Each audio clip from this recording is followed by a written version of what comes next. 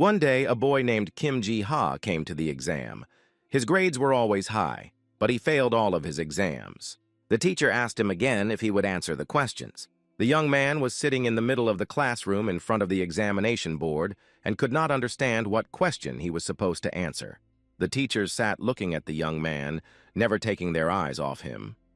He was sitting motionless, looking at the floor, as if he was flying in his dreams. The guy was very nervous. Sweat covered his entire body, and his fingers were tightly interlocked. Everything around me was frozen in a tense state. Time passed very slowly. One of the examiners could not stand it and started shouting at Kim Ji-ha whether he was going to answer the question. The guy seemed to come to his senses instantly and began to tell me what exactly motivated him to become a volunteer with UNICEF. During his time there, he had the opportunity to meet different people and cultures. The guy was sure that he had gained a great experience that he would not trade for anything. Everyone around him was silent and listened attentively to every word that Ji-ha said. This concentration made the young man even more nervous, and he found himself biting his nails at that moment. His legs were shaking and sweat was streaming down his face. The guy was incredibly angry with himself because he could not control his actions. He screamed in despair and seemed to fall through the ground. Once again, Kim Ji-ha failed the entrance test interview. He walked away with his head down and was very upset. He analyzed all his exams, interviews, and tests, trying to understand what the problem was. The guy came to the conclusion that his main flaw was social phobia. He never had any problems communicating with people one-on-one, but as soon as he found himself in a large social circle, his fear got the better of him. The boy's parents spent a large amount of money on his education, and Kim Ji-ha was sure that they would abandon him if he did not go to college. He picked up the phone and called his friend Yoon-hee to find support.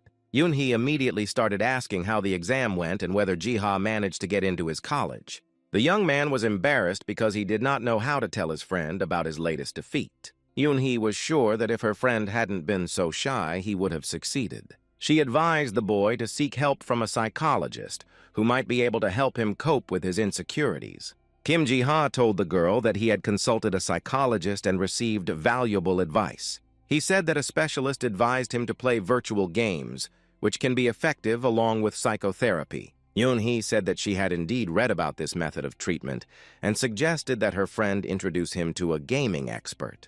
The guy did not know what to say to his friend because he had a lot of doubts, but she supported him and suggested that he try to apply again. But Kim Ji-ha remembered the last exam and felt fear again. He couldn't take a step forward and he couldn't go back. After thinking about it, he agreed to Yoon-hee's proposal. It's time to travel to the virtual world of the game. Time for adventure, time to gain new knowledge and skills. He closed his eyes and went into the world of self-knowledge where his problems would disappear. The boy opened his eyes full of enthusiasm and stubbornness. He knew it had to work. The young man's journey begins. He immerses himself in the virtual world and heads to the town of Trichia in the hope that it will help him change. Kim Ji-ha is in high spirits as he walks down to the first level. He sees an amazing city filled with unusual buildings. And now he has a tablet in his hands and is ready to set off on adventures and dangers. The guy started thinking that no one here in Trichia knows what the players look like in real life. But he pulls himself together and remembers why he was here. Ji-ha begins to worry what will happen if his father finds out about the money he spent on the game, because it was supposed to be spent on his studies. The young man is trying his best to get rid of all the thoughts in his head and get ready for the test. He is trying to focus and understand where he should go next in this new world. He did not know where he heard some sounds. He looked around to see what had happened. Suddenly, right before his eyes, the house next door exploded. Pieces of materials were flying in all directions. The guy was sure that he was mentally prepared for this type of game, but something went wrong and this explosion scared him a lot. Warriors appeared in front of the young man, and he found himself in the epicenter of the battle. The battle between good and evil has begun, and the winner is rewarded. At the entrance to the town, the figure of a warrior on a giant mammoth with red eyes could be seen. He walked slowly forward, not noticing any obstacles in front of him. All the soldiers exposed their weapons and tried to stop him by all possible means. One of the fighters desperately attacked him with a sword in his hands and willpower on his face. But it was all in vain. The warrior on the mammoth began to conjure up a blue glow in his hands. Every second it was getting bigger and more terrifying because there was no telling what to expect. The fierce battle continued, with all the warriors trying to defeat the wizard on the mammoth.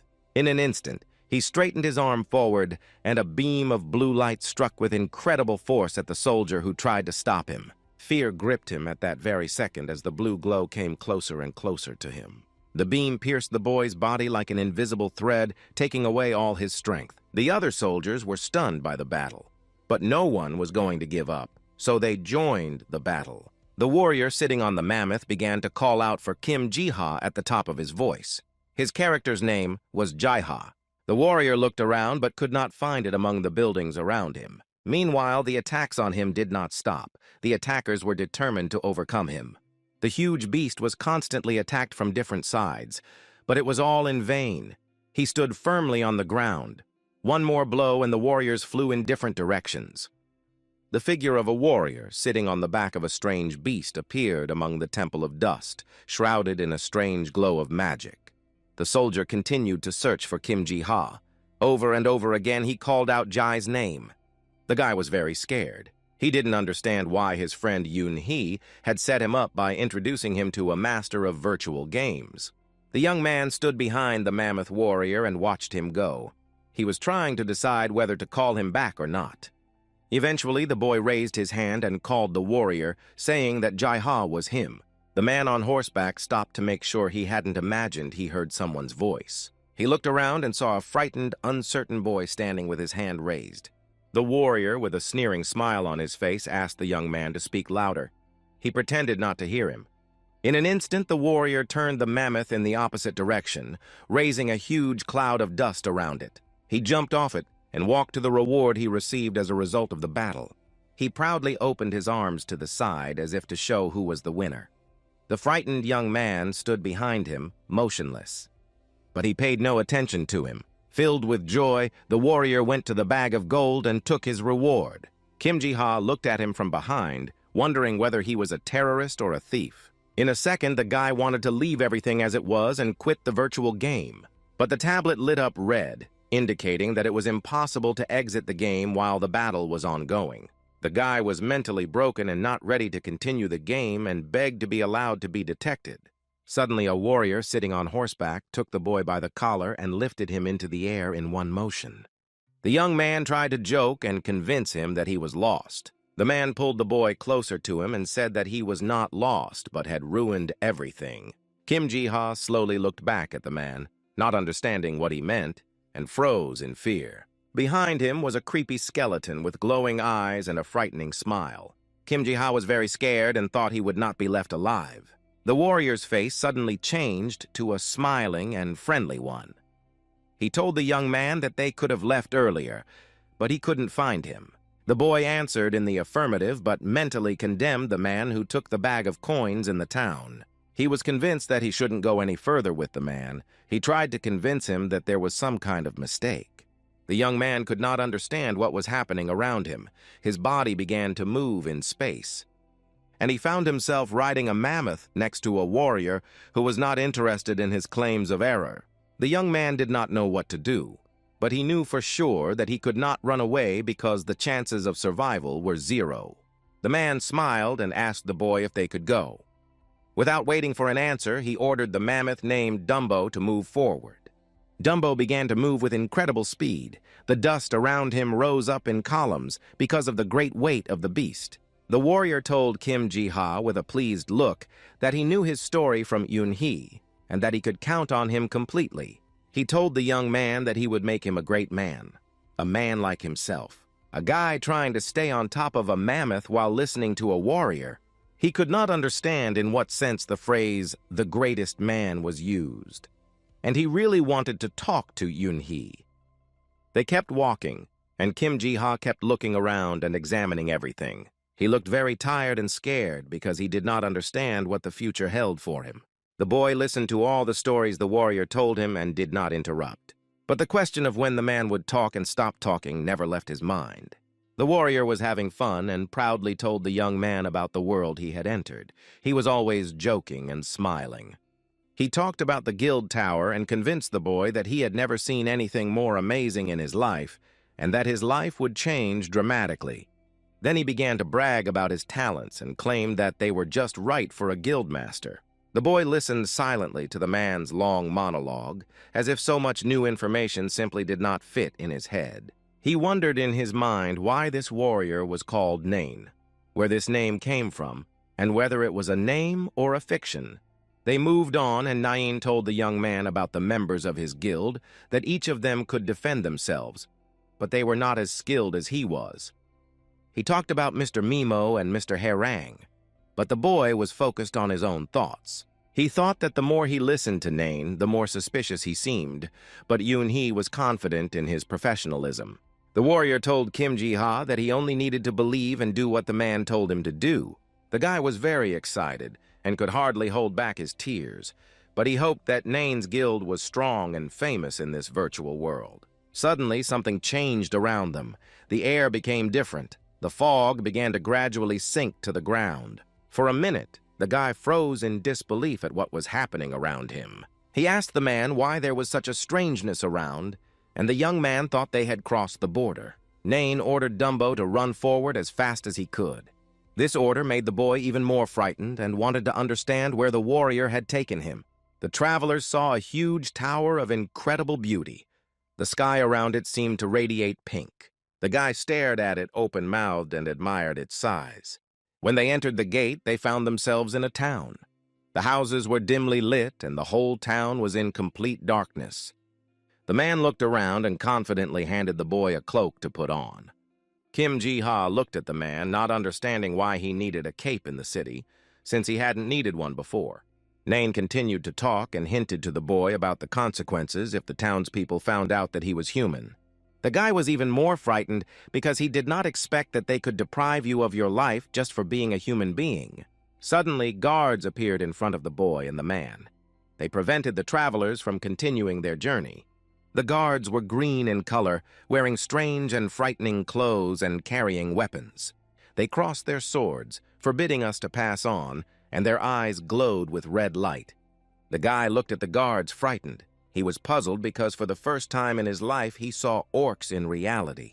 They forbade travelers to pass through because you can't bring mammoths into the city. The guards stood there, arms raised, as if they were ready to attack at that very moment. Nain started begging them to let them pass and convinced them that the mammoth was not a threat to the townspeople because it was a herbivore. But the orcs didn't even want to listen to him, saying that the mammoth was too big and that if he got angry, he could easily destroy the walls in the city. The man fell silent and thought about how to convince the guards to let him and the mammoth into the city. He suddenly asked the guards how they could forbid him to enter the city if it belonged to him. There was no limit to the surprise on Kim Ji-ha's face. He tried to figure out whether Nain was joking or not.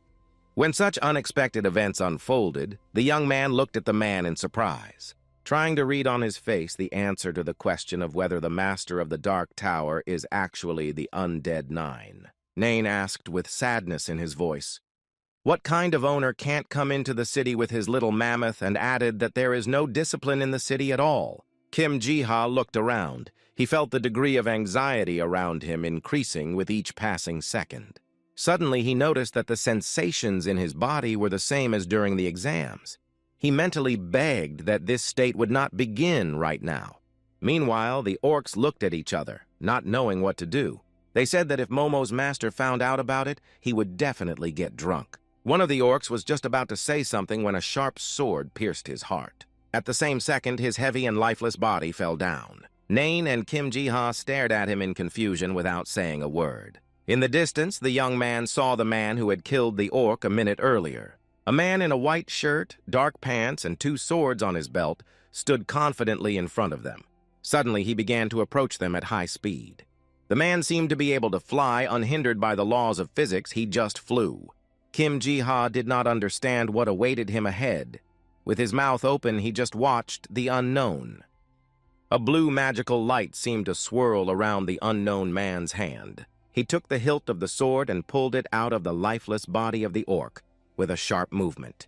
The unidentified man looked at the guards sternly and said that he had forbidden them to say Mr. Momo's name. The orcs ran up to the body of their captain and only said why the orc had called his name. They did not want the captain to take his last breath here. Kim Ji-ha stood there like a stone-cold man with a frightened face, trying to understand what was happening. The guy broke into a scream because his emotions could not help but come out. Nain stood with a small smile and a relaxed look next to the boy. Ji-ha stood silently and watched as the orcs took away the lifeless body of their commander, while the unknown man seemed to control their actions. Hearing Nain's voice, the unknown man stood still and tried not to react. But Nain did not stop and said that he was terrible because he took the life of an orc just because he was called Momo. The guy abruptly turned around and drew his weapon, pointing it at Nain. He threatened him because he called him a name he didn't like. Nain stood confidently and unmoving despite the weapons pointed at him. The man was just laughing and pretending that he was not afraid of anything because he was sure that he was not in danger. But the stranger's eyes were filled with anger. It seemed that he could go into battle right now. Kim Ji-ha was overcome with fear, while Nain stood confident and determined. The guy looked at the stranger and then at Nain, mentally asking the same question about what was going on here. The stranger looked at the young man and asked Nain if he was really the guy he had heard about. Nain gladly answered that it was him. He was the one who had been asked to do the job, and he was obliged to help the young man. Kim Ji-ha stood there not knowing what they were talking about, but he felt that it was not simple.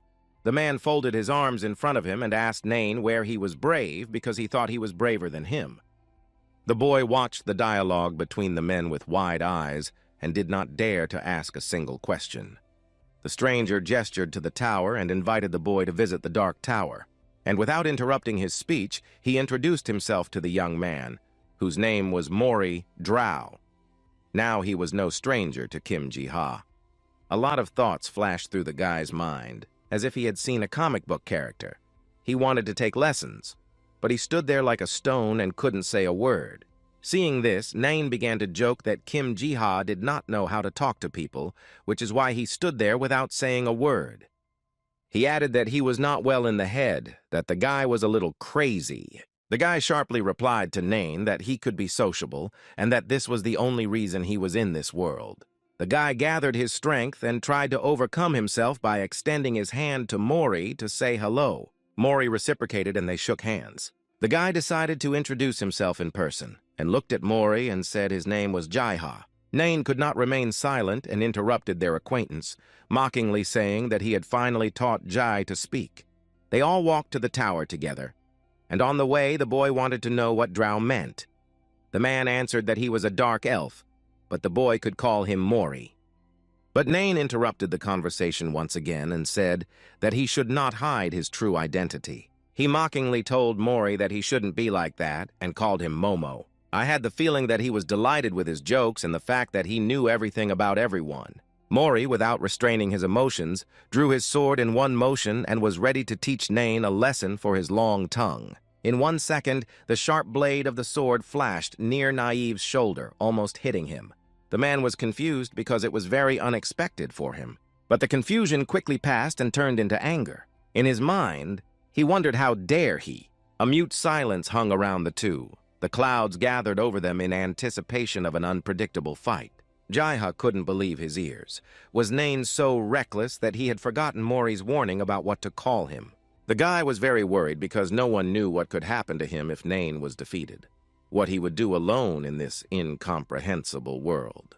Mori looked around and reminded the boy that he had to hide the fact that he was a human from everyone, because many people were waiting to hunt people. The boy looked at him in wild fear, and with a trembling voice wanted to ask Mori to forgive him. But he interrupted him on the first syllable of the name, and told him not to dare call him by the same name that could take the boy's life. The young man's fear was boundless under the complete cover of his face and body, his arms and legs shaking incessantly. The young man began to say uncertainly that he had come here on the advice of a friend, and would be grateful if someone told him what to do next. Mori listened to him and told him that first he had to choose a class that suited his guardian spirit and his own talents. He turned around and walked straight ahead, ordering the young man to follow him and promising to teach him everything.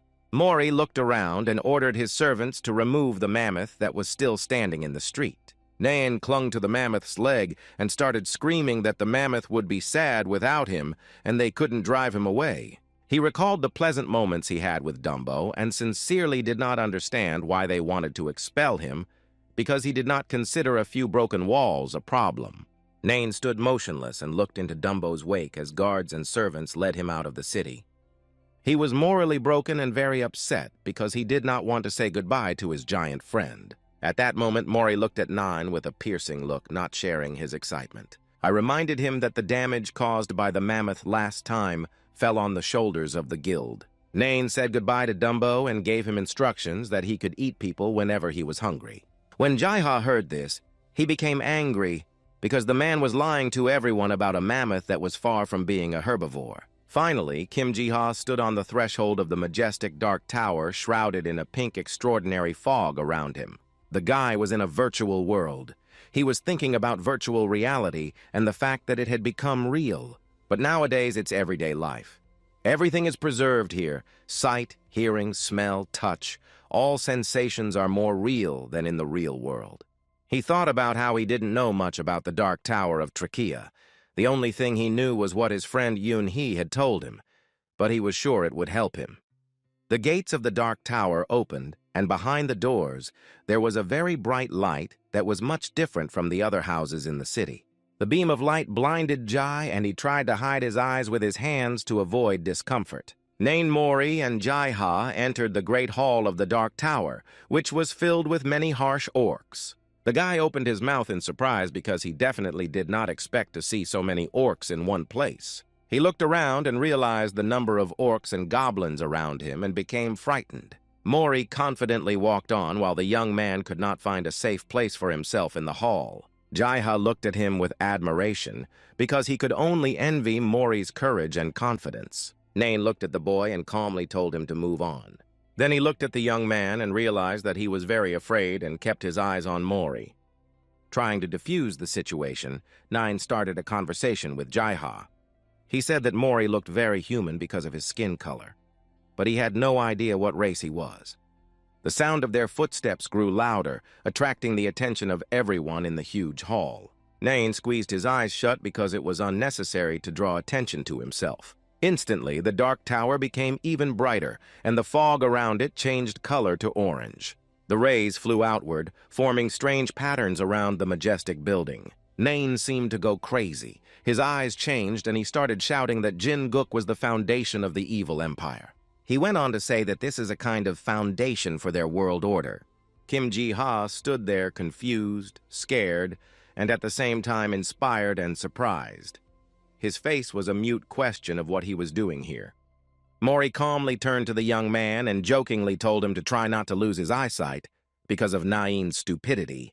The three of them continued to walk forward after Mori. Mori stood in front of the window. A bright beam of light seemed to pierce through him, creating a remarkable sight. He looked at Jai and said proudly that this was their majestic guild house.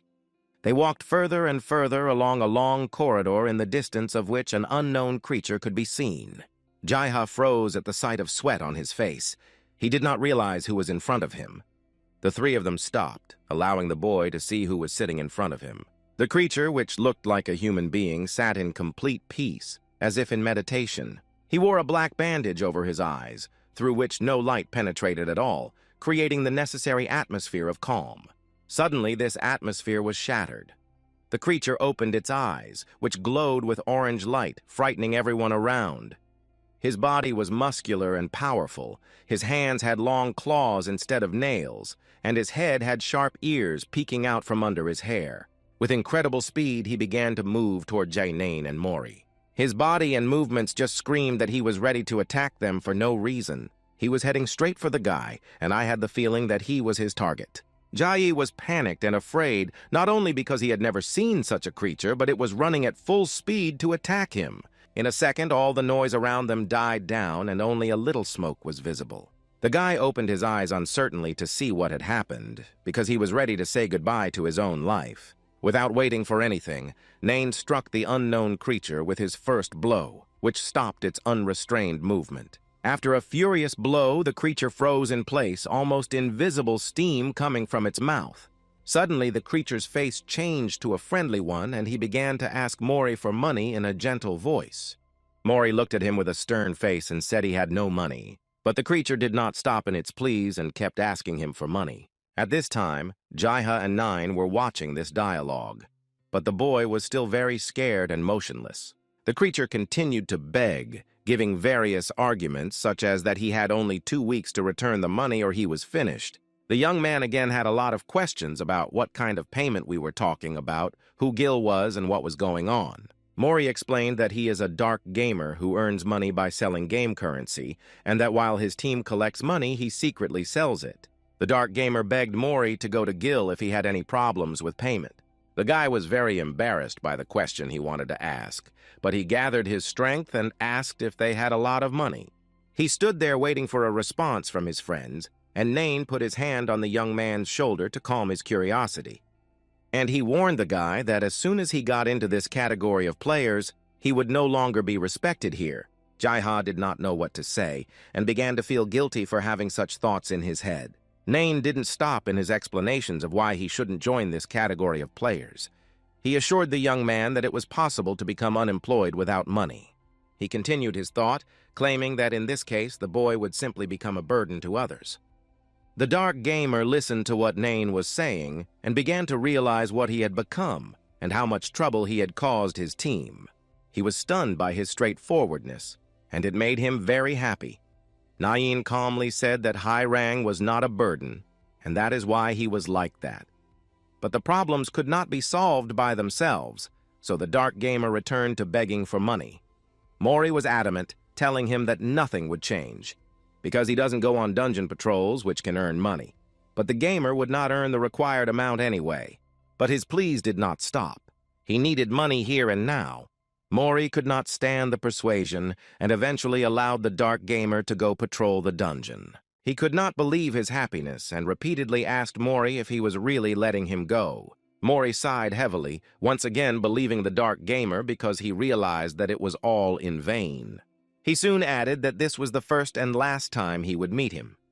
Nain hugged Jake, explaining to him that the dungeon is restricted and not everyone can get there.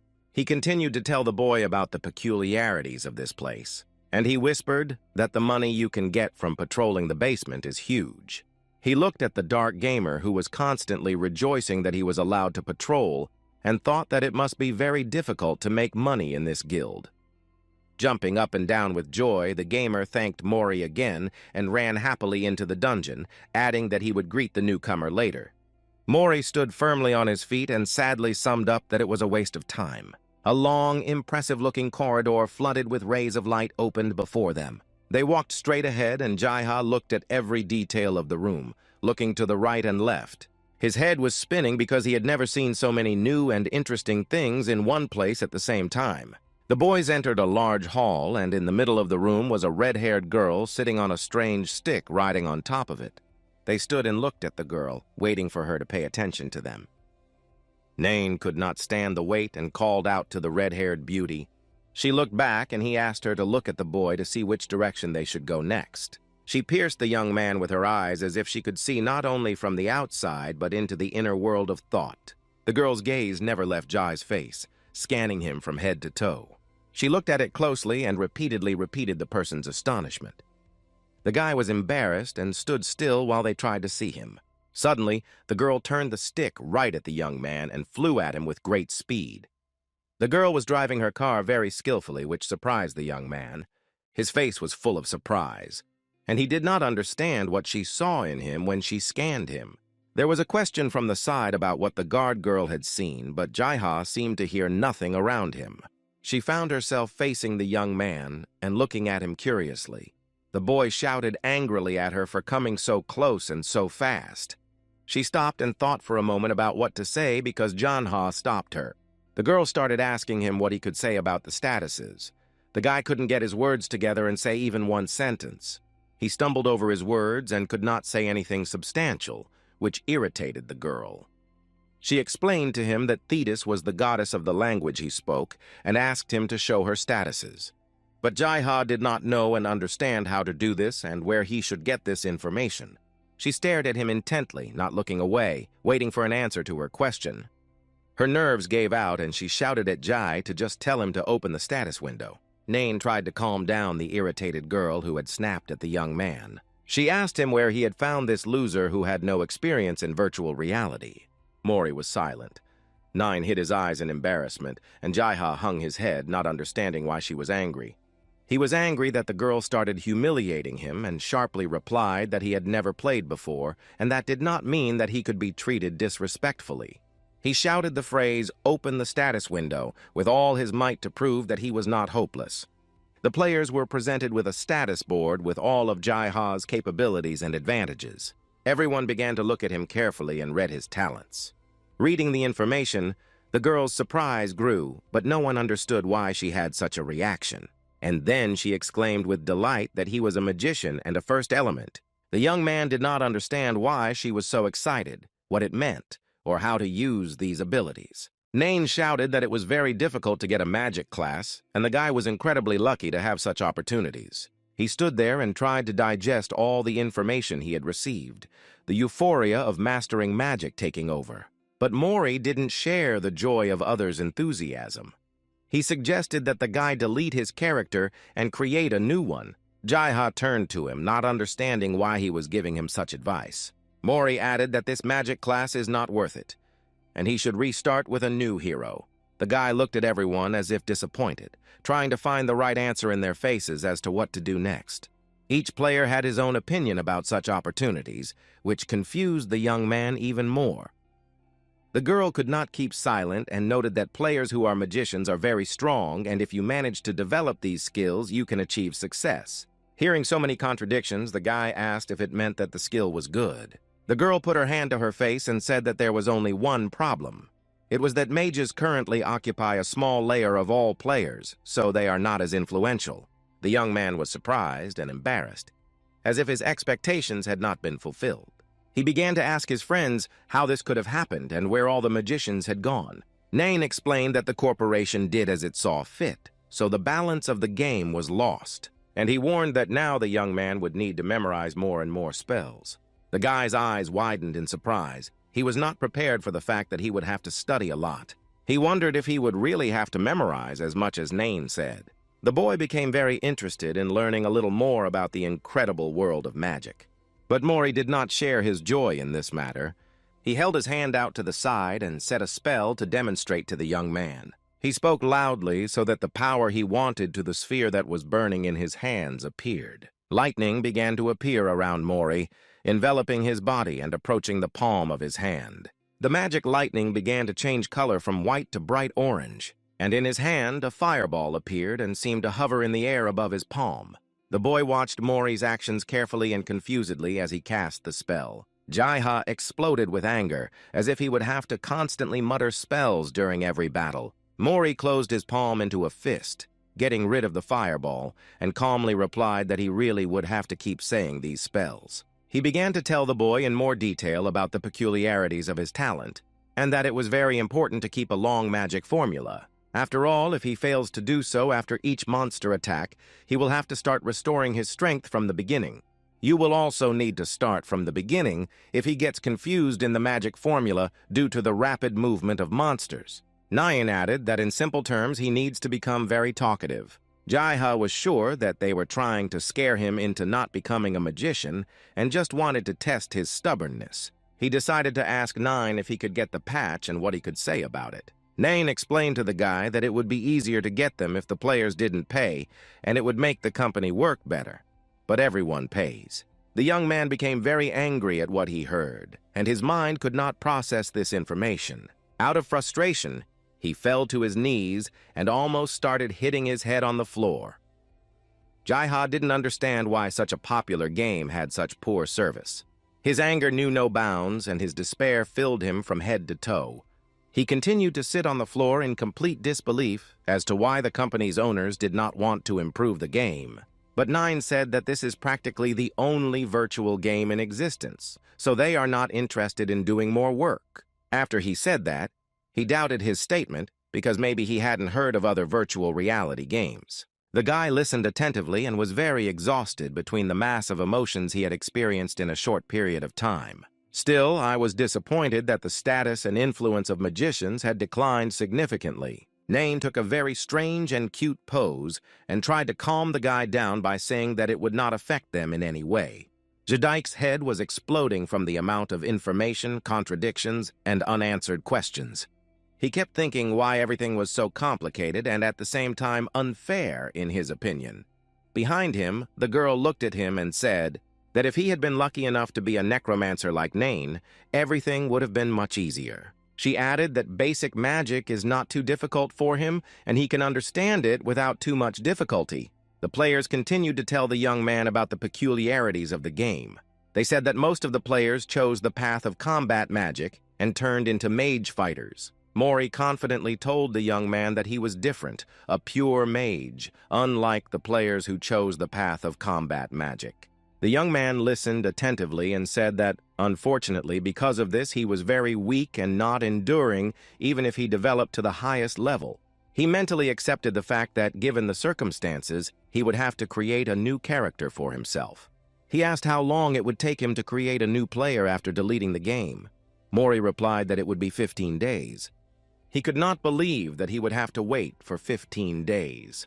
Jai's frustration knew no bounds. He didn't understand why he had to wait so long and who made up these rules. He was sure that the company deliberately made such terms so that players could play characters even with bad statuses.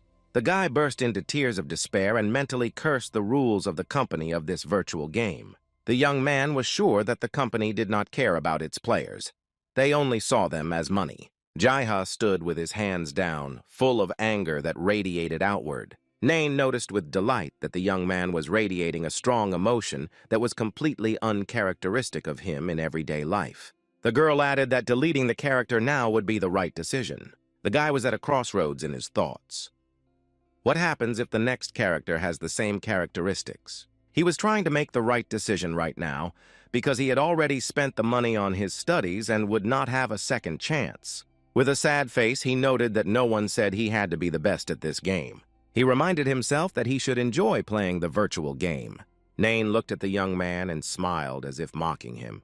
Jaiha looked at him with a serious look, making it clear that he would not allow him to laugh at himself. Nain looked at the boy carefully and asked if he would really enjoy playing with this character. The guy began to recall his life of studying, and the pictures in his head seemed to appear by themselves. He also recalled how he failed the entrance exam once again and what he felt afterward. He looked at Nain sternly and told him not to look at him with that look because he didn't even realize what he had been through. Nain stood confidently with a thin smile on his face. He told the boy that if he did not stop thinking like that, he would not be able to change anything in his life. The young man listened to him with a distant look, as if he did not need any advice.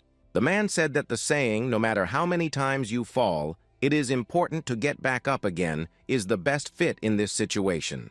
He did not know whether to delete the character and wait or continue playing. Nain provoked the young man and said that he could delete his player and start all over again.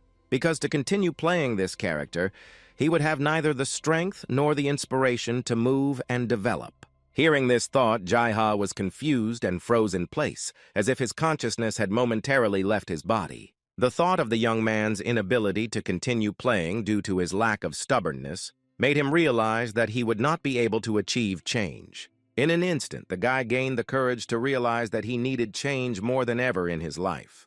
He looked at the players with a confident look and assured them that he would not step back and would do everything possible to become the best version of himself. Jaiha radiated strength of spirit and confidence, but not all members of the guild shared his confidence. Nain claimed that the young man would be able to strengthen their guild, but in case of defeat, he would drag everyone down with him.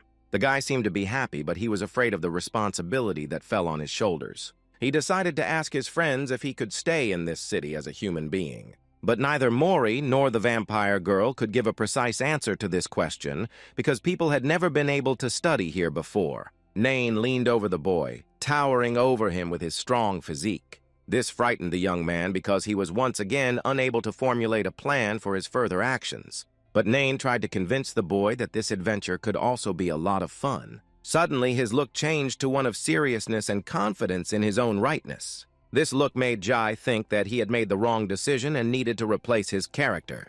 Nain was determined to find a job for the young man, while he was screaming that he had changed his mind. But no one could hear him anymore. Nain added that when a character is deleted, he will have to wait another month to replace his profession. Jai was frantically shouting that he had changed his mind and wanted to delete his character right now. The girl was waiting to see how Jai-ha would continue her journey. Mori realized that they had a lot of problems ahead of them. Soon, the heroes found themselves at the entrance of the Magic Academy where Jai-ha was supposed to study. They walked along the corridor of the academy, which was lined with majestic pillars. At the end of the long corridor, there was a door with a sign on it that read Dean. It was in this office that the young man was to enter. The guy tried to gather courage before opening the door, and his friends supported him. The young man opened the door and looked into the office and saw a large table with a chair on which stood a kerosene lamp. He went inside, and a world of magical objects and magical books opened up before him. The guy knocked on the door hesitantly to attract the dean's attention. He stood on a ladder looking through magic books among the endless number of shelves. The young man took a couple of timid steps toward the desk. The dean looked around to see who had entered his office, looking at the boy carefully. He then said that no one ever dared to come to the academy, even if they were a desperate adventurer. The dean of the Academy of Magic looked at the boy with great interest, trying to understand how he had dared to come. He was dressed in a long blue robe with a hood, and a long gray beard and mustache stood out on his face. The dean slowly and confidently laid out papers and various books on the table. The boy watched the dean's actions carefully and frightened, not knowing what to expect. The dean put his hand on the table with a sharp movement and ordered the young man to sit down. He smiled and added that whoever seeks knowledge will definitely find it. Jai-ha shyly replied that he was, but his eyes showed a lack of confidence in his abilities. When the dean saw the boy's reaction, he froze, not taking his eyes off the young man. I tried to calm him down. He told me that I shouldn't be so nervous because nothing terrible was happening. He noted that the boy was quite quiet for today's youth. The dean continued to take out papers and told the young man to pay attention to them. He couldn't find another document, so he asked him to wait for one more minute. On the table in front of the boy were several books that looked like encyclopedias for studying magic spells. The dean put his hand on one of the books, as if to hint to the young man that he should start his studies with it. He told Jai-ha that in order to be a magician, one must master all the basic magic spells. He was shocked to learn that one book cost 10 gold pieces. The guy felt sick because he realized that in order to study, he needed to buy not one, but all 4 books. And that's a whole 40 gold pieces. The dean offered the young man to borrow money from the undead master if he did not have any money. Jai-ha was very surprised by this offer from the dean of the Academy of Magic. He tried to understand who the master of the undead was, whom the dean was talking about. Suddenly, the boy realized that the master of the undead was Nain, also known as the Master of the Tower. But the boy did not want to ask him for anything. Jai-ha realized that if he asked Nain for anything, he would definitely use it to his advantage. The guy immediately rejected the offer and was not going to borrow money from the owner of the tower. He looked at the dean and asked if he could buy books from him on credit. The dean thought about it and replied that he usually does not give loans, but this is a special case and he is ready to do it. The terms of the loan stupefied the young man. Every day, 1 gold piece would be added to the amount of the debt as interest. The guy tried to quickly calculate the interest rate, which was 450 gold pieces a year. It would have been madness to accept it. The dean slowly handed the young man a document with a court agreement on it. Jai-ha could not come to his senses and did not want to sign any contract. And how could the dean prepare it so quickly if it was the first time he had ever taken out a loan? The dean smiled and persuaded the young man to sign the court agreement as soon as possible and complete the bureaucratic affairs. The guy was horrified to read the terms of the contract, which stated that all the money he earned would be credited to the dean until the debt was repaid. Jai-ha held the contract in his hands and reread the contents of the document every time. The dean asked the boy what he was waiting for, since there were no other options to buy magic books. He signed the ambiguous document because he could not lose his chance to study. He didn't know if he was doing the right thing, but he hoped for success. The dean took the contract in his hands and concluded that everything was correct and that the guy had made the right decision. He stood up from the table and went to put the court agreement on one of the shelves. As if by accident, he emphasized that they were not responsible and would not refund the money if he failed the qualification test. Before the young man left, the dean reminded him that the interest rate was not sleeping, but he could take his time repaying the debt. Jaiha left the office and went into the hallway where his virtual game friends were waiting for him. They didn't hesitate to make fun of him for signing a debt agreement. The girl told him not to approach her, lest his debts should be transferred to her. The guy stood there and listened to the unkind jokes about him and his decision. The girl mocked that if he got used to borrowing money, it would be very easy to pay back. But he assured her that he would be fine. He looked at her and asked if she knew about what the dean was going to offer him because he thought he could trust the girl. Jaiha began to worry about what would happen next and whether he would be able to repay the loan. But the girl reassured him and promised to help him improve his magic skills so that he could repay the debt faster. The guy was offended by the ridiculous jokes, so he haughtily refused to help. The friends tried to resolve the situation because they wanted to make peace with the young man. But Jaiha was adamant and did not want to pay attention to them. Nain couldn't stand it and made another joke about how boys his age are very scary when they get angry and burst out laughing. Jaiha was incredibly angry and promised Nain that he would definitely take revenge on him for these bad jokes. The guy was sitting in the middle of a large room in the basement of the Dark Tower. He tirelessly studied the materials in the books he had purchased from the Dean of the Academy of Magic. The guy was ready to absorb all the information he might need during the battle. On the sheets, the letters formed strange and unfamiliar phrases for the young man. His head was beginning to boil from trying to understand the content of the writing.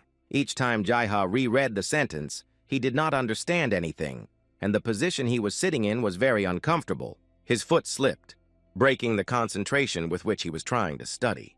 He jumped to his feet and passionately began shouting tongue twisters written on paper. Without stopping for a moment, he continued his magical monologue.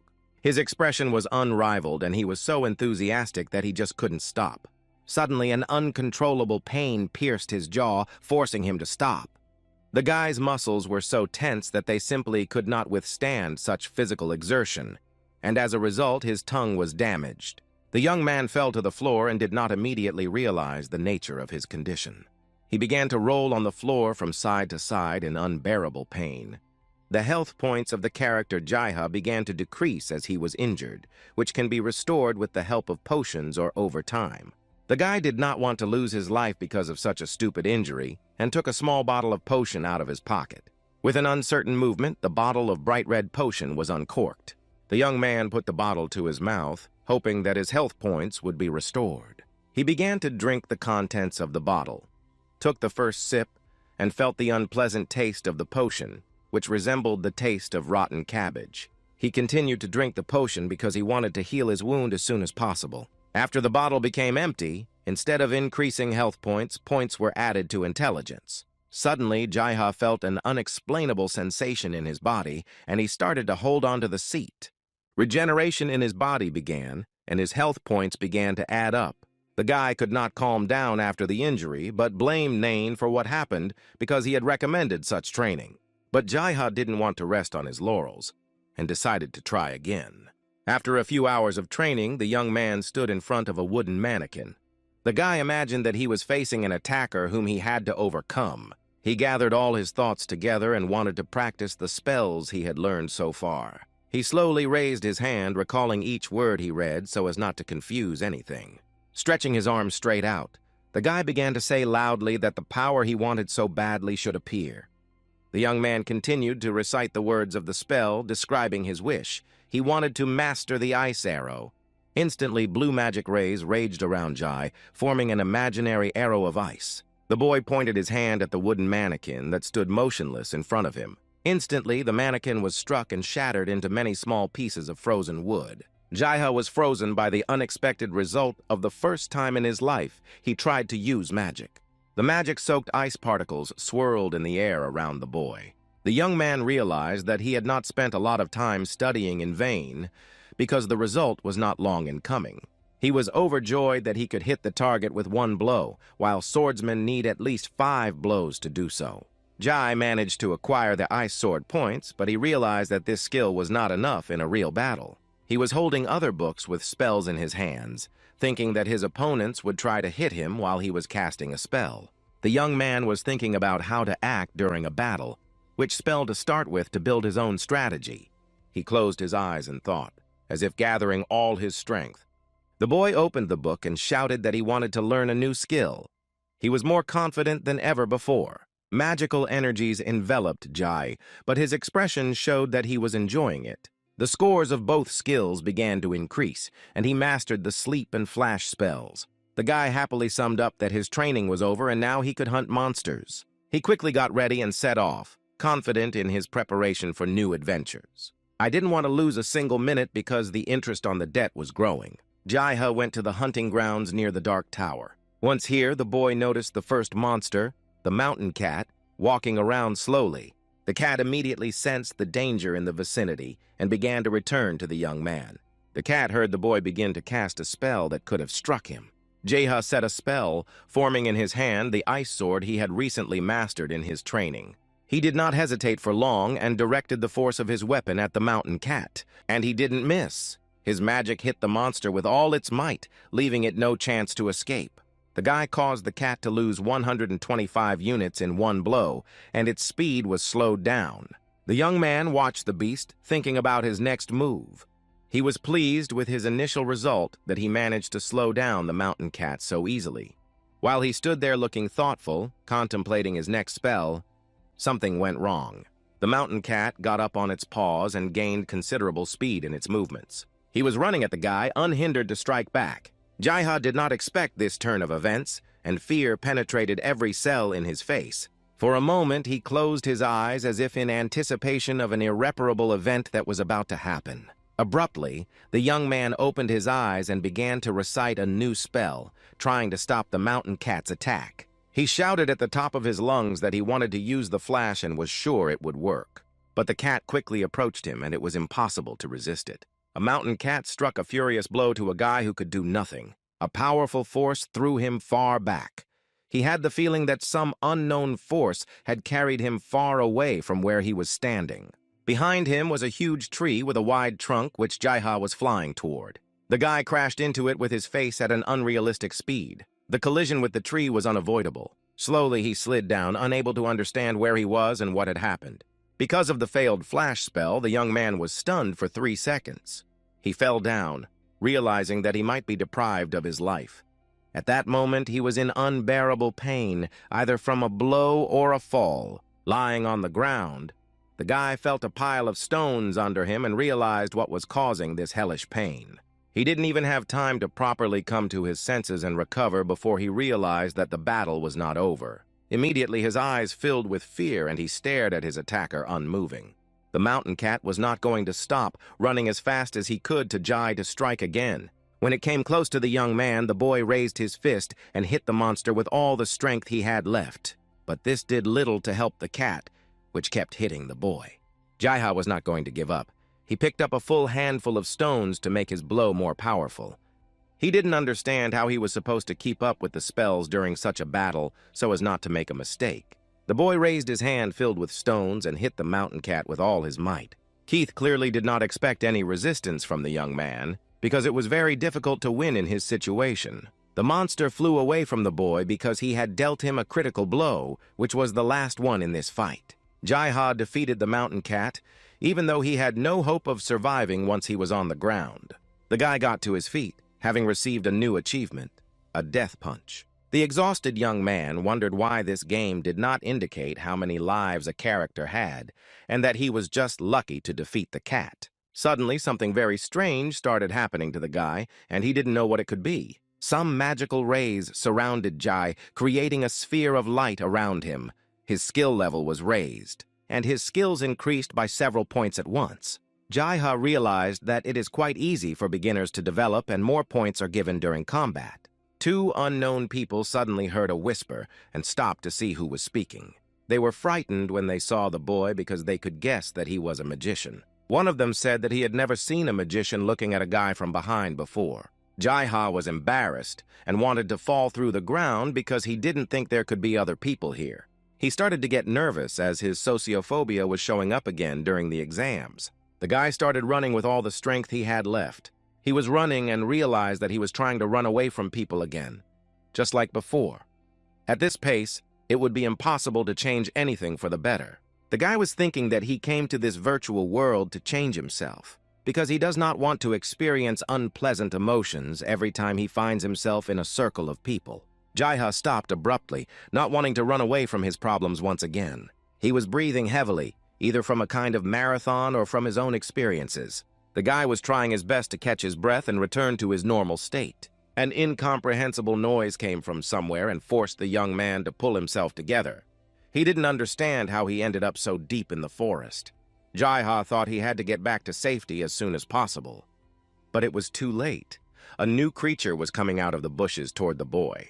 A giant black wolf stood in front of the boy, ready to fight the young man right then and there. Jaiha did not expect to face another battle. He was neither mentally nor physically prepared. But this did not bother the wolf, and he approached the boy with confident steps. It circled around the young man and was ready to attack him right in the middle of the clearing deep in the forest. The wolf's level was very high. He had the 12th level of skill. This information made the guy feel sick, because only a madman would dare to fight with such a big difference in skill levels. This black wolf was the main one in the area where Jaiha found himself. They stood opposite each other and looked at each other without looking away. The young man was scared to death. He knew nothing about this monster and did not understand whether he could defeat it at all. He came up with a brilliant idea to read one of the books about wolves. Maybe it would tell him how to save his life. The guy found instructions on what to do if you meet a wolf. The first tip is to use the area around you to hide. Tip number 2 is to pretend to be dead so that the wolf is not interested in touching you. But all of Jai's attempts to follow the book's advice only irritated the black wolf. He growled, warning the victim of his hostility. The young man stopped with a frightened look because there was one last piece of advice in the book. It said that if tips number 1 and 2 didn't help, you should pretend to be a wolf. It should work. The wolf's eyes only became more angry and filled with a yellow, frightening light. He was steadily walking toward the boy, his fur standing on end, which frightened Jay even more. A furious roar echoed through the forest. The boy's actions had angered the wolf so much that it was no longer going to delay its attack. The boy was not at a loss, and began to recite the flash spell without waiting for the wolf to strike first. The young man was thrown back by the force of the wave from the powerful blow he had dealt to the enemy. This time, Jaihu could not allow himself to relax. He was stubborn and did not give up hope of winning. Without pausing to rest, the boy began to cast the next spell. A magic circle began to appear around Jai. The ice sword was aimed straight at the black wolf, giving him no chance to escape. The magical blow struck him. The rays penetrated the wolf's body.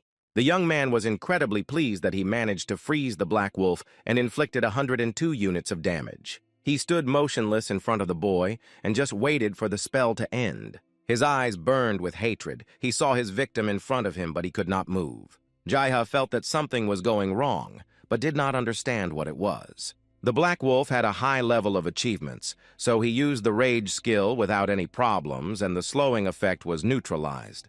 The boy was sure that his spell had worked, but he did not understand why the black wolf was running at him again in full force. He instantly decided that he needed to use sedative magic. Jaiha recited the spell, but the wolf did not intend to stop before his goal.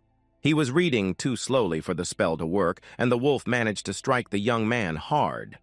At that moment, the spell skill improvement was stopped. He couldn't believe it. Horror fell on his face because he realized that there was a high probability that he would not return after this battle. The guy fell to the ground from a strong blow, but he was not going to give up. He realized that the black wolf was too strong and had almost no chance of winning. Jaiha felt pain all over his body, and his strength for the fight was getting less and less with each passing second. But he was determined to improve the spell he wanted to use before under any circumstances. He began to recite the spell again because it was his last chance, which the young man had to use. The wolf attacked again. His eyes just burned, radiating hatred and anger. Terror completely shackled Jai. He realized the consequences of this unequal fight. His health scores began to drop. The wolf managed to inflict a significant blow to the young man. The scale with points was moving very quickly towards a critical point, and Jaiha could not do anything about it. The pain was so intense that it penetrated every cell of the guy's body. Suddenly, blue swirls began to appear in the air, symbolizing to the young man that the sleep spell could be improved, and he managed to order spy. But the black wolf did not stop. He sank his sharp teeth into the young man's body, his eyes burning with anger. The saliva from his mouth dripped onto the boy's clothes, symbolizing a quick end for Jai. Suddenly, the wolf stopped and froze. The magic began to work, and the spell the boy had cast worked. The young man was lying on the cold ground, waiting for the wild beast that almost tore him to pieces to stop. Jaiha gathered his strength and began to rise uncertainly, even though the pain throughout his body prevented him from doing so. The guy waited for his long-awaited time. He had a chance at life, and he did not miss it. He began to read another spell. The young man kept saying magical words and summoned the fire arrow to help in this fight. At that moment, the wolf was about to pounce on him and was gaining speed. The boy pointed his hand at the wolf, trying to finish the job he had started. The beast was instantly blinded by the bright light that was heading in its direction. A fiery arrow pierced the body of the giant monster, leaving no chance of escape. Everything around him was covered with a bright orange-red light. Jaiha dealt a critical blow to the wolf, causing it to catch fire. The guy froze for a minute, not knowing what else to expect because he realized that, in a virtual game, everything can be unpredictable. His eyes looked very tired. His whole body ached from the slightest movement. As the young man thought, everything was very unpredictable and the wolf was not going to stop even when his body was on fire. Jaiha realized that he had to run. With all his might, the boy began to run, trying to escape from the flaming wild beast. Jai's face showed indescribable fear and fatigue, but he could not afford to stop. An angry wolf was chasing the young man, its red eyes and sharp teeth scaring the boy. The horror he felt did not allow him to make an informed decision about further actions. The boy just ran as fast as he could, hoping that the terrible beast would not catch up with him. But with each step, the black wolf came closer and closer to the young man. The animal pushed off with its hind legs and jumped on the boy, trying to strike him. Jaiha received another blow, which could be the last for the young man. He was thrown back by a strong blow. Suddenly, something strange began to happen around us. Bright flashes were visible all around. In a flash, the flames engulfed the black wolf when the young man no longer hoped for salvation. The guy did not know what was happening because he was no longer saying any of the spells. The wolf was being thrown around its axis in the fiery space. Its eyes dimmed with each passing second. Jaiha turned around and looked at the lifeless body of the mad beast that had tried to take his life. Magic rays hovered around the boy, enveloping him in their light. Jai's skill level increased. It was as if he was able to breathe in a full chest for the first time in a long time. He couldn't contain his joy at finally being able to do what he wanted to do. The guy approached the place where the wolf's body was lying to examine in more detail who he was dealing with. The bones of the black wolf were lying in this place, and a magical necklace with his claws appeared. The guy did not immediately understand why his opponent's body was gone and what strange objects appeared in its place. The young man picked up the necklace and began to examine it, hoping to find an answer to his questions. It turned out that Jai managed to defeat not just a black wolf with a high level of skills, but the king of wolves himself. For this victory, he receives the Wolf King's Claw artifact. It adds stamina and reputation, but you need to use it carefully. The guy exhaustedly sat down in the middle of the clearing, catching his breath. The number of wounds inflicted by the wolf was quite large. He reflected on the fact that they had never given so many points for winning a battle before. The young man was glad to be alive. He concluded that the more dangerous the fight, the more experience points he could earn. Suddenly, the young man realized that he was wounded. The contents of his shoulder bag spilled out. Books, bandages, potion bottles, and everything else. The guy took the bandage and bandaged his wound with the bandage level upgrade he had received. He immediately felt a little better. Jaiha got to his feet after a short rest and was ready to leave the place. Suddenly, a noise came from somewhere. Someone was slowly making their way through the bushes. The young man stood still and looked at who would appear before him this time. In front of him was the figure of a large wolf. This time, the wolf's skill level was 9. The guy was incredibly excited to see this monster because he really wanted to win another victory to improve his skills as soon as possible. He began to cast a spell without hesitation. This time, he chose a spell for the ice arrow. The blue light immediately filled the space and began to act on the big wolf. The ice arrow struck the wild beast, and it was clear that Jaiha had not missed. But the boy failed to achieve the desired result. He was looking at the wolf, waiting for it to attack. The fact that the beast was in no hurry to strike back was completely incomprehensible to the young man. The wolf raised its head and howled loudly as if to warn the others of the danger. The young man was not at all prepared for the fact that he would have to fight not just one wolf, but the entire pack at once. The guy's eyes almost opened, and he did not realize what had happened a few minutes ago. He stopped feeling his body. He was lying on the ground and could not move. His arms and legs became heavy and immobile. He began to realize that right now he was being attacked by wild animals, a pack of wolves that the wolf had called for help.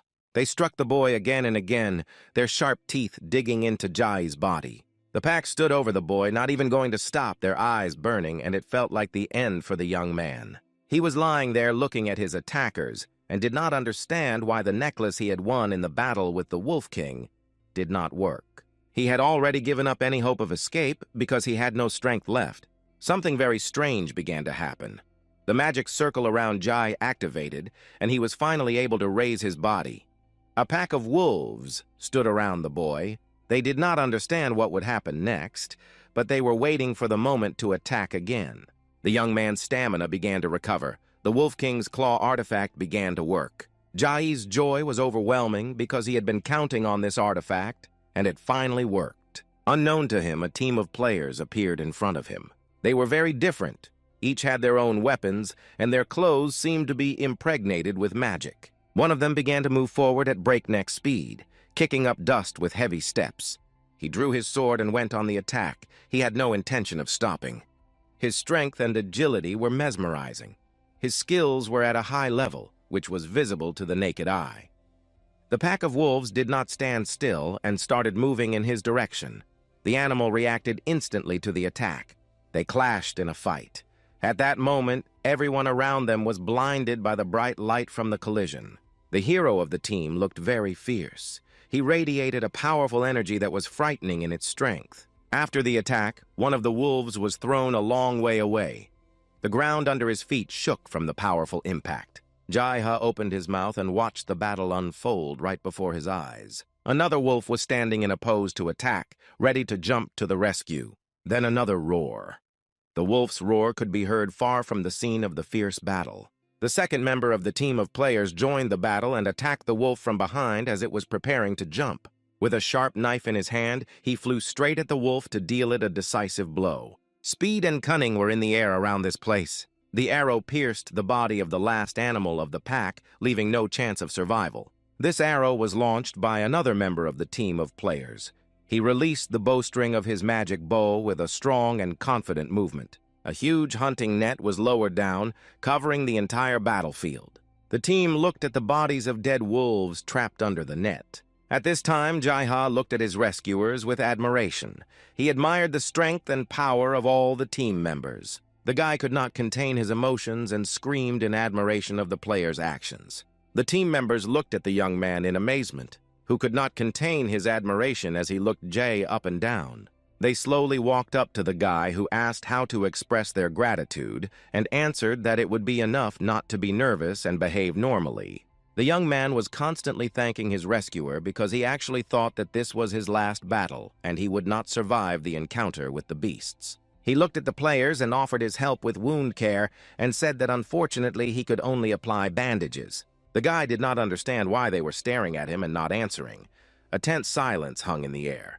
Jai-Ha became very nervous because he felt very uncomfortable with everyone looking at him suspiciously. To break the awkward pause, he decided to ask if they would allow him to join their team. After a long silence, the team members did not look away from the young man and asked if they thought he was a human being. Jai-Ha noticed for a second that his hood had fallen off during the battle and remembered how Mori had warned him that he needed to hide the fact that he was human.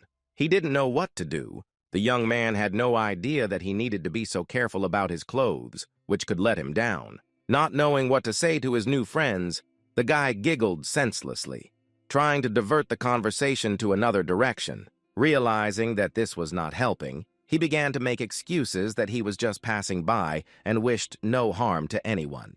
The team members began whispering among themselves to decide on their next steps. They laughed and agreed that the guy did not mean anyone harm, but they did not share his position. Jai was very frightened by an indirect threat from the team that had saved his life a minute ago. He survived a black wolf cat and a whole pack of wolves, and suddenly he realized that he was facing a team of PC players. This is the team that finds a player who is weaker than them and takes his life. The guy with a relaxed expression began to raise his hands without any explanation. He brought his palms to his cheeks, looked carefully into the eyes of each team member, and was full of confidence in his actions. This confused all the players at once, as they did not understand what to expect from the strange boy. Jaiha fell to his knees and begged to be left alone and allowed to live. The boy's new friends looked at him in confusion because they did not expect such actions from the young man. Jaiha waited in silence for his verdict, with little hope for a positive resolution of the situation. One of the players drew his weapon, pointed it at the boy, and said that they could afford to grant his request. He was about to strike the young man, saying that it was just a game and that he shouldn't get upset. But Jaiha seemed to hear nothing. Fear filled him and he just froze in place. He couldn't believe that right now he could be killed just because his character level was lower. Something happened. He opened his eyes uncertainly to see if he was still alive. The guy was blocked by the body of a burly player. He tried to see him to see if he was a threat. The man who saved Jay from death said that he could not allow him to live and ordered him not to ask why. The boy listened to his savior's voice and recognized him as his friend from the Dark Tower, a werewolf called the Dark Player. Jaiha was very happy to meet him unexpectedly. The Dark Player looked back at the boy and smiled sweetly at him. The team of PC players did not share the young man's joy and were not going to give up their prey and new points. The guy listened to their conversation and realized that they would not let him go so easily, as he had points at stake to improve his skill level. The young man gradually put the puzzles together in his head and finally found the answer to the question of why they attacked the wolves and saved him. The Dark Player, having listened to the team's arguments, tried to negotiate in exchange for information about a place where he could hunt down a larger target. One of the team members categorically refused, saying that they needed this particular guy because their task was to catch 5 people. At this point in the conversation, Jaiha was just saying goodbye to his life, knowing that it was very unlikely that the werewolf would be able to negotiate. The Dark Player took a fighting stance and said that in this case, they simply leave him no choice. He added that the players of the PC team shouldn't be offended by him because they had brought the issue to this point. The guy didn't know what to do. He couldn't even think that the Dark Player would protect him. The werewolf dealt an incredibly powerful blow to one of the team. His muscles were filled with unreal strength. At the moment of the collision, the ground was shaking from the force of the impacts, and it felt like magical sparks were about to fly around. The bright light momentarily blinded the Dark Player's opponent, forcing him to close his eyes. The fighters stood opposite each other, waiting for the fight to continue. None of them was going to give in. The werewolf looked at his opponent with a soft, strong gaze, making it clear that he would be the winner. With all his might, he threw blow after blow, and his opponent only had time to defend himself. In an instant, his sword broke in half. The warrior stopped in surprise. Fear began to mix with rage. His eyes were filling up now. He simply could not forgive being deprived of his weapon. The werewolf struck again. His hand seemed to dig into the body of the PC player. His eyes changed. All his energy seemed to leave him in a second, and the last drop of sweat dripped down his temple. He fell defeated to the ground. The werewolf stood and looked at the defeated man with disdain. He stood waiting for the next fight because he knew for sure that others would try to defeat him. He didn't have to wait long.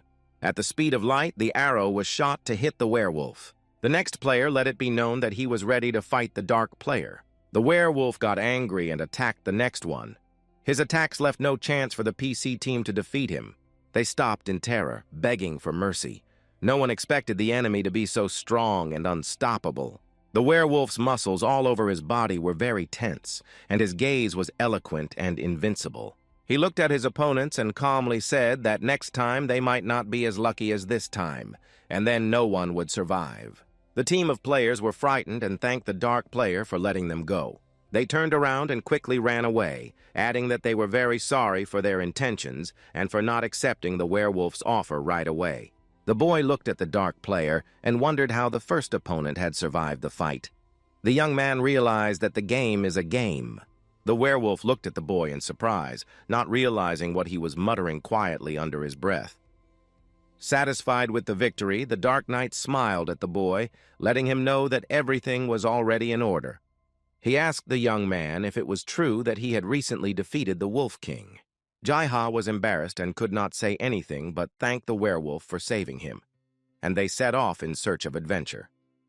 Jai-Ha was not going to stop learning new techniques, so he went to the practice room where he could practice his new skills. First, he decided to practice the spells he had already learned and used during the battle. A mannequin for practicing spells was burning from a fireball practiced by a young man. The dean of the Academy of Magic quietly entered the office to observe what Jai-Ha had already learned. The guy studied confidently and with concentration. The dean said he was doing very well. He went on to say that he did not expect the boy to be so talented and to master the spell so quickly. The dean asked Jai if he was ready for initiation, but the boy did not understand what he was talking about. He called the young man to follow him down a long, dark corridor. Jai-Ha walked and looked at the unknown place. It was the first time he had ever been in this dungeon corridor. At the end of the corridor was a large door that hid a very mysterious place in the Academy of Magic. Upon entering the hall, a mysterious space opened before the boy. A round sphere was illuminated in the center of the large hall. The young man could not believe his eyes. It was the first time in his life that he had seen such a miracle with his own eyes. The dean, with a pleased expression on his face, told the boy that they had already arrived at the designated place. He told Jai that he needed to sit in the center of the sphere. The boy stepped forward uncertainly. The boy found himself in the center of the sphere, and the dean began to recite a spell. He called upon the goddess Métis, the omniscient spirit Gaia. He asked her to give Jai her blessing. The young man sat in the middle of the hall, mesmerized by what was happening around him. The magic began to rage throughout the room. The boy closed his eyes in embarrassment and waited for the dean's next instructions. Finally, Jai-Ha heard his teacher's voice. He told the boy to open his eyes. A beautiful, majestic goddess appeared before the young man. She was holding a magic stick. Her whole body was illuminated with rays of light. Jai-Ha sat motionless and mesmerized, watching the beautiful maiden, and he simply could not take his eyes off her. The goddess was hovering in the air and looking at the young man to give her verdict on his qualities. The boy was very surprised because he seemed to recognize who was standing in front of him. He had met this goddess before. She told Jai that she was glad to see him safe and sound, as if she hadn't noticed his surprise. The goddess continued to speak a prophecy that said whoever dispels the darkness will be able to deceive the scales of justice. She stretched her hand forward, pointing to the young man, and said that he was a twilight mage. At that moment, it was as if something was moving into the boy. A magical light penetrated him. When the goddess disappeared, Jai-Ha fell to the ground and could not understand how and when he managed to become a twilight mage. He couldn't comprehend how so many events and changes had happened to him in such a short time. The boy held a magic stone in his hands, the Twilight Gem. The young man's initiation was complete. The professor asked Jay if he liked the other world, but the boy did not realize that he was in another world. The rector explained that he had been in another world, one where there is a goddess and every newcomer is greeted by her maid, but he had just returned. But the guy was surprised that all the newcomers were greeted by a maid because he had met the goddess Titi personally. The rector could not believe it. He said it was simply not possible. He was surprised that the goddess herself had met the young man, since the rector himself had not seen her in person for a long time. The rector asked what she had said to Jai. He replied that she had called him the Wizard of Twilight, but the rector tried to figure out why the goddess had come in person. He assumed that the reason was that the boy was human. He found it all very unusual and even strange. The rector asked the young man if he noticed any differences between himself and other magicians to tell him about it, but Jai-Ha did not know if he would meet them. After this conversation, they went together to the office of the Dean of the Academy of Magic. The rector showed the boy a staff that enhances magic and is very effective, and a magic book that allows you to improve spells and increase their speed. Jai had to choose one or the other, the staff or the magic book. This would become his weapon. The guy asked if he could change his weapon just in case, but the rector simply advised him to think carefully and told him the conditions under which the weapon could be changed. When the young man heard about it, he chose the staff without much hesitation. It seemed to him to be more effective in use. The rector asked him if he was sure about his choice, because it was difficult for beginners to control the staff. But Jaiha had already inserted his twilight gem into the staff. When the stone was in place, the staff began to gain magical power. At this point, the boy could barely hold the staff in his hands. His skill level was raised. The guy's status had finally changed, and he was very happy about it. The young man could not hide his pleasure. Soon, Jaiha was leaving the rector's office without waiting for any meetings. He was holding an armful of new books to learn the next level of magic because he had completely mastered the first one.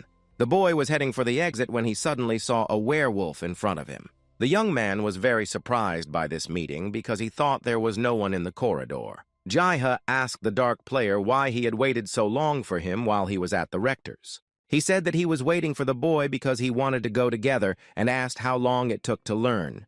The young man replied that he was just beginning to master magic. Jaihu liked talking to the werewolf very much, and they stealthily went out into the dim city street. They walked around the city together and talked about everything in the world without noticing any obstacles. The guy was holding his bag with his hand in which he had put large volumes of magic books. His eyes were full of hope that the training would be quick and effective. Suddenly, the rector stopped the young man and held out an object and asked Jaihu to take it. By putting it on, the young man would become a Rune Academy mage and a member of the guild. Jaiha was very excited about this gift.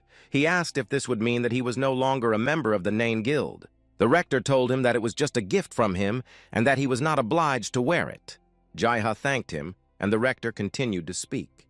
He asked the young man to listen carefully to what he had to say. He told him that he did not expect anything good to happen if he followed Nine, and whether he had ever wondered where all his disciples had gone. Without waiting for an answer, he said that none of them were alive, and no one had survived. Jai seemed to have a realization about Nain. He called him a demon who takes pleasure in betraying others. The werewolf, whose name was Heiran, was waiting for the boy nearby. The young man asked him if he knew anything about Nain's students, if they existed at all. He wanted to verify the information he had received from the dean. Heiran was confused, not knowing what to say, and said that he was not sure if Nain had any students besides Jai and asked why he was interested. The young man immediately realized that the werewolf was lying to him and said that it didn't matter why he was interested in this question, but he realized that it was better not to ask about it again. The boy came back to the training room and sat in the pose he had already mastered. Jaiha tried to learn new spells with much more confidence than the first time.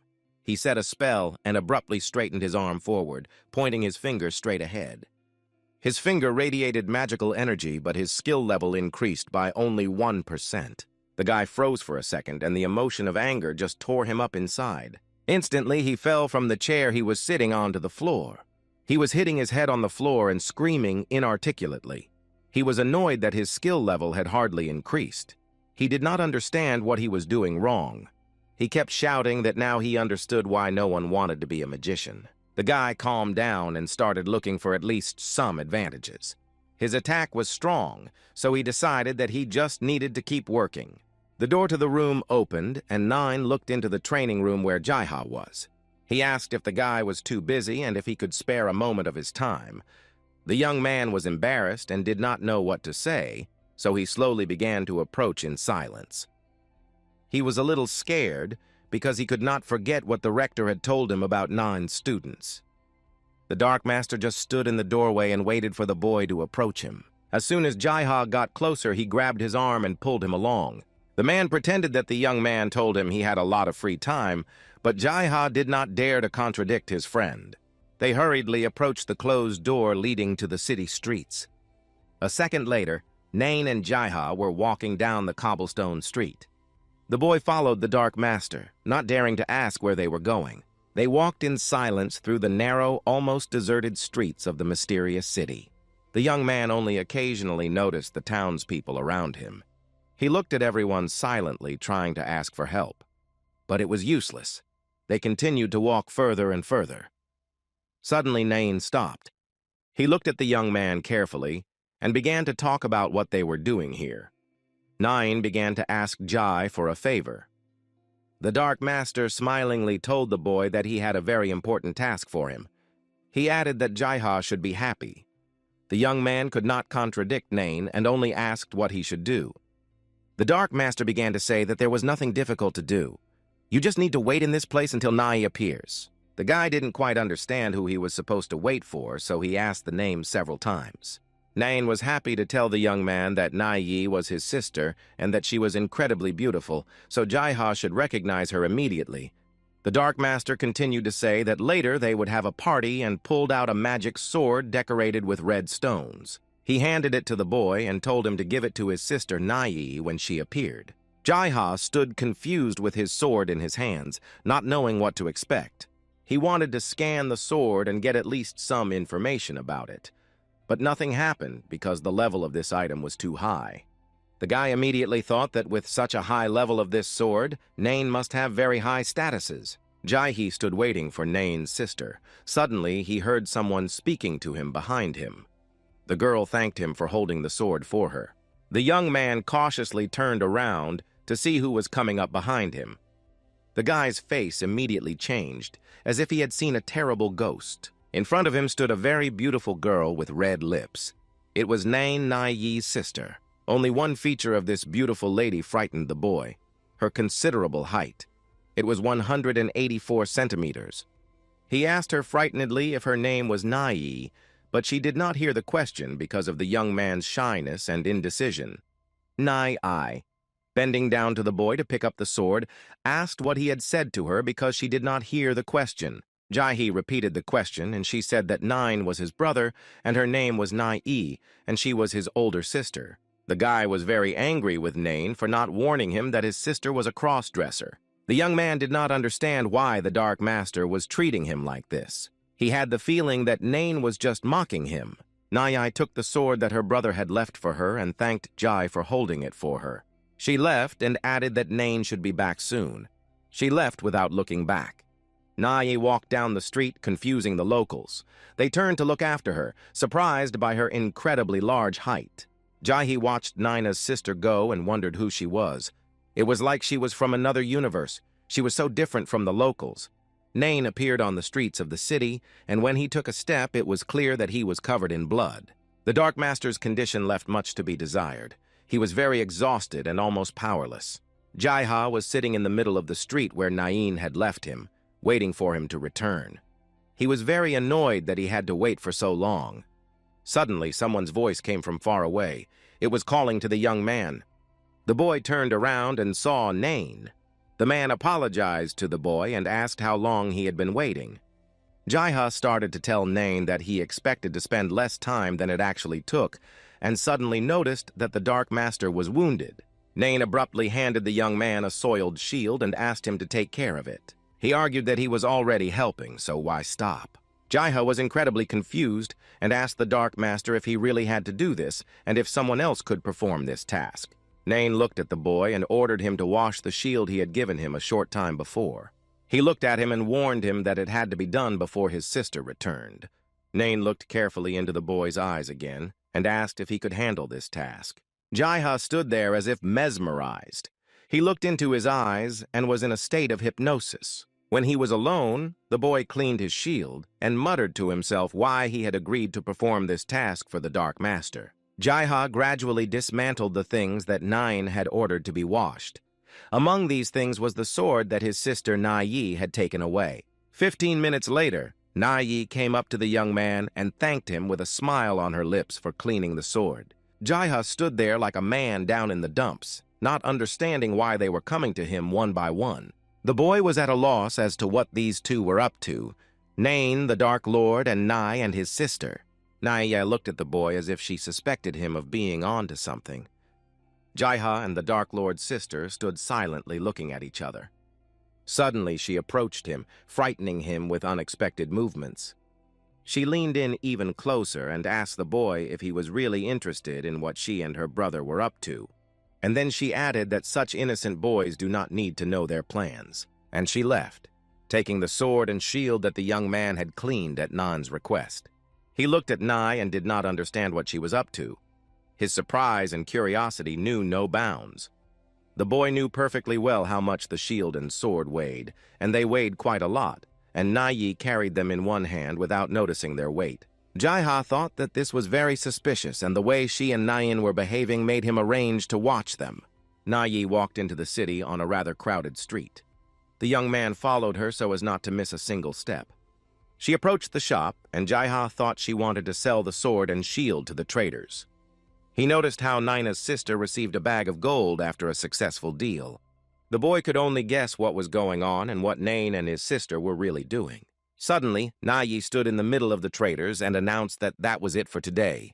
Then she turned around and walked away without looking back. The young man watched the Dark Master's sister constantly, although it was not very difficult because she was quite tall.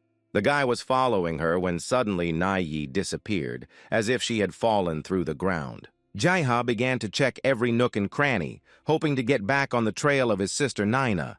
The guy noticed the half-breeds and thought it would be a good idea to follow them. The half-breed left the city and headed toward the forest. Jaiha followed him. The warrior carried a shield and a sword that he had bought from Nayi, the Dark Lord's sister. The young man followed him without a break. The guy noted to himself that they had already left the safe zone and were in an unpredictable forest area. Something unusual began to happen around us. The wind seemed to start blowing with greater amplitude. Jaiha was distracted by this phenomenon for just a few seconds, and when he turned around, there was no one in front of him. The boy was infinitely angry because the half-blood had disappeared from the city just like Nai. Suddenly, someone called out to him from behind. Jaiha had no idea who it could be, so he was very frightened. Behind him stood the half-blood warrior, whom the boy had been spying on all this time. The warrior did not hesitate to attack Jai because he did not plan to monitor his actions. He struck the young man with his muscular arm. The boy did not expect to find himself in a fight. A powerful punch from the half-blood made Jay lie on the cold ground. The soldier stood over the young man and asked him why he was following him. But the boy, who lay twisted in pain, could not answer. The half-breed did not wait for an answer and grabbed Jay by the throat and lifted him into the air. And again he demanded to speak. The guy suddenly started shouting loudly that it was Hyun-Nim who was following them. The half-breed calmed down a bit, saying what he knew about Hyun-Nim's spying, and he wondered what a magician could do to them. He was sure there was no threat. Jaiha realized that there was someone else nearby, and the warrior was not alone. The boy was extremely scared. They wanted to know if the young man might know something about the swindler. The young man was immediately surprised when he heard about the fraudster because he knew who she was, but Nain introduced her as his sister. The guy did not understand what he was getting into, but he knew for sure that this situation did not bode well for him. Jaiha closed his eyes from exhaustion and remained motionless. It was as if he had lost consciousness or left this troubled life altogether. His eyes were tightly closed and his face looked completely at ease. After a long silence, Jaiha decided to spy on what was happening around him with one eye. Perhaps he had already been forgotten, but it didn't happen as the boy thought. One of the half-bloods noticed that the boy was trying to spy. He just exploded with anger and told the guy that he shouldn't pretend to be conscious. They stared at the boy intently, not looking away for a second. They looked very fierce and stern. Suddenly, the eyes of an unknown beast began to appear in the black sky, and he was not alone. After that, unknown creatures began to appear, moving at an incredible speed toward the clearing. They surrounded the boy, forming a kind of circle in the center of which was Jaiha. The young man was very scared because he had no idea where his espionage activities could lead. The scary characters stood there and looked at the boy with a stern look, as if they wanted to hear some important information from him. Jai managed to see the tattoos of the guild to which they belonged on the creatures' bodies. Suddenly, the hand of one of the heroes began to approach the young man, which frightened him because he did not know his intentions. Jai's face was covered with sweat from worry. He was already preparing himself for the worst possible outcome of his situation. One of the guild members sat down opposite him and began to talk to him calmly. He said that the weapons they bought were stolen and asked the young man if he knew anything about it. Jaiha tried to understand why the weapon was stolen and from whom. He was about to answer that he did not know anything. His interlocutor warned him that if they liked his story, he would be released immediately. The young man listened carefully to what he was told. The beast added sternly that if he didn't like the story, he would personally bite off Jaihu's head. The guy carefully considered what to say because he could not let Nine down, and at the same time calculated all the risks to his own life. The guild members pressured him, and he kept trying to figure out how to respond so that there would be no bad consequences for anyone. One of the soldiers asked the other whether he thought the young man was scared enough, and the other replied that he probably didn't know anything and was spying on them out of curiosity. He added that there was no point in sending someone to follow them, especially a magician. Jaiha listened attentively and hoped that he would be released. The young man said that they had thought right and that it was just his curiosity and begged them to let him live. The two of them began whispering that they did not want to increase their chaos points by taking Jai's life, so they decided to let him go. Unexpectedly, during this conversation, the Dark Master appeared all bloody. In his hands, he held the head of one of the half-breed guild members, making it clear that they had made a big mistake in capturing the young man. Silence immediately fell, and everyone turned their attention to Nain. Jaiha did not understand what had caused the dispute between the Dark Lord and the guild members. One of the half-breeds was horrified to see what Nine had done and was very scared, and the other one waited with a calm expression for what would happen next. Nain looked around the room with his overbearing gaze and said that he had found the venue for this exciting party. All the participants in these events stood attentively looking at the Dark Lord and prepared their weapons for confrontation. One of them could not stand it and shouted at Nine. He was outraged that the man had taken the life of their colleague. He pulled out his weapon, holding it tightly in his paws, and rushed to attack Nine. His gaze became stern and at the same time empty as he realized the loss of his friend. His paws were approaching the offender with incredible speed. He was flying to attack the Dark Lord to take revenge for the guild member whose life Nain had unjustly taken. But Nine instantly began to use magic spells, which stopped the half-breed's attack. He cried out that he could not reach the Dark Master, but still did not give up hope of satisfying his desire for revenge. The half-breed, whose name was Hyun Nim, was called by one of his friends to stop a fight with Nine. Hyung Nim stopped and asked the Dark Master if he was really one of those who had deceived the half-breeds. Avoiding a direct answer, Nain said that they knew he was surviving only because of his cooperation with the PC. At that moment, Hyun Nim became enraged and wanted to strike the Dark Master with all his might. The sword blade cut through the air and hit the ground over and over again. A vortex seemed to form around him because of the speed with which Hyun Nim was moving. The Dark Master was standing in front of him, and he could not have imagined that his words would provoke the half-breed so much. For a moment, Nain's eyes flashed with the emotion of fear and embarrassment. The half-breed's face was saturated with hatred and rage. He was full of determination and confidence. As he was approaching Nain, he shouted to him whether Nain liked this way out of the situation. And now he is one step away from the Dark Lord, and in a moment, Nain will lose his life.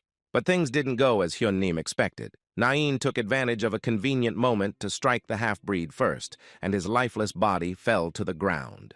He looked at his defeated opponent and added that he was disappointed with such an easy fight. Nain expected more. Jaiha watched the Dark Master and wondered how he managed to remain so calm. The half-breed standing next to the boy was very angry that Nain had already taken the life of his second colleague. He grabbed the young man and brought his sword to his neck. Jaiha's fear spoke for itself. The half-breed began to threaten Nain if he took another step, he would die. They were standing behind the Dark Lord, so he could have missed the moment when the young man was in danger. Nain slowly turned around to assess the full risk of the threat to Jaihu. The Dark Master continued to stand by Hyun Nim's lifeless body and stare at the half-breed who held the boy hostage. A small sword, more like a knife with a long and sharp blade, shone in the half-breed's hand. The young man was filled with fear, rage, and frustration. All these emotions did not allow him to calm down and think of what he could do. In no time, a long knife was near the guy's neck, and the half-breed was ready to cut him down. Nain looked at the half-breed with a stern look that pierced through him. He really didn't like the threats against Jai. The Dark Master dug his strong hand into Hyun Nim's fur. He picked it up in one motion. Then he looked at the half-breed carefully. He suggested exchanging Hyun Nim for Jai and added that he was still alive, but that could change very soon. The boy was waiting for the decision to be made by the half-breed. He was full of hope that he would survive this time. The half-breed agreed to Nain's suggestion and ordered him to put Hyun-nim on the floor and walk away. The Dark Master did just that, raising his hands in the air and moving away, waiting for Jai to be released. The boy looked at his teacher, realizing that he had saved him, although on the other hand, it was because of him that he was in this situation. The half-breed got to Hyun-nim and gave him a potion from a small bottle that was supposed to help him survive. He was sitting over Hyun-nim's body waiting for the potion to take effect. The half-breed shouted Hyun-nim's name as if to call him, and Jai-ha asked him uncertainly if he would be okay.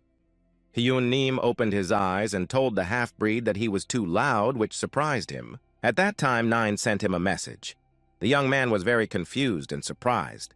He read a message in which Nain urged him to move away from the half-breeds as soon as possible and that he was waiting. The guy was spying on the half-breeds with one eye and wanted to make sure that he could safely leave. He decided that now was the most convenient moment and ran away as fast as he could. But suddenly the young man stopped because he did not understand what was happening behind him. He cautiously turned around to see if Nain and the half-breeds were okay. The guy saw the weapon that the half-breeds had bought and the long knife that he himself had been threatened with lying bloody nearby. Jai's pupils narrowed as he watched the scene intently. He saw the Dark Lord's hand rise up, and he began to recite a spell. Nain did not stop, and the magical power gained momentum, drawing circles around the man. And in the end, a vortex was formed that was very similar to a tornado that wanted to take away all life around. With a satisfied smile on his face, Nain said, "Isn't it time to end this whole farce right now?" When Jai-ha heard this, he immediately became angry with the Dark Lord and could not control himself. The guy ran up to Nain from behind and hit him with all his might to prevent him from doing what he was planning. The man did not expect anything to go wrong and was not prepared for it. At the moment of the strong blow inflicted by Jai-ha, there was a powerful emission of light from the magical action. The boy was standing next to Nine, who had fallen to the ground from the blow and wanted to teach the man a lesson for trying to use forbidden magic. Jai-ha slowly bent down to the Dark Master and took the collar of his clothes. The young man lifted Nine up to look into his eyes. The boy was more confident than ever in his actions. He asked him in all seriousness what he was doing, looking him straight in the eye, but Nine was not ready to answer. With a frightened face, he asked Jai why he had stopped him. The boy started shouting at his teacher because he decided that the exchange of prisoners was not enough and wanted to stab the half-breed in the back. Jai-ha added that if Nain had wanted to take their belongings, he would have kept quiet, but he would not allow them to leave their lives. Nine decided to make a joke and said that the half-breeds were bothering them. After hearing this, the boy could not restrain himself and punched the Dark Lord a second time. When he found himself on the ground, Jai-ha said that if Nain had not killed all their people, they would not have bothered anyone. The guy looked around and went to the wounded half-breeds. He wanted to apologize for his teacher's actions to the guild soldiers, and the young man said that they did not want to cause them trouble and that all their belongings would be returned. The half-breeds looked at the boy in silence because they did not even hope that someone would be able to stop Nain and apologize. The Dark Master was offended by Jai and said that he was just terrible because he had foiled his wonderful plan. The boy turned around and shouted back that there was no one more terrible than Nain. The young man guessed that the guild was PC, but he knew that there had to be limits.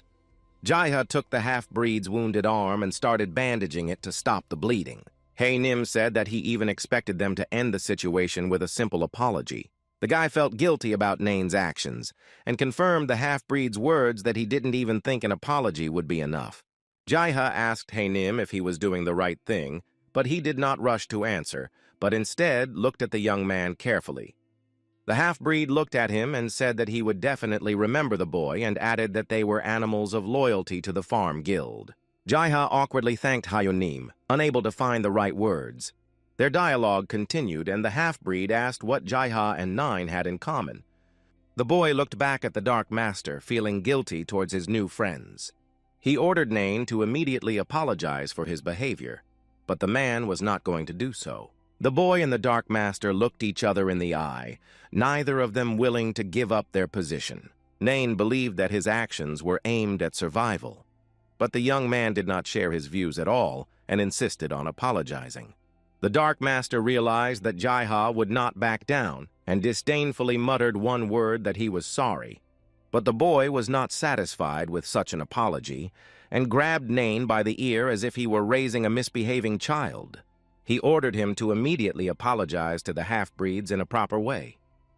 The guy felt more confident than ever and did not hesitate to insist on his own way. He thought that it was just a game, that nothing was real. He wanted to see if he could talk to people in real life the way he did in the game, an apartment building in complete darkness. Every window had a light on. There was real life there. Kim Ji-ha stood in his room in front of the mirror trying to see himself. His eyes were filled with sadness because he had more courage in the virtual world than in the real one. Passing by the desk, the guy noticed a postal letter lying on the surface. He wondered why some educational institutions still send printed letters. He decided to open it and read the contents. The young man began to read the letter quickly until he reached the line that said whether he had been accepted or not. The guy finally waited for the result, and his eyes showed a little fear and hope. At that moment, Kim Ji-ha heard a sound that signaled that it was time to continue playing. But the results of the entry were more interesting to the young man. Full of hope, he opened the result, but it said that he had failed the exam. The guy started muttering to himself that he hated printed letters, that his applications for admission were never approved, and who would ever accept him without studying. He was upset and went to a virtual world where there were fewer problems than in the real world. In a second, the guy found himself in a virtual city right in front of the Dark Tower. Ji-ha was walking down the corridor of the Dark Tower, upset because he had received a rejection letter in the real world. Almost at the end of the corridor, I noticed someone in the hall. The boy saw Mori and was very happy that he had finally returned. Mori was talking to a man. Jai was a stranger to him, so he looked at him and evaluated the things he was wearing. His clothes looked very good, and the young man became very curious about who he was. The men finished their conversation, and the stranger said goodbye to Mori. Ji-ha stood behind them and waited for a moment to distract his friend. The strange man walked a little further, and a magical sphere appeared under him, and he disappeared. Ji-ha approached Mori and asked him who the man was he was talking to, but Mori said that the young man should not know who he was. The guy was angry that I didn't tell Mori who the man was because he was very curious. Ji-ha began to beg Mori to tell him. He kept repeating the phrase, "Please." The man got tired of these pleas and replied that he was the Game Master Administrator. It took him a while to fully understand who he had just seen with Mori. But later I realized and began to emotionally ask Mori what the administrator needed and why he came here. Ji-ha was angry because he always thought that administrators should worry about the absence of bugs in the game and the rules. He was sure that the administrator had come to the Dark Tower because of Nain's actions. The young man was worried that the Dark Lord had robbed the town where he found Jai and then sold the stolen weapons. Mori stopped him and said that Nain was not guilty, despite the fact that some of the administrators did not like him and did not spend money in real life. The guy wondered why he was doing all this if he wasn't using the money in the real world. Mori said he did not know why Nain needed the money. The young man immediately asked Mori what the reason for the administrator's visit was. Mori said that he did not know why he came because he visits often enough that it does not surprise him anymore. Ji-ha stopped and thought about the administrator's actions. Mori brought the boy back by asking him why he had come. Did something important happen that he should know about? And the guy immediately said that he had something to tell. He began to recount all the events that he had to face because of Nain's actions. Mori listened to him carefully and said that the Dark Master was doing everything right. That's how their guild works. Ji-ha was stunned by what Mori said. He expected him to be supportive, but it turned out that he was just like Nain.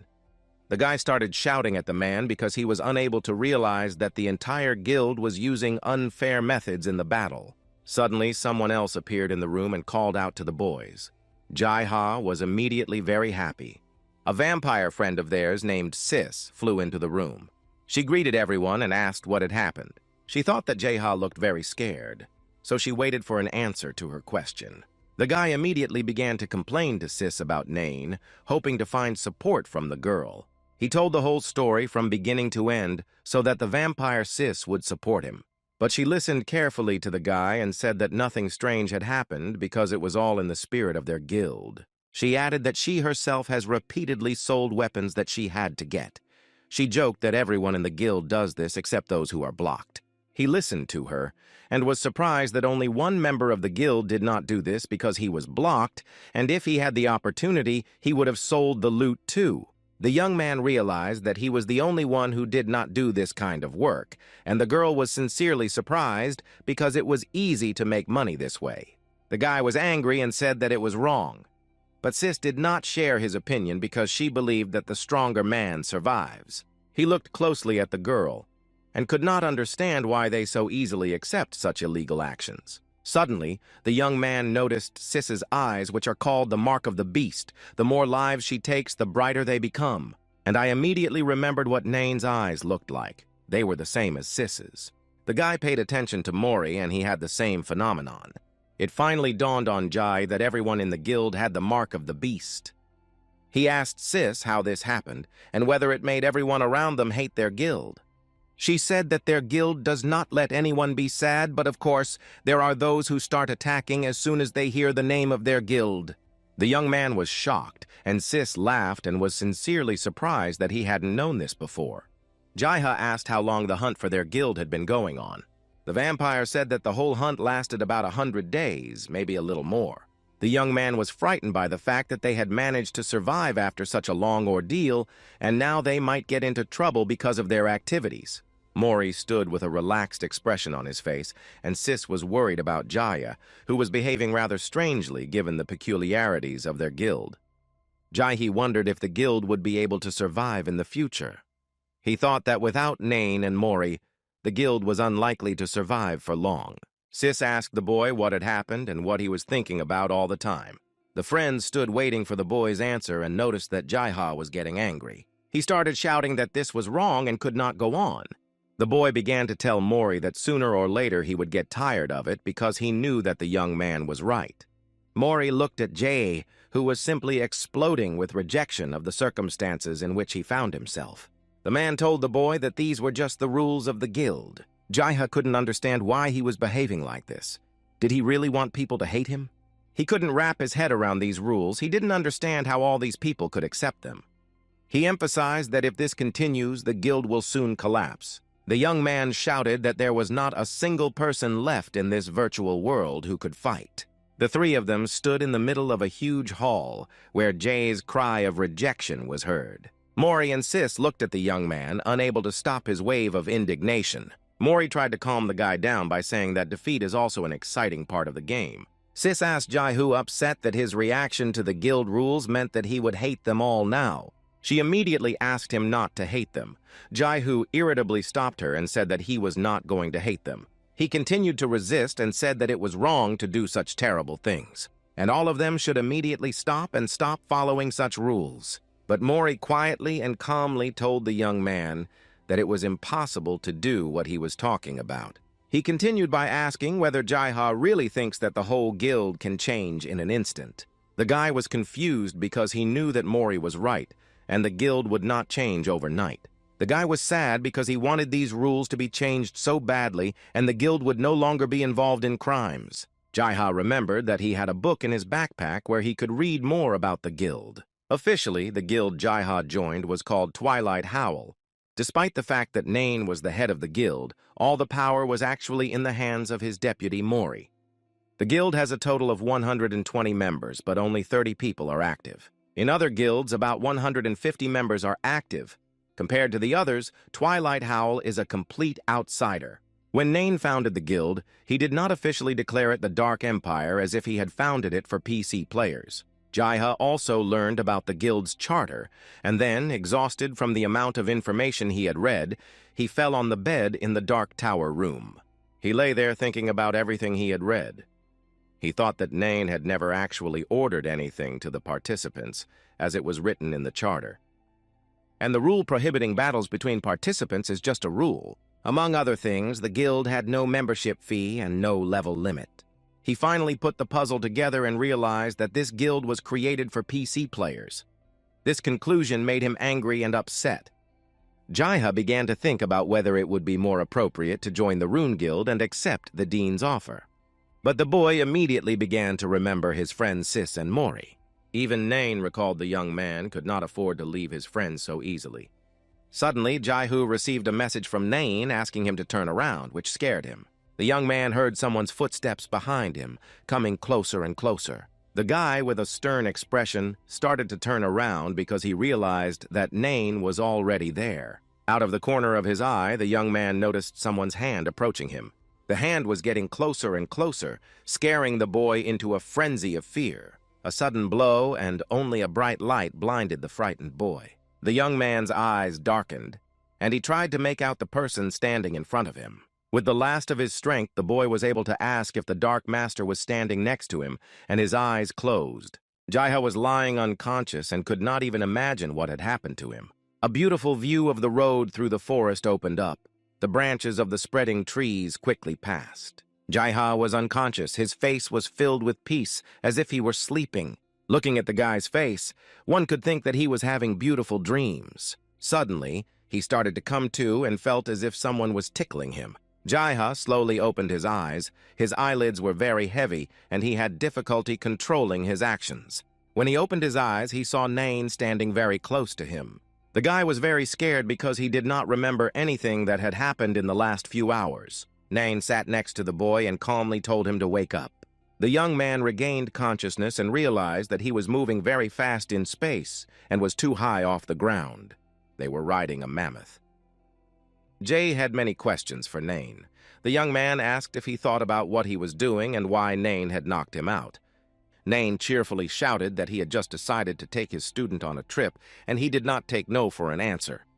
Jai-Ha asked him why he didn't accept rejections, and Nain jokingly replied that he was too caring and had become attached to the boy. The young man joked and asked if Nain wanted to be beaten again, alluding to the case of the half-breeds. He continued that he must remember that it was not often that someone could beat Nain. The Dark Master replied that he had forgotten everything, but the boy had already taken out his magic wand. He wanted to remind Nain of how he had gotten his ass handed to him by Jai. The guy pointed his stick at Nain and unexpectedly launched a covert attack. The Dark Master staggered back and managed to dodge the blow. Nain was very happy that he managed to avoid unpleasant feelings. But Jai-Ha was not going to stop and repeated the attack. This time, the Dark Master failed to dodge, and the young man hit the target. Nain lost control of his movements and began to fall from the mammoth that was running at incredible speed. At the last moment, he was lucky to grab the saddle and hold on to the mammoth named Dumbo. The Dark Master began to call out to Dumbo, hoping to stop his unrestrained movement. Jai-Ha was incredibly pleased with himself and was already waiting for the moment when he could tell Mori about this incident. Nain was lucky enough to find himself riding the mammoth again near the boy. The Dark Master accidentally took out the robe as a gift from the rector of the Academy of Magic and asked where Jai got so much aggression from. Nain picked up the robe and asked the boy what it was. The young man was frightened and replied that it was his work clothes. The Dark Master continued to ask Jay where he had gotten it. He said that he was an expert in theft, suspecting the guy of having stolen the robe. He stared at the young man, threatening to tear up his gift because he had hidden his new clothes from him. The boy instantly turned away from such threats of the Dark Master. This situation reminded Jai of his childhood when he was manipulated at school by threatening to tear his textbook. The boy was shouting at Nain that his behavior was terrible, and if something happened to him, everyone would know that Nain had kidnapped him. But the Dark Master laughed and told the young man that no one would know because necromancers can control the minds of others. Suddenly, Jai-Hu received a message from Mori. He suspected Jai-Hu and Nain of robbing the guild treasury. Jai-Ha did not understand what was going on, so he demanded that Nain tell him everything he had done. Nain looked at the boy carefully without saying a word in response. But later he told the young man that he was engaged in the women's NPC. For this purpose, the Dark Lord needed to look as presentable as possible, so he decided to take the jewels from the treasury. All the girls were crazy about this young, wealthy man, as they thought. Listening to Nain's story, Jai-Ha was completely shocked by everything he learned about the Dark Lord. Nain continued to talk about his adventure and how he bathed in women's attention, which is why he decided to take an extra penny from the treasury. Jai's mind could not comprehend how one could rob his own guild so unprincipled. The guy realized that while he was trying to get the other participants to follow the rules of the game, their chairman was doing everything at his own discretion, At that moment, the young man was incredibly disappointed in his mentor and wanted to cry because of the injustice. Nain looked at the upset boy and did not understand why he was so upset. He took the boy by the hand and tried to support him. He said that Jai-ha was his best student ever. Nain thought that the young man was worried that he might lose his teacher because of a woman's attention and wanted to comfort him by saying that they could always be together. It was as if the child had suggested that the boy settle their conflict by reconciling with a children's counting game on his little fingers.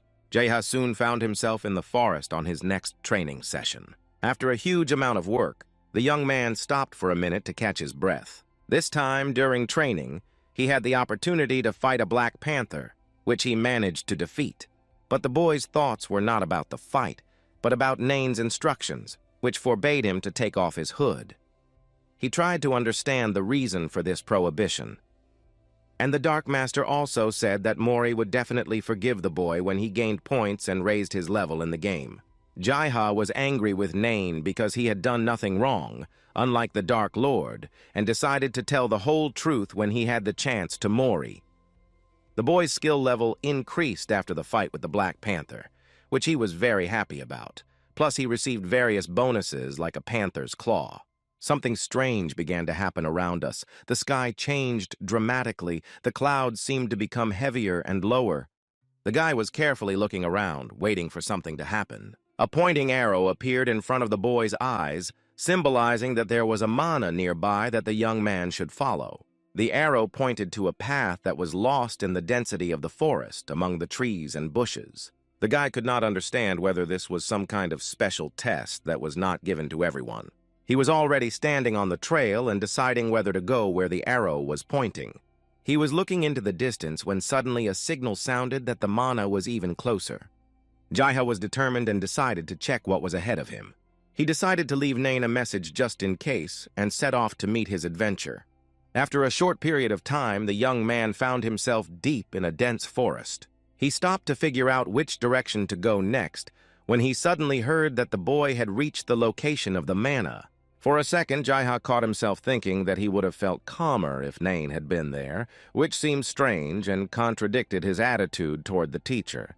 The guy stood there as if he felt an inexplicable pressure, as if something was about to jump out at him. And then the young man saw a young girl in front of his eyes. She was translucent, so one could guess that she was a ghost. She was sitting and swinging her legs back and forth and was very surprised to see the guy.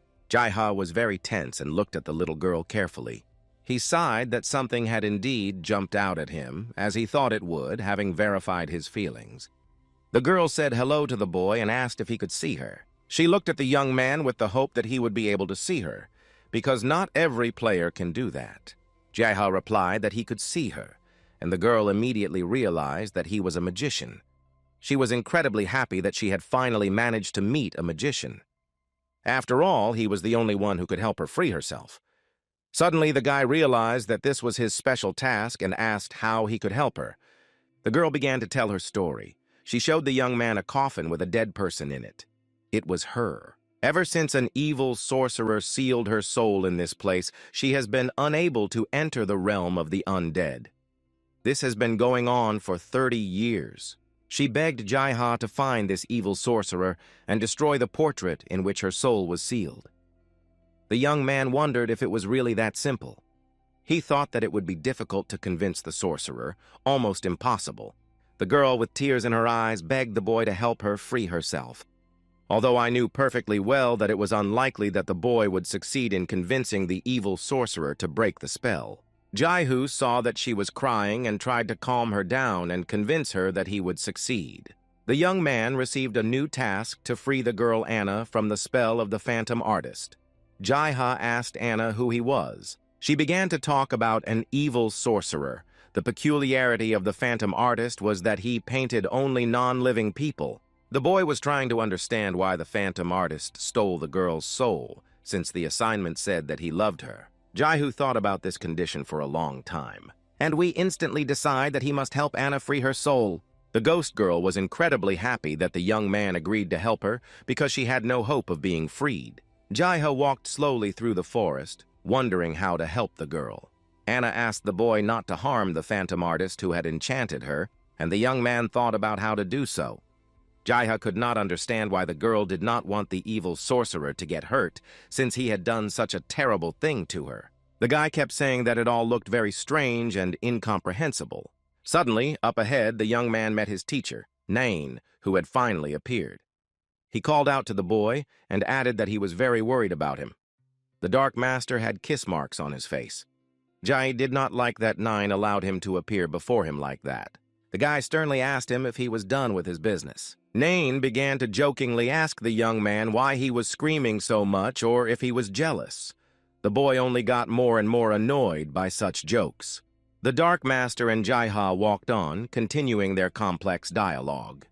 Suddenly, the boy turned his attention to the color of his teacher's eyes. The young man noticed that Nain's eyes were bright red, which could only mean that he had taken someone's life. Nain was surprised why the boy was looking at him so closely, and Jaihu seriously asked the Dark Master if he had recently fought with anyone. He was confused by the boy's question because he could not understand how he had guessed the battle. And then he admitted that he had participated in a women's battle. Nain ran around the young man, trying to justify his actions and convince him that he had no other choice. He added that he had fulfilled all the conditions of his client, so everything was fair, and Jaiha only guessed who the client was. The guy looked at Nain and listened to his lame excuses. The young man thought that his teacher was acting like a real fool, and he did not want to believe that this was his real personality. But the Dark Master quickly changed the subject of his adventures to what they could do with the boy now. Jaiha said that he would not be able to spend time with Nain because he had an assignment to complete. The teacher wanted an explanation. The young man replied that he had to find a phantom artist named Raun, but he didn't know where he might be, so he would have to work hard. Nain realized who the guy was talking about and told him that Raun was in the Banshee Tower, which was not far away. He said that the phantom painter was quite famous. He was a vendor who traveled through the dungeons and would be easy to find. The guy thought that there are hardly two artists with the same name in this world, and was glad that it was so easy to find the one he needed. Jaiha asked if the Raun that Nain was talking about could use magic to make sure that this artist was the one he needed. The Dark Lord confirmed that it was definitely him and began to tell us about the Banshee Tower, that it was a dungeon famous for its ghosts. The boss of the Banshee Tower is a ghost woman who can take the life of anyone who hears her cry. You can only fight her with your ears closed, and that's not easy. Jaiha was a little upset because he realized that it would not be as easy to complete his task as he had originally thought. Nain pulled out a bag of gold from his pocket, saying that it would be easier with this. But the boy did not understand what the teacher meant. Jaiha asked the Dark Master what it was and how it was supposed to help. Nain asked the boy if he had enough money to buy a book of spells, because with his level of ability, it would be suicide to go to Banshee. For a moment, the young man could not understand whether Nain was really teaching him now, because he had never done so before. Suddenly, Jaiha came to his senses and asked Nain where all the money had gone, because the bag had been filled with much more. The guy was constantly cursing at the Dark Master when he heard that he had spent money on girls from the NPC. The young man was not going to just leave the question of the money Nain had stolen from the guild. The guy stopped abruptly and thought about the situation he was in. He realized that he had started talking to Nain as if he were a real friend. Nain told the boy that today he would buy the book they were talking about. Jaiha tried to calm down because he knew he felt comfortable around him. He thought that Nain was not really a threat to him, but that Mori would want his head anyway, so he had to accept the teacher's help. The Dark Master was glad that the young man agreed to help him and said that he was now his disciple. They walked straight together, and the boy mentally prepared himself for the meeting with Rowan. Jaiha read all of his achievements and was overjoyed that he had advanced his skill level so quickly. He was glad that his specialty was really special because he could study both light and dark magic. But Nain stopped Jai's joy a little bit because of his powers, his magical power is slightly reduced and his resistance and endurance are generally at the lowest level. And yet he recognized that with his abilities as a young man, he would be able to do a lot. Nain turned around and called to the boy because they had to get ready before going to the Banshee Tower. He could see the view of the city. The street was wide enough and well lit. They were walking down the street when Nain said they had arrived in the City of Rain. They began to meet different people. One of them offered to go on a quest to collect 10 banshee nails. Another was to dig up 6 low-level magic stones. And there were a lot of people like that, each offering a different task. Jai-Ha was excited that he could get a very high level of achievement after completing the quests and wanted to complete them all. Nain stopped him in time and said that in such places, it is important to have a good teacher to choose a really important task, and encouraged the young man to continue on. They reached the end of the street and found themselves in front of a door to a room. Nain said it was a hidden quest that could not be found anywhere. They opened the door and asked if anyone was in the room. Jai-Ha and Nain entered the room and saw a woman sitting on a chair. The woman was not young and had a very unkempt hairstyle.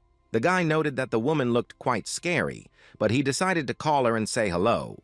The old woman turned around to see who had dared to visit her. When she saw Jaya, she threw herself at him like a madwoman, saying that he was her son-in-law.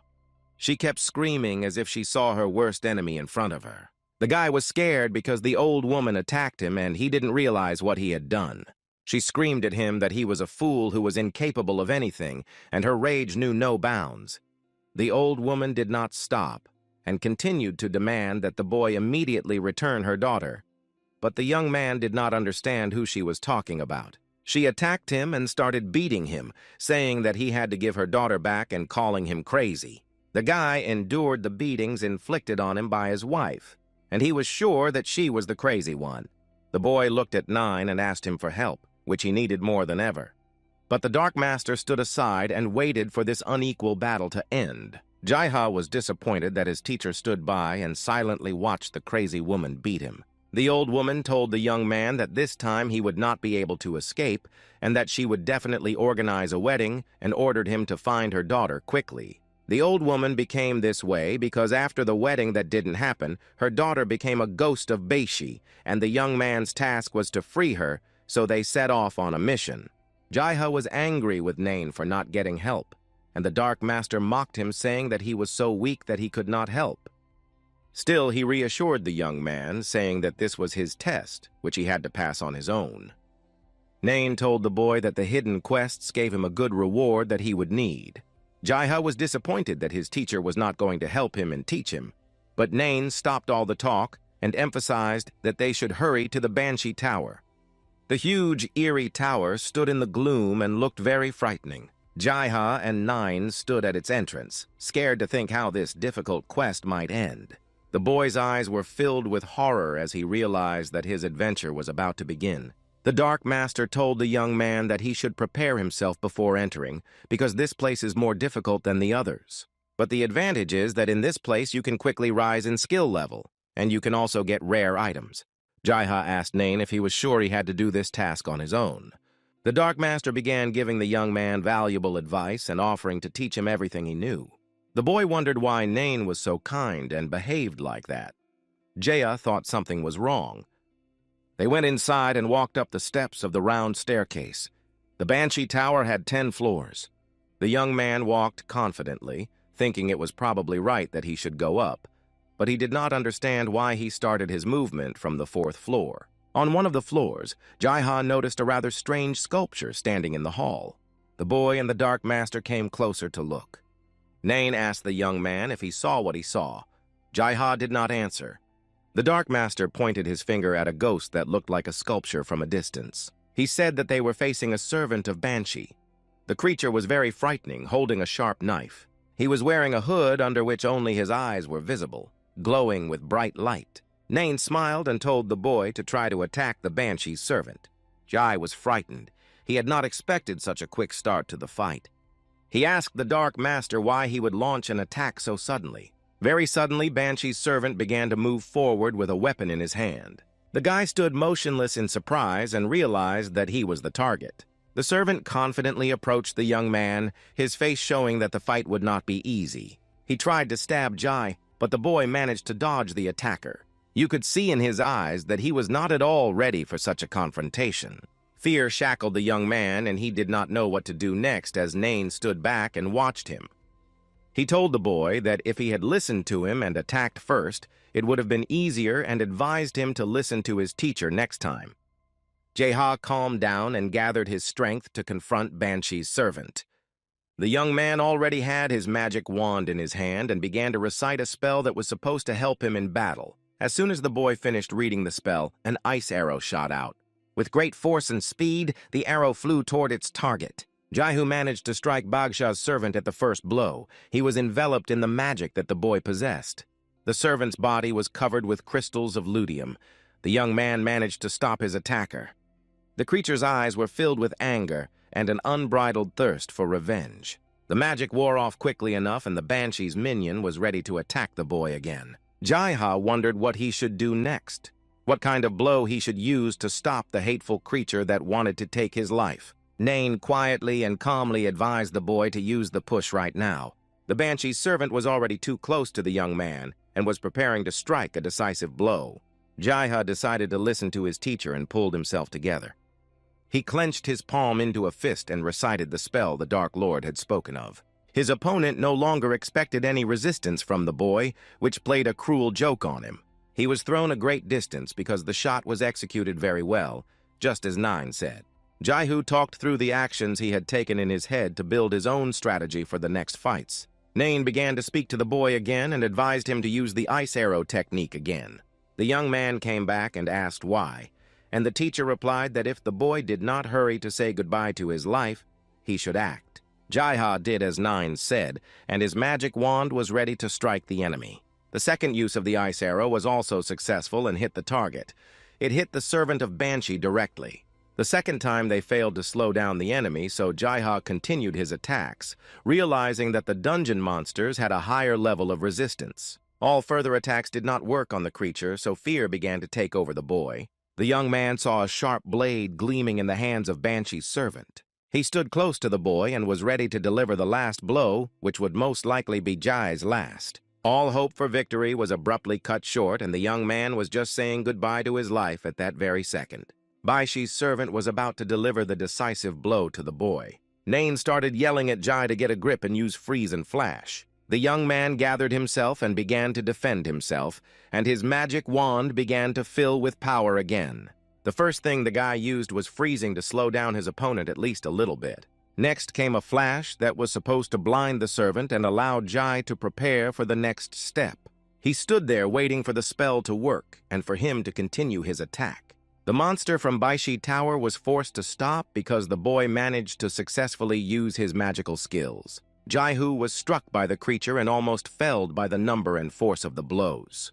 The Dark Master was pleased that the young man was doing well and gave the next instruction to apply an ice wall of freeze and flash. But Jai did not like the plan that the teacher told him. He thought it was a failed combination. The boy was convinced that if the tower's servant used his resistance, the young man would not live. Nain interrupted Jaiha's long speech by pointing his finger at the monster and adding that the freezing time had already expired.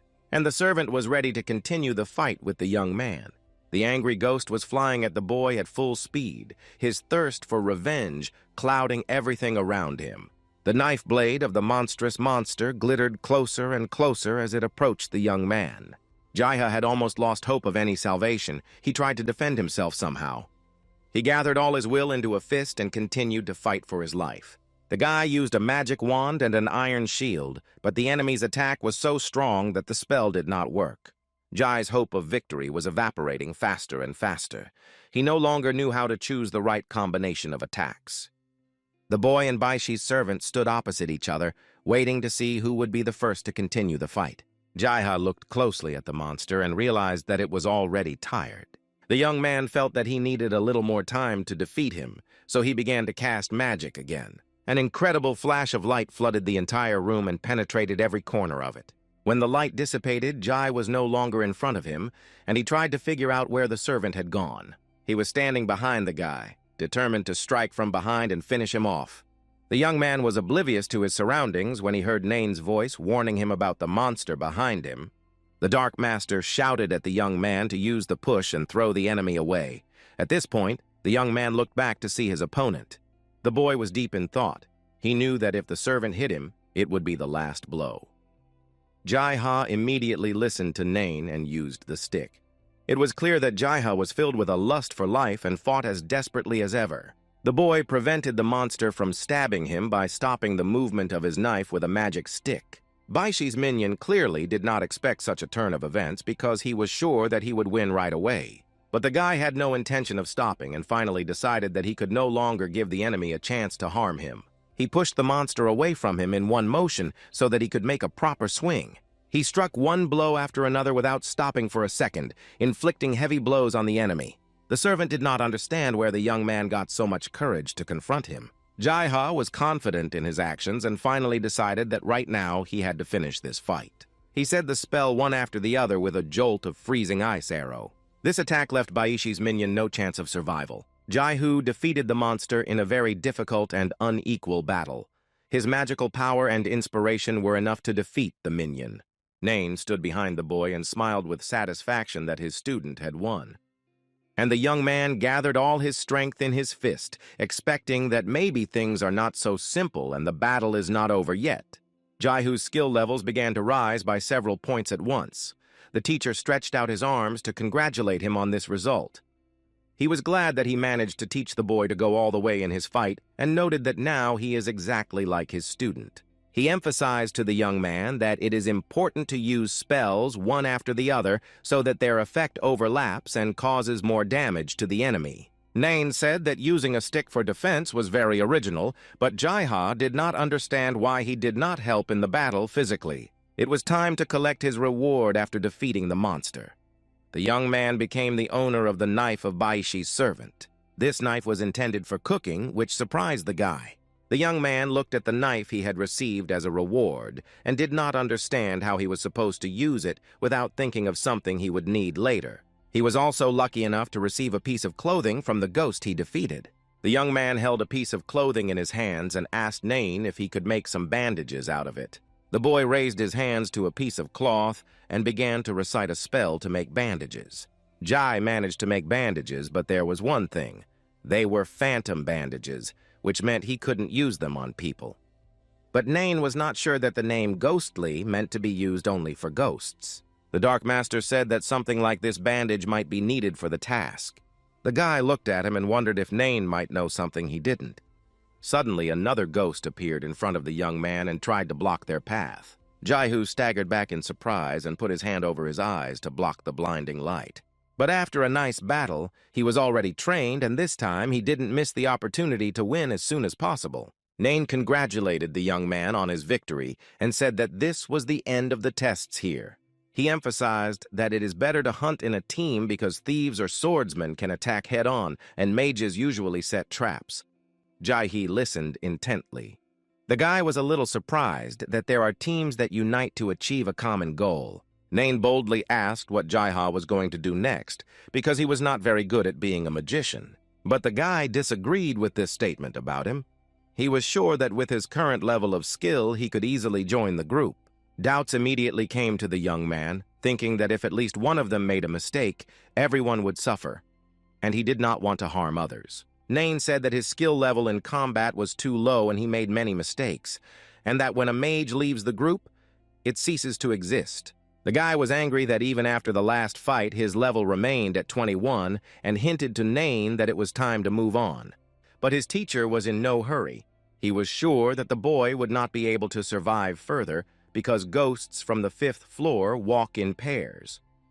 Suddenly, Jai-Hu heard a sound that alerted him to a message. He picked up the tablet and read it. The young man received a message from his werewolf friend, Hiran, and he was very happy that it was a letter from him. Mori was very serious and focused, and he was very disturbed by the situation that had happened the day before. He nervously twirled the pen in his hand, thinking only of the Dark Lord Nain. Mori did not like the fact that Jai-Ha decided to follow the Dark Master. He was so angry that he decided to form a group to find them. Mori wanted to make life in the game unbearable for the young man because of his choices. Hiran warned the guy about this and tried to justify that he was powerless in this situation. He also said that it would not be so difficult to find them because they escaped on a huge mammoth that is hard to miss. The guy was depressed because he kept telling Nain that Dumbo should be left behind. But Nain could not accept the fact that he had to leave his mammoth because he was like a brother to him, and asked the young man if he had ever seen Hen leave his brother. But Jai-Ha did not understand what Nain was talking about, which brother he was talking about. While the guy was trying to understand something, he didn't notice that Nain had disappeared. Behind the young man stood a red-haired girl with a bow hanging from her shoulder. The girl watched Jai-Ha and wondered where the man he was with a second ago had gone. She gathered up her courage and walked toward the young man, tapping her small heels on the floor. The girl approached the guy and waited for him to pay attention to her. When Jai-Ha heard someone approaching behind him, he turned around uncertainly. He was quite surprised to see a beautiful girl in front of him and not some kind of monster. The girl could not immediately say a word when the guy turned to her. Later, she gathered her courage and greeted the young man standing in front of her. Jai-Ha was embarrassed because he did not know who she was, but he greeted her back. The girl was ashamed and felt very guilty in front of the boyfriend. She began to apologize to him for following him because she was very interested in watching the mage fight the Banshee's minions alone. Jai-Ha was incredibly surprised that the girl apologized for her curiosity. This threw the young man into a stupor because he had not expected such a turn of events. The girl was worried that Jai-Ha might be angry with her. When the guy heard this, he immediately reassured the young lady and said that he did not intend to be angry with her. Jai-Ha wanted to say that he was very happy that such a beautiful woman wanted to talk to him and wanted to offer to hunt together. But instead, I managed to squeeze out a hesitant hello once again and just kept quiet. The guy was immersed in his thoughts and reflected on every word the girl said to him. He was very surprised to hear her call him Mr. Magician. But then he pulled himself together and assured the young lady that she had done nothing wrong by following him. The young man tried to organize all the thoughts in his head. He thought that there was a real girl in front of him and he was able to answer her. The girl sighed with relief that the guy was not angry with her and turned around to leave. But Jai-Ha didn't know what to say to get to know her and was angry with himself because the girl had already made the first move. The guy looked after her and called out uncertainly, "Hunting!" The girl stopped and asked what he meant. The guy asked her excitedly if she liked hunting. But in his head, he tried to force himself to calm down because he wanted to ask something else. She looked at Jai in confusion and seemed to be asking herself questions to figure out what to say. Suddenly, the girl happily replied that she really liked hunting and suggested that the young man form a group. Jai-Ha was confused when he heard the proposal to create his own hunting group, thinking he had just dreamed it. The guy stood still for a while, which scared the girl a bit, and she asked if he was okay. He grabbed his head and said that he was fine. They stood opposite each other and were silent, not daring to continue the conversation. The girl smiled shyly and introduced herself. Her name was Cecil, and the guy immediately received a message that Cecil wanted to join his group. The young man gathered all his will into a fist and answered that his name was Jai-Ha. The girl smiled sweetly and said she was pleased to meet him. And Jai-Ha looked at her steadily, a little ashamed. The girl was very happy that she and the young man managed to create a joint group. The young man was also glad that they managed to find a common ground, and the girl added that she had some worries about it. She said that members of her previous group were constantly hitting on her. She added that this was why she liked Jai's restraint. He was surprised that she thought he was reserved. Suddenly, Cecil took an arrow and bow and prepared to shoot. A shot and an arrow flew at one of Baishi's servants who appeared behind Jai. The young man was not at a loss and immediately picked up his magic wand to confront the monsters of Baishi Tower. The boy recited a spell and an ice arrow instantly struck the servant. The maidservant Banshee was slowed down by the young man's magic spell after receiving the blow. Cecil did not give up and continued to attack and urged the boy not to stop. Jai-Ha listened to the girl and recited the next spell, which was supposed to do a lot of damage to their enemy. The guy's magic worked as well as ever, but the battle was not over yet. The girl pulled the string of her bow and once again shot straight at the target. This blow managed to hit Baishi's minion.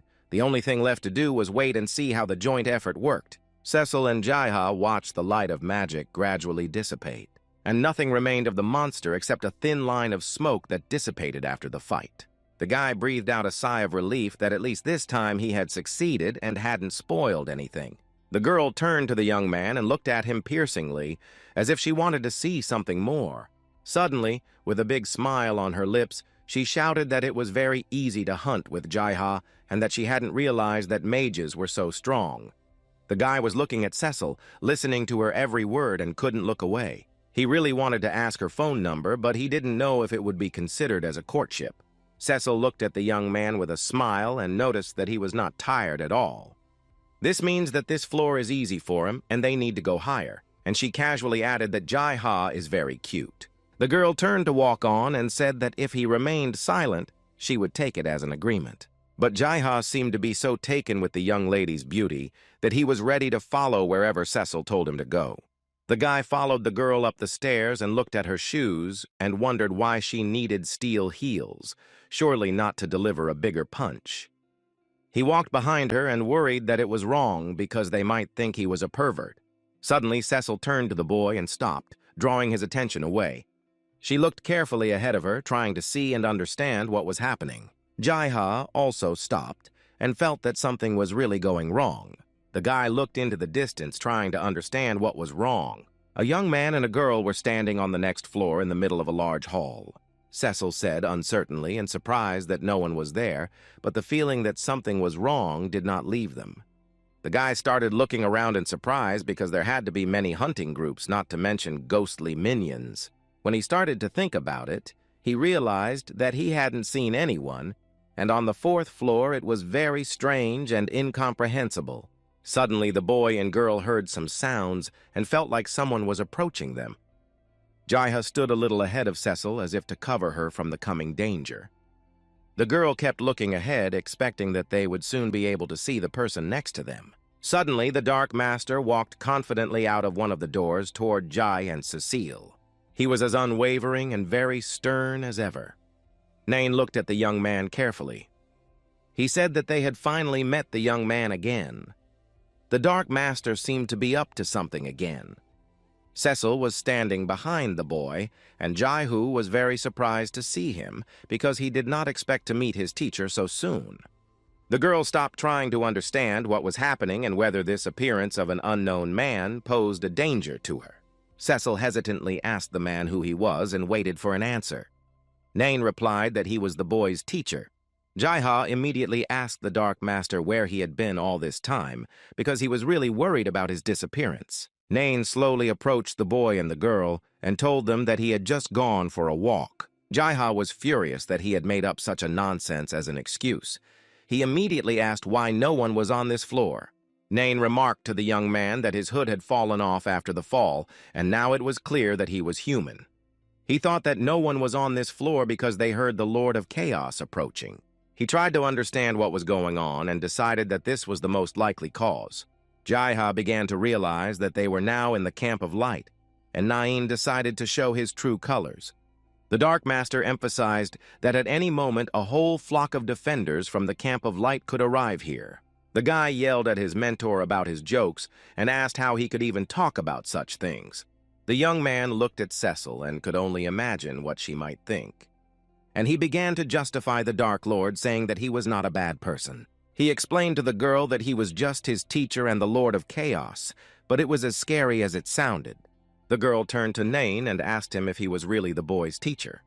The Dark Master did not hesitate to answer that it was as he said, and looking her straight in the eye, he added that they were very close. Nain stretched his hand toward Jai to adjust his hood. Suddenly, the girl ran in his direction, avoiding the boy. Cecile pushed herself up with her frail legs, and she found herself high in the air, demonstrating her remarkable skill. Her skill was simply unrivaled. The girl turned around her axis in the air and was almost on target. And in a split second, she dealt an incredible blow to the Dark Master. Jai-ha was confused and scared because he did not understand who he was supposed to help. The Dark Master managed to escape Cecil's surprise attack. His dark essence came out and he was ready for a fight. He and the girl stood opposite each other and waited for the other to make the next move. Everything around them was imbued with the magic of the fight, which gradually dissipated. Cecil jumped up high for the second time to strike again. The heels that Jai-ha noticed when he was climbing the stairs were not really there to give him a stronger kick. When the girl was in the air, many thin nails popped out of her heels, which were supposed to hit their target without fail. The Dark Master looked up at the girl and the thousands of nails that were approaching him with incredible speed. Nain's feet were firmly on the floor, and suddenly the ground beneath him seemed to crack. Jai-ha was frightened at everything that was happening around him. It was the first time he had seen such a fierce fight. Giant-sized crab claws began to sprout from the ground. These pincers sprouted around Nain, forming a dome around his body that protected him. The clamps closed tightly over his head, protecting him from the nails that were flying at him from above. The dome did not allow any foreign body to enter the Dark Master. All the flying nails hit the strong claws and fell to the ground. Cecil sank to the ground and looked intently at Nain, who in turn did not take his eyes off her. His lips stretched into an ironic smile that was as confident as ever. He said to the girl that they had not seen each other for a long time, calling her by the name of Yen. He asked her if she had had fun with his student. The girl covered her face with her hand and pretended that Nain did not understand her true intentions. Her eyes were full of determination, and she was upset that her attack did not work as she had hoped. She looked closely at the Dark Lord and stated that he was indeed a monster, as others said. He told the girl that he was not a monster, and showed her his hand and asked her to look at it to convince her that he could be vulnerable too. The magic dome failed to stop all the nails Cecil used to attack it, and his arm was injured. Jaiha looked at Nain's wounded arm in horror and began to realize that Cecil was not as simple a girl as he thought. The Dark Lord's hand was very badly injured, and it was only one wound. It is difficult to imagine what the injuries would have been if all the nails had reached their target. The girl sarcastically told Nain that she really hoped to take his life this time with the help of his own student, and she was a little upset that it didn't work out the way she had planned. Cecil and Nain looked at each other, realizing that the continuation of their fight could not be postponed. Jaiha stood there trying to understand what Nain was talking about and who Yen was. He analyzed the fact that they created a group in which it was written that Jaiha is a mage and Cecil is a hunter. When the boy got to the name Yen, he learned that it means assassin, which means one who takes lives. The young man eventually realized that the girl had deceived him and that Cecil's name was actually fictitious. The girl's bow and quiver were lying on the floor not far from where she was standing. She looked slyly in the direction of the Dark Lord, as if she had instantly figured out how to defeat him. The girl said Nain's name quietly so that he would pay attention to her. And suddenly she pulled out a steel pistol from her quiver that no one had even guessed about. Cecil held it in her hand, pointing it directly at the Dark Lord. She looked at him carefully and said that she wanted to finally end their damned friendship. Nain immediately told her that this time she was very well prepared. She emphasized to the man that she knew all his tricks.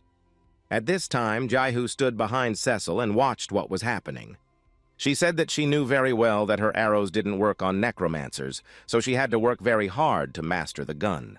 He began to realize that Nain and Cecil had known each other for a long time, and that their confrontation had been going on for a long time. The girl stood her ground and did not lower her weapon to prevent Nain from striking her first. Suddenly, she turned around and pointed the gun at Jai. The guy did not expect this at all because he thought that Cecil was his friend and would not harm him. She looked at the young man and said that she even liked him. She added that if not for this situation, she would have been the first to start courting him because she liked him. The guy was very disappointed because he always heard such words only when his life was about to end. She suggested that Jay should ask his teacher to take off all his clothes and sacrifice himself for his student. The girl added that she did not really want to take the boy's life. The young man was broken because he realized that Cecil had been using him from the very beginning of their acquaintance. She told him that she had been following him from the very first day he joined the guild she disliked so much. Nain noted that Jaiha is well known among those who have a lot of information. The girl turned the gun on Nain and said that Jaiha was the most desirable apprentice for the terrible Chaos Lord. The Dark Master looked at Cecil carefully and asked what she was going to do in the end. He said that all the girls his student brought were crazy. She replied with resentment that she had never known anyone crazier than Nain in her entire life. She was convinced that the Dark Master had indeed pledged to take care of his apprentice, as all the gossip had said. The girl pointed the gun at Jaiha again and said that it would make her jealous. She threatened the boy that if he opened his mouth, he would instantly say goodbye to his life. He was very scared and could not think of what he should do at that moment. Nain whispered to the boy not to worry because Yen was not going to say goodbye to him so easily. The Dark Master emphasized that he was just a hostage and that he should not hesitate to attack the girl. The boy listened to him attentively and gradually began to control himself and his further actions. Jaiha mustered up the courage to cast a freezing spell. Cecil stood and pointed her weapon at the boy as his spells spread around him. The girl clearly did not expect the young man to attack her, and was completely unprepared for it. The power of the magic gradually began to work on Cecil, who was thinking about her next steps. Jai's magic began to work, and Cecil's leg was chained to the floor and completely covered with ice. The boy was not confused, and quickly began to move toward his teacher. He continued to attack the girl and quickly used the next Iron Shield spell. This was to delay all further attacks by Cecil on the young man who dared to strike her. The girl was infinitely angry and ready to destroy everything and everyone who interfered with her. She pointed the weapon at the boy and struck him hard. The spell of the Iron Shield was destroyed and the young man was left without protection. The boy moved quickly while the girl mocked him as if his shield was not iron but paper. He cast the next capture spell and directed it directly at Cecil. He apologized to the girl, saying that he simply had no choice. The magical power was very quickly approaching the girl, who was definitely not expecting another blow from the young man. The blow hit Cecil hard and she was caught in the fire and could not continue to move through the ring of fire. Suddenly, Nain's hand instantly reached forward to try to save his student. He tried to take the boy away so that he would not suffer further at the hands of Yen. For a second, he turned to look at the scale of Jai's struggle and proudly said that he was his student. When the magic spell began to dissipate, the girl exclaimed to the guy that she could not even think that he was so mean. But Nain stopped her, saying that she shouldn't pretend to be impressed by the newcomer. The Dark Master pushed the boy as far away as he could to protect him from this struggle. Nain held a bright purple magic stone in his hands, and his eyes were full of confidence in victory. And the Dark Lord called to his aid the Black Knight, who was large and sturdy as if he were made of lava and stone. Nain was in control of the atmosphere around Cecil's chances of winning, and there were clearly fewer chances than before. The Dark Lord's eyes were filled with radiance, and now he was just waiting to add another life to his list. He walked beside the Black Knight, as if the magical wrestler were the personification of a man in his own shadow. Jaiha looked at Nain's hand and noticed that he had his other hand tightly wrapped around it. The young man did not understand what he was trying to do. Suddenly, black blood began to drip onto the floor, and it clearly belonged to the Dark Master. He stood in front of Yen, holding his wounded arm in his other hand, which was already separated from his body. Yen realized that he was not going to give up easily. She shouted that she was curious how far he would go and fired a shot in his direction. And without stopping, she went to attack the Dark Lord again, who was already missing one limb. The Black Knight suffered the next blow, and Nain called for help. The Dark Master ran with all his might toward Jai, knowing that he could be the next target. His cloak hem was torn from Cecil's earlier blows. Nain looked at the girl, realizing that right now she had picked up a pace of attacks that would be difficult to stop. Another shot and the bullet flew straight at the Dark Master, leaving no chance to dodge. The bullet hit the man's shoulder. The girl looked simply unstoppable. Nain and Cecil's eyes were fixed on each other because neither of them was going to give up. They stood opposite each other, waiting for the enemy's next move. It was obvious how difficult it was for Nain, and Yen offered him to give up, to which he replied that he had just started. Nain's severed arm was instantly on the floor, and something unusual began to happen around her. The Dark Lord thus activated the Devil's Chest skill by means of an offering. Suddenly, the Devil's Chest opened and magic began to spread in the room. Yen seemed to go crazy and started firing her weapon without stopping. A powerful blow came very close to Jai, and Nain was heading towards him at full speed. The guy felt that this powerful blow only barely hit him, but he survived. The Dark Master covered the young man with his body and saved his life, and they found themselves lying on the floor recovering from Cecil's attack. Their bodies were in pain, but they needed to come to their senses as soon as possible. Jaiha looked at Nain and asked him how he was feeling and if he was okay. The Dark Master did not answer about his health, but emphasized to the young man that the bullets Yen fired were dangerous, even if they fell nearby. Jaiha stopped for a second, trying to focus and assess the situation. The guy stood up with a determined look and called out loudly to the girl. Cecil used a spell she had called the Wind of Dawn, and the young man watched as the magic chest Yen was in opened. The girl stood in front of him, and her eyes showed that she wanted revenge. Cecil was already very tired, but still ready to continue the fight. She held a sword in her hand and wanted to use it to harm the Dark Lord. The sword in the girl's hand was beginning to fill with magical power. She swung her weapon to strike Nain and said that this was not the end of the battle, and its powerful blow was directed toward the Dark Lord who stood opposite. Nain managed to jump up and dodge the blow in time and said that she was a very aggressive girl, as if to mock Yen a little. She was so furious that she did not stop and was already preparing for the next blow. She shouted at Nain that he was going to lose his life. The forces of opposition between Nain and Cecil collided, creating a powerful explosion. Jaiha just stood there and watched this incredibly powerful fight. He realized that he could not stop them because they continued to fight despite their injuries. Yen and the Dark Master didn't stop, and the boy realized that this was a match between high-level players. Suddenly, the girl began to climb higher to the next floor. With every passing second, she found herself further and further away from the Dark Master and Jai. They stood and watched her go, not realizing whether the battle was over. But Cecile, when she was far away, said to herself that this time she had failed to deal with Nain and would have to try again. Jai liked the girl very much and shouted after her, asking if she would write to him if he sent her a friendship proposal. But there was no answer, and they heard the window on the top floor close. Within minutes, Yen offered friendship to Jaiha, to which Nain said she was a very interesting girl, and Jaiha could not understand how this happened. Suddenly, Jaiha looked down at his teacher and asked why he felt like it was all his doing.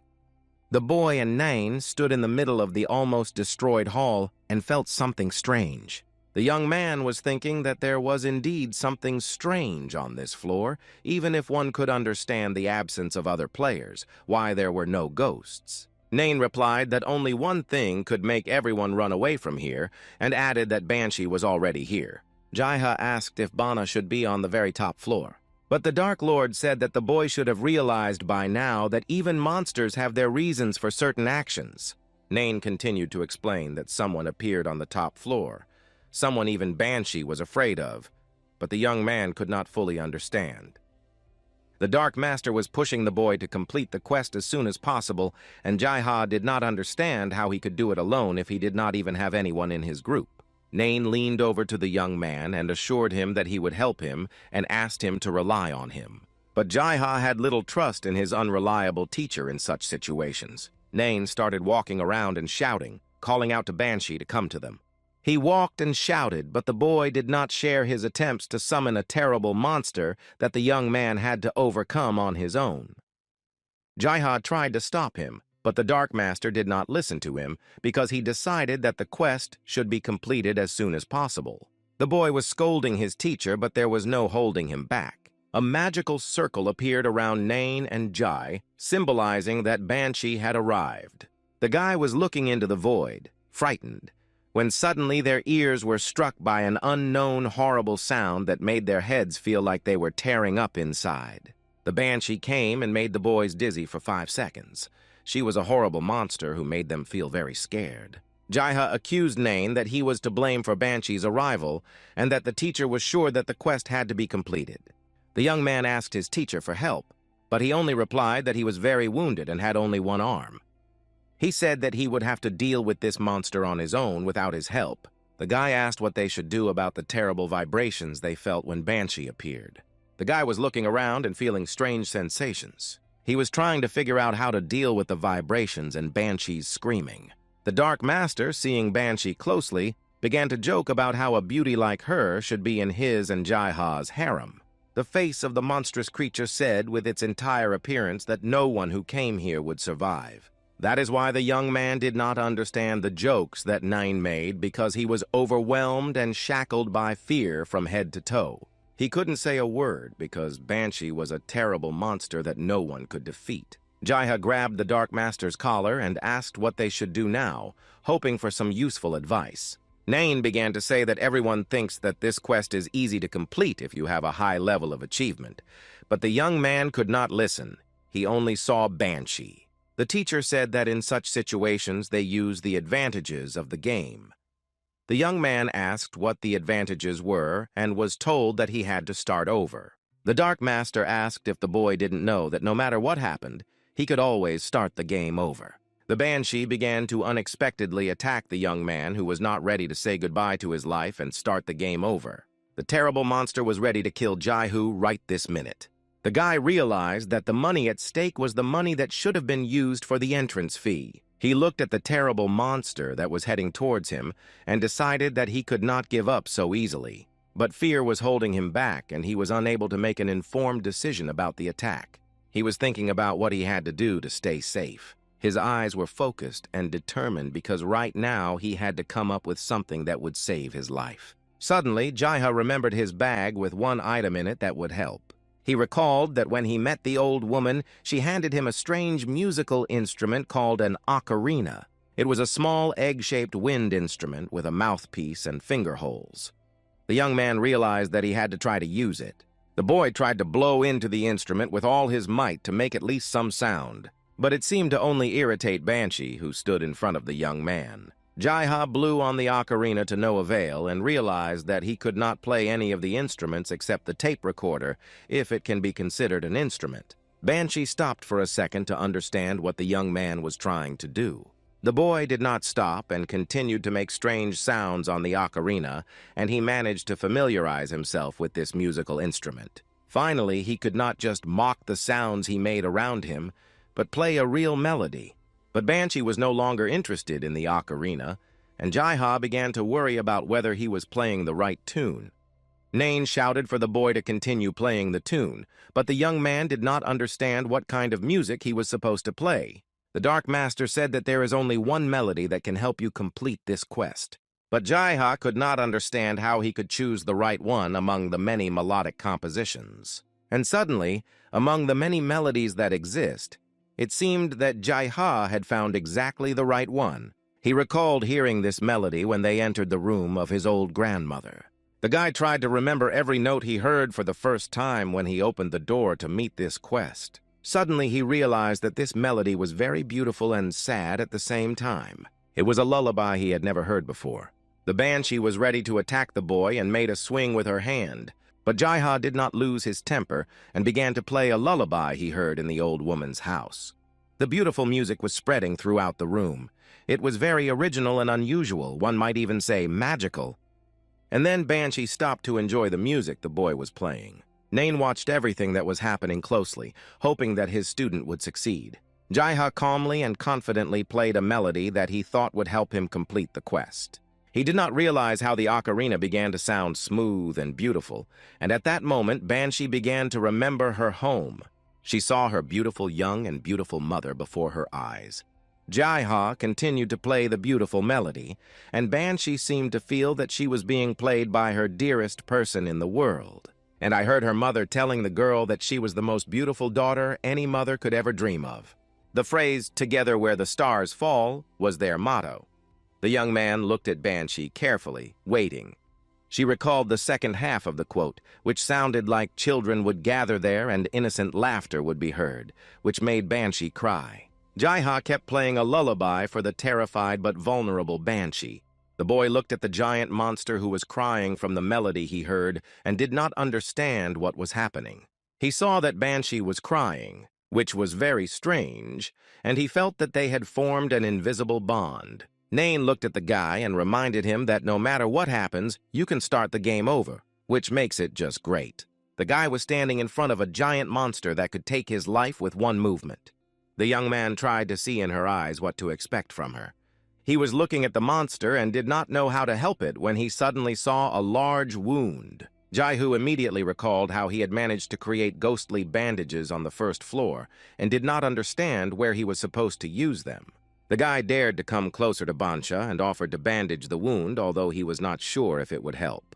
He took out bandages and began to help the monster, who did not try to interfere with him. Suddenly, the bandages began to sparkle with a bright light that no one expected. A real miracle happened, and Bansha's wounds began to heal right before our eyes. The guy was scared and surprised at the same time because he hadn't expected such a turn of events. After the young man touched Banshee to help her, he could not understand how a ghost could be so warm.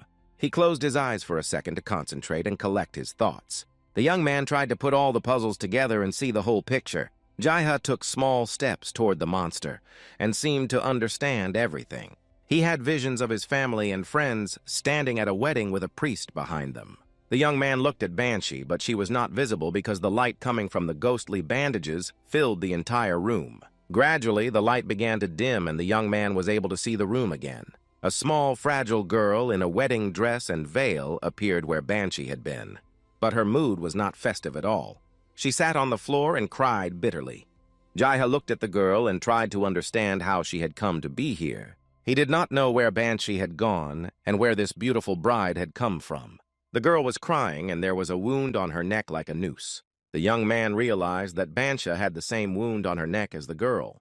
He began to have visions again and saw a room with a chest of drawers open, as if someone was packing very quickly.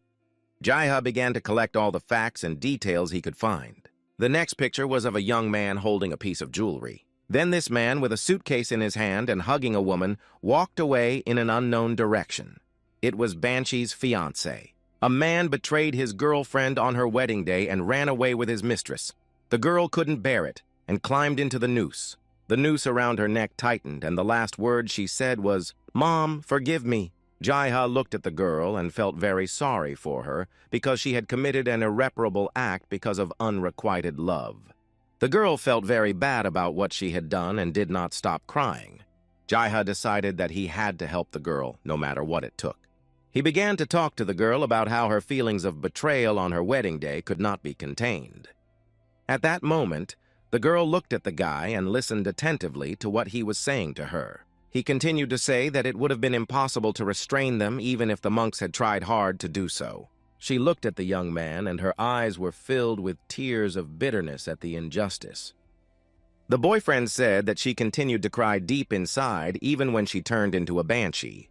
He wiped away her tears and calmed her down, saying that everything was fine now. He emphasized that she would be fine now because she had managed to remember who she really was. He added that from now on she should try to smile as much as possible. Instantly, the girl burst into tears and burst into tears.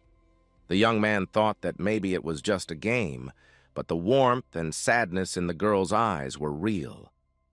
A second later, the beautiful bride leaned over to Jay and gently thanked him for what he had done for her. The guy was embarrassed because he did not expect that his speech could actually help this girl. She wiped away all her tears and laughed very sincerely, after which she simply disappeared. The young man stood there as if dug in, watching the girl evaporate right before his eyes. He managed to help the girl and almost completed the quest. Her veil was left at the site of the young girl's disappearance, and Jaiha had to bring it to the old woman to complete the quest. Nain leaned over to the boy and expressed his admiration for the way he managed to cope with such a difficult task.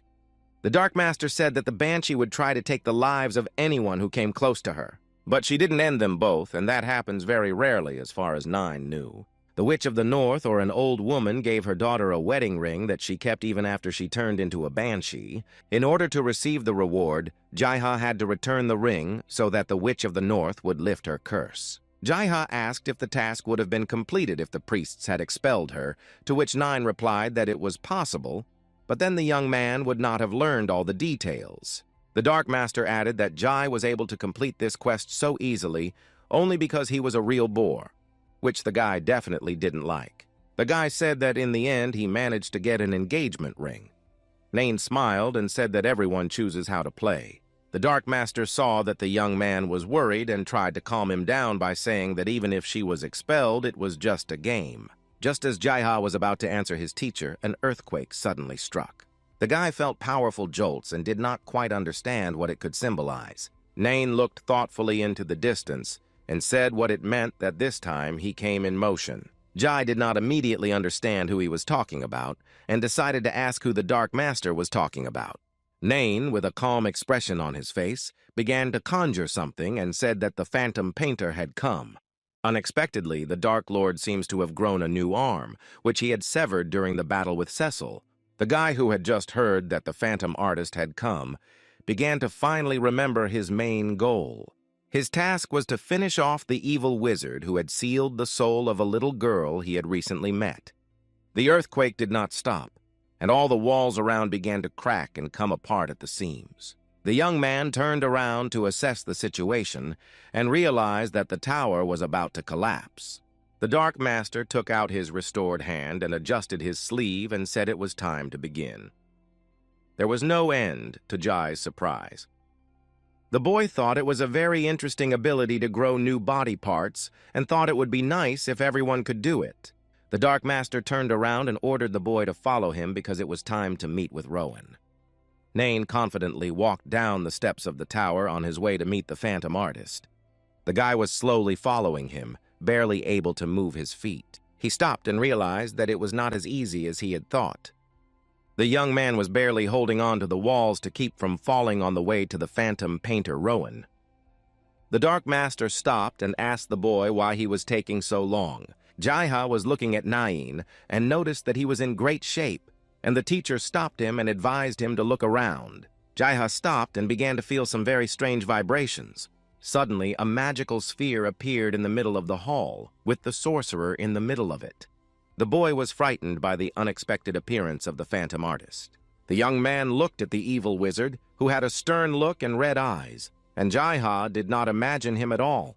Rowan looked at Nain and asked him without any respect who had sent him this time.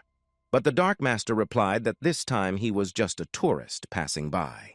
The Phantom Artist said that if Nain came to this place, it means that the magic he uses really works. He just turned around and the magic wave expanded, harming everyone nearby. The Dark Master realized in time and covered his student. Rowan was not going to stop in his desire to destroy Nain and Jai, who had unexpectedly visited him. Rowan turned to the boy and told him that he should leave because he did not want to take the lives of those who were not involved in his and Nain's relationship. The guy was in great pain from the blows inflicted by the Phantom Artist. But he knew why he had come here. He had to help the girl, and he was not going to stop halfway. He shouted that he had come here at Anna's request and that he had to free her soul. For a moment, the Phantom Artist stopped when he heard the name of the girl Anna. He was very surprised that the girl asked her to free the young magician. Jaiha began to talk to the evil wizard about how unhappy the girl was and asked him to let her go so that she could move on. The Phantom Artist turned away from the young man, comprehending what he was saying. Rowan's behavior was very strange, and the boy thought about whether he was really the one who made Anna suffer. The sorcerer said that soon everything would be over and the girl would realize that it was all for her sake. Jaiha stood there silently, not understanding what he was talking about, because Anna was begging for help. Nain approached the boy and said that he had warned the young man that the Phantom Artist would want to use forbidden magic. The young man watched Rowan and listened attentively to the words of his teacher, the Dark Lord. Not hearing a continuation, the boy demanded that Nain tell him what exactly the Phantom Artist was planning to do. He said that Rowan wanted to turn back the clock, but Jaiha didn't understand what he was going to do, use a time machine or something else. The Dark Master did not take his eyes off the sorcerer and told Jay that he would not use any machine. All the Phantom Artist wanted to do was turn back the clock for one person only, or to put it simply, to resurrect the undead. Jaiha could not even imagine that this could be real. The boy asked if Rowan was a necromancer, and Nain replied that as a necromancer, he could resurrect the dead but could not bring them back to life. The guy did not fully understand what the Phantom Artist wanted to do, and the Dark Master explained that he wanted to turn back time for Anna when she was still alive.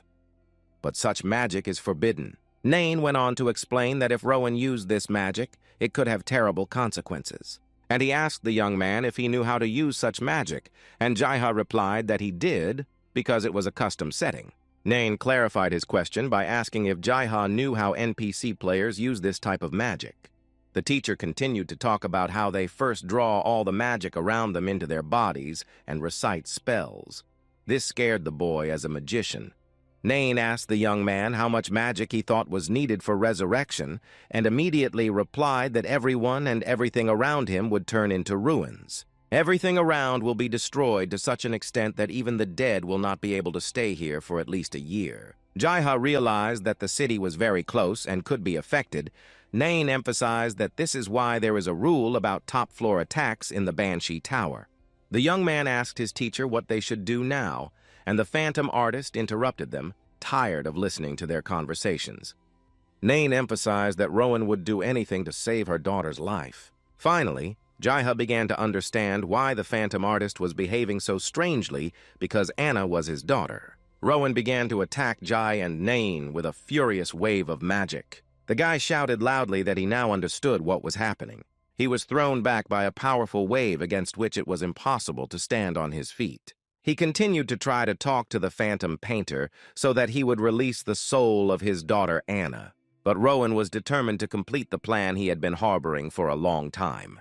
Jaiha told him that he understood him because he was her father and did not want to let her go because she was very precious to him, and the boy was already wounded. The young man flew far away from where he had been standing before, because Rowan's magic was extremely strong. He flew at full speed into the floor, which made it even crack under Jai's body. The guy ended up on the floor and lay there feeling every cell in his body in great pain. The Phantom Artist was slowly approaching the guy who was lying there, unable to move. Rowan told the young man that despite the fact that Anna had asked for his help, he would not go any further, and that the next time the sorcerer would not restrain himself. Jaiha asked Rowan why he was going so far. He added that he could understand him, that he was trying to save her, and he understood Anna. She asked him to be careful and try not to harm the Phantom Artist. Rowan began to wonder if Anna had really asked the young mage for help. He told the boy that deep down he knew that Jaiha was a good person. He added that he knew nothing about him or his daughter. Jaiha apologized to the Phantom Painter for disappointing him, but he does not consider himself a good person. But Rowan said that the young man was wrong. Jaiha immediately started calling for Nain. He said that the Dark Master had to stop the Phantom Artist. Nain asked if the boy was sure of his desires, because if he continued to lose his life, the character would simply lose points. The guy thought that something was wrong with the game, because Banshee was supposed to be in charge of the tower, so he didn't understand why the NPCs were acting independently. He thought that the sorcerer acted as if he had his own consciousness and was a living person, not just a character. The Dark Master slowly approached his disciple Jaiha and said that there are no clear rules for this game, which the young man was trying to find. Still, Nain decided to help the boy since he asked for help, and he will do his best to stop the Phantom Artist. The Dark Master spoke only one phrase to apply the secret rank. At that moment, Nain seemed to be filled with magical energy, and he was no longer quite Jaiha's teacher. Nain was replaced by the Lord of Chaos, whom everyone was so afraid of. From that moment on, the Dark Lord was filled with the magic of chaos and was ready to destroy everything around him. An unusual, frightening helmet appeared on his head, with eye holes that completely repeated the circles of Nain's true gaze. At that moment, he was preparing for a fierce fight from which only one could emerge victorious. The Dark Lord got a magic stone that did not promise anything good to his opponent. Jaiha was horrified to see what was happening to his teacher. He had never seen him prepare for a fight so much. The Phantom Artist also watched his opponent closely and realized that he could not simply deal with him. For several seconds, Nain held the magic stone in his hand as if trying to capture the emotions of those around him. A second later, the stone began to fall down, and Nain said a spell in which he said that he was offering the heart of a Penril and calling upon the spear of Hermes. The stone fell to the ground and the contract was concluded. Nain's magic enveloped the mysterious stone and took it away. In its place appeared the giant spear of Hermes, which the Dark Lord called to his aid. The Lord of Chaos looked confidently at his opponent and said that they could now begin. The Phantom Painter looked at Nain and realized that he was unlikely to defeat the real Lord of Chaos. It was as if he was asking Nain, but not waiting for an answer, whether this was really how he decided to use the spear of Hermes. He added that he never thought necromancers could use spears. Jaiha screamed with all his might enough to stop the fight, which was unlikely to end in a truce. The Phantom Artist decided not to wait for Nain to strike him and decided to attack first. The Dark Master was also ready to attack and rushed to meet Rowan. A powerful beam of light was moving toward the Dark Master with the intention of harming him. But Nain, with a single movement of the Spear of Hermes, seemed to cut through the Phantom Artist's magic strike so that he didn't even have a chance to hit him. The fierce battle continued, and the Dark Master was ready to attack Rowan in response. Nain asked himself whether the Spear of Hermes could pass through any magic. The Phantom Artist did not stop and was already preparing a magic spell for another attack. The tongues of the magical flame seemed to be fitting together to form a ball. The bullet was heading straight for Nain, and he was ready to deflect it with his spear. A few spins around him, and the magic dissipated again without harming him. The Dark Master stopped to focus on his opponent. Suddenly, another magic bullet was approaching and managed to hit him, and he caught fire. The phantom artist told Nain not to underestimate him, and now this magical flame will not go out until he says goodbye to his life. Jaiha watched in horror as his teacher burned in front of him. He could not believe that this is how it would end, and that Rowan would win. Suddenly, there was only a trace of black smoke on the floor. Jaiha and Rowan were simply stunned and did not expect such a turn of events. The Dark Master stood up, and the magical fire that was supposed to destroy him completely faded away, leaving a trace of itself on Nain's clothes. The phantom artist was sure that he would never be able to resist such strong magic in his life. But now he was frightened and angry, and he was watching his opponent's actions closely. His eyes were gradually filled with fear, because he realized that the Dark Lord could expect anything. The sharp blade went straight to Rowan's heart, and Nain even managed to joke that the flames would only go out when he said goodbye to his life. The Dark Master confidently and with fervor attacked Rowan. He noted that such a fight could have been very dangerous for him. But fortunately, Naina the Phantom Artist was wounded and could hardly respond to his attacks. The Dark Master finally said the name of his daughter Anna to inflict even more pain on him. But in reality, the Phantom Artist could not think of anything else but his child at that moment. Nain told the almost lifeless Rowan that there were things he could not do, and that he was actually sorry for his daughter, but he was aiming for the forbidden. He said that the living have to move on, and that was not possible for Rowan. The Phantom Artist was lying wounded on the floor, taking his last breaths. To end Rowan's suffering, Nain struck him one last blow. Jaiha watched the fight in silence all the time, and finally couldn't stand it any longer and shouted at the Dark Master to stop. And yet there was still life in the body of the Phantom Artist. The boy begged his teacher to stop and not to take Ron's life. He said that 9 had already won, and there was no need to say goodbye to Rowan in such a way. Suddenly, Jaiha began to feel vibrations and strange jolts, and one of these jolts threw the guy away as if he were swept away by a wave of water. Nain looked at the young man sternly and asked if he really thought that his teacher had already won. He told Jai that now was not the time for emotions because the Phantom Artist's mana had begun to flow in the opposite direction. This was a bit confusing for 9, because if things continued like this, Rowan would soon become Lich. If this happens, it will be a disaster not only for this city. The face of the Phantom Artist began to gradually change, just as the Dark Master had said. Nain raised his magic spear and told Rowan that he had to help him say goodbye to his life. The Dark Master was ready to finish the job. Suddenly, Jaiha began to beg him again to stop and not to harm the ghostly artist anymore. He said that he only wanted to save his daughter. It was clear that 9 was already tired of listening to the guy's persuasions, as if he did not understand the consequences. Nain asked the young man what would happen when Rowan attacked the city, when he regained his full strength. But Jaiha was sure that there was another way out of this situation other than taking his life. The guy asked to wait to try to convince Rowan and ordered Nain to stop. The Dark Master asked the young man if he had forgotten that he had asked him to stop the Phantom Artist. He gave him the final blow and told the guy that these were his methods of stopping him.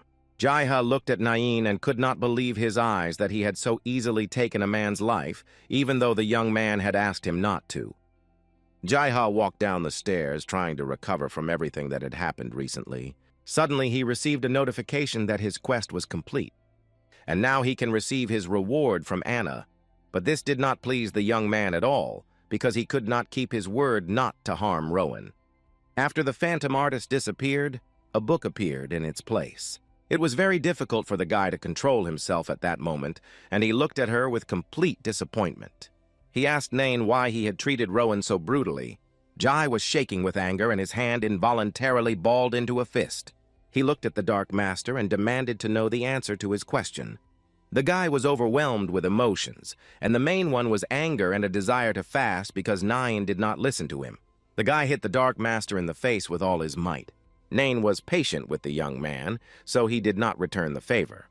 Jaiha was very angry and could not stop his actions against his teacher. But the Dark Master did not take any action in response to the boy, giving him time to calm down. The guy began to realize that he had never been so angry in his life and considered himself to be a self-controlled person. The young man could not understand how it happened that all his emotions spilled out, and he could not restrain himself for the first time. Jaiha went down the stairs and did not feel happy that the quest was completed, all because of the NPC players and their feelings, which are real. The guy was convinced that he should feel better after he let off steam, but the thought that Rowan could be persuaded by words never left him. The guy suddenly noticed a man watching him. This man was an administrator, and he approached the boy and greeted him kindly. And he started a very strange conversation with him, asking the young man whether 9 had already completed his task. Jaiha did not immediately understand what kind of task was being discussed and what kind of task the Dark Master was supposed to perform. But at that moment, the administrator realized that he had definitely said something unnecessary, and Jaiha knew nothing about 9's task. He immediately apologized and told the guy not to pay attention to his questions, and added that in that case they would meet later. Jaiha stood there trying to realize what was wrong with the administrator who approached him. And what kind of task was he talking about, and why didn't 9 say anything? The young man was left with only unanswered questions. Jaiha continued to think, and the questions just kept coming. How did Nain know that Anna was Rowan's daughter? Why did the administrator appear right after the quest? And he came to the conclusion that the Dark Master had been following the administrator's instructions from the very beginning. The young man had clearly decided that he had to find out everything.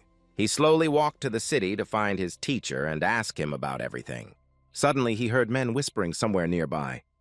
Jaiha approached a group of men who were discussing something and decided to listen to what they were saying. They talked about the Dark Lord appearing in the city, and the boy heard that the men wanted to organize a hunt for the Lord of Chaos. When he heard about it, the young man was scared and embarrassed because he did not want to say goodbye to his teacher.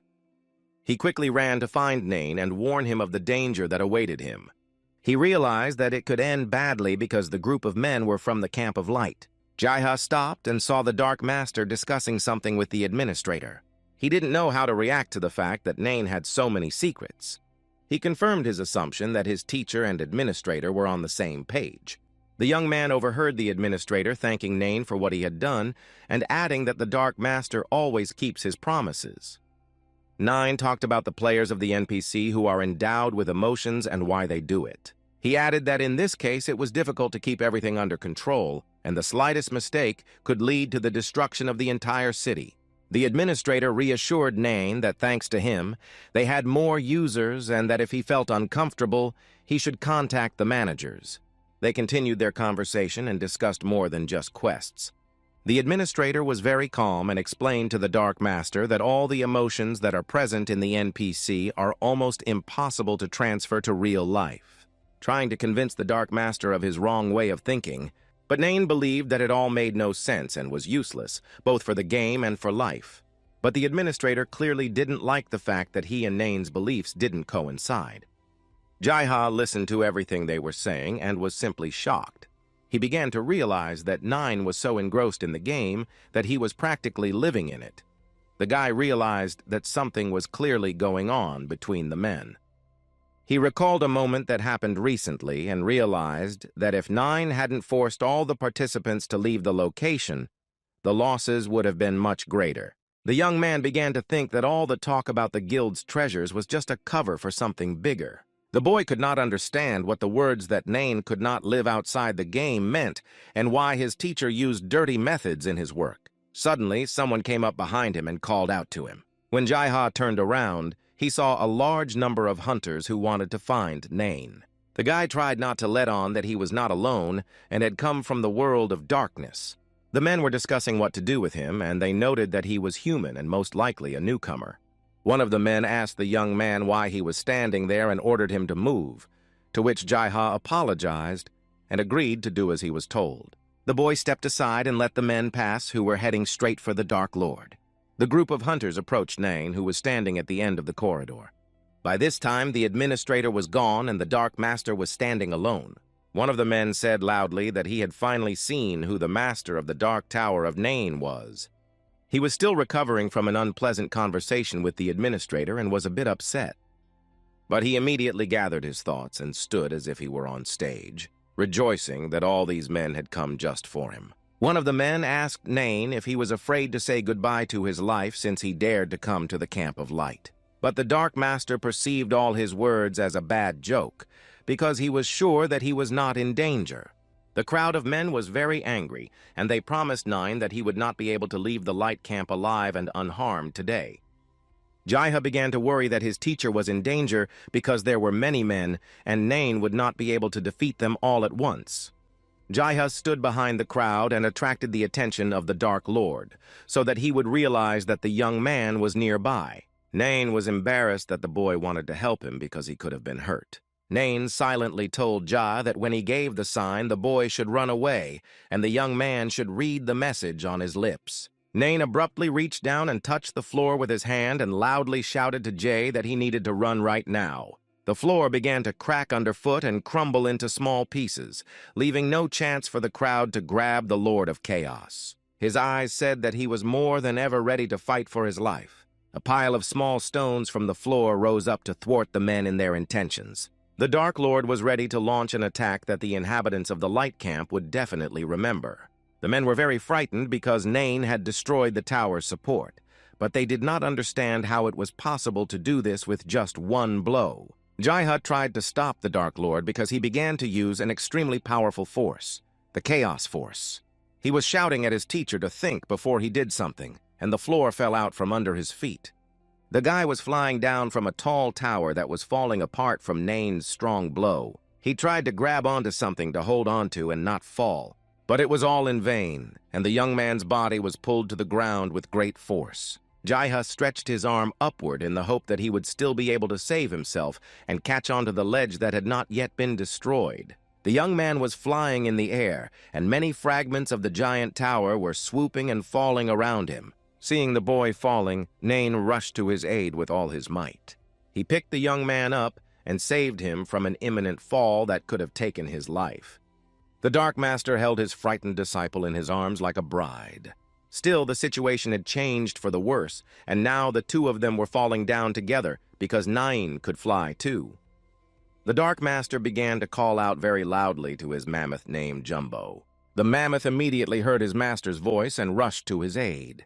The beast's giant ears opened like wings, and the mammoth flew away. He picked up Nain and Jai in the air, and they found themselves riding the mammoth Dumbo. The boy was extremely surprised that the mammoth could fly, because in real life it is impossible. Nain told the young man that this is one of the 3 forms of the beast. The ability to fly is the second.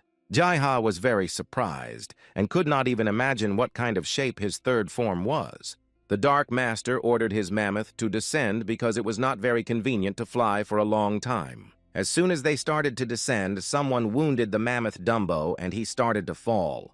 It was impossible to hold on to the falling giant beast, and Nain and Jai found themselves in the air again and flying down. Mori was the one who wounded Dumbo, because the hunt for Nina was going on not only in the Camp of Light, but also in his own guild. Mori told his men that they had caught the criminals and could now return. The hunters were very happy that the Dark Lord and his assistant had finally been captured. Mori walked confidently beside Jai once they were on the ground. Dumbo, Jai, and Nain were tightly tied with ropes, leaving them to walk only. The guy was crying because he thought that after that his character would be deleted from the game. Unexpectedly for the young man, Mori asked if he needed to complete his quest, and Jaiha replied that indeed his task had not yet been completed. He was very surprised why Mori was asking about the quest, as he was sure that he and Nine were being led to execution.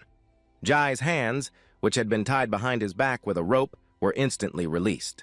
Mori took out a knife and cut the rope to free Jai. The guy could not understand why he was doing it, because he was thinking of saying goodbye to his life. Mori said that he understood that he had to go through a lot while traveling with the Dark Master. Jaiha asked Mori if he was angry with him, and Mori replied that after he sent the message, he investigated.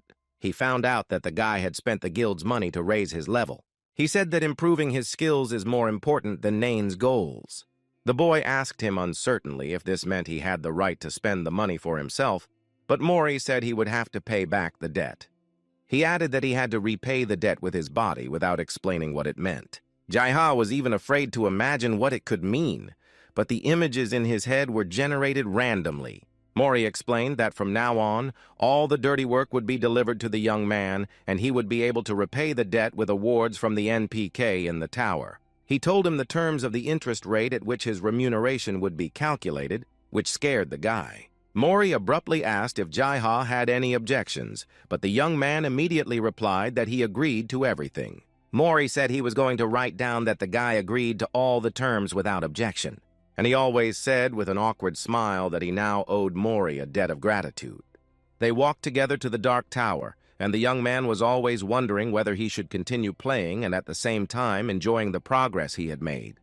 When Nain saw that his student was released, he hoped that he would be so lucky, so he dared to ask Mori what they would do with him.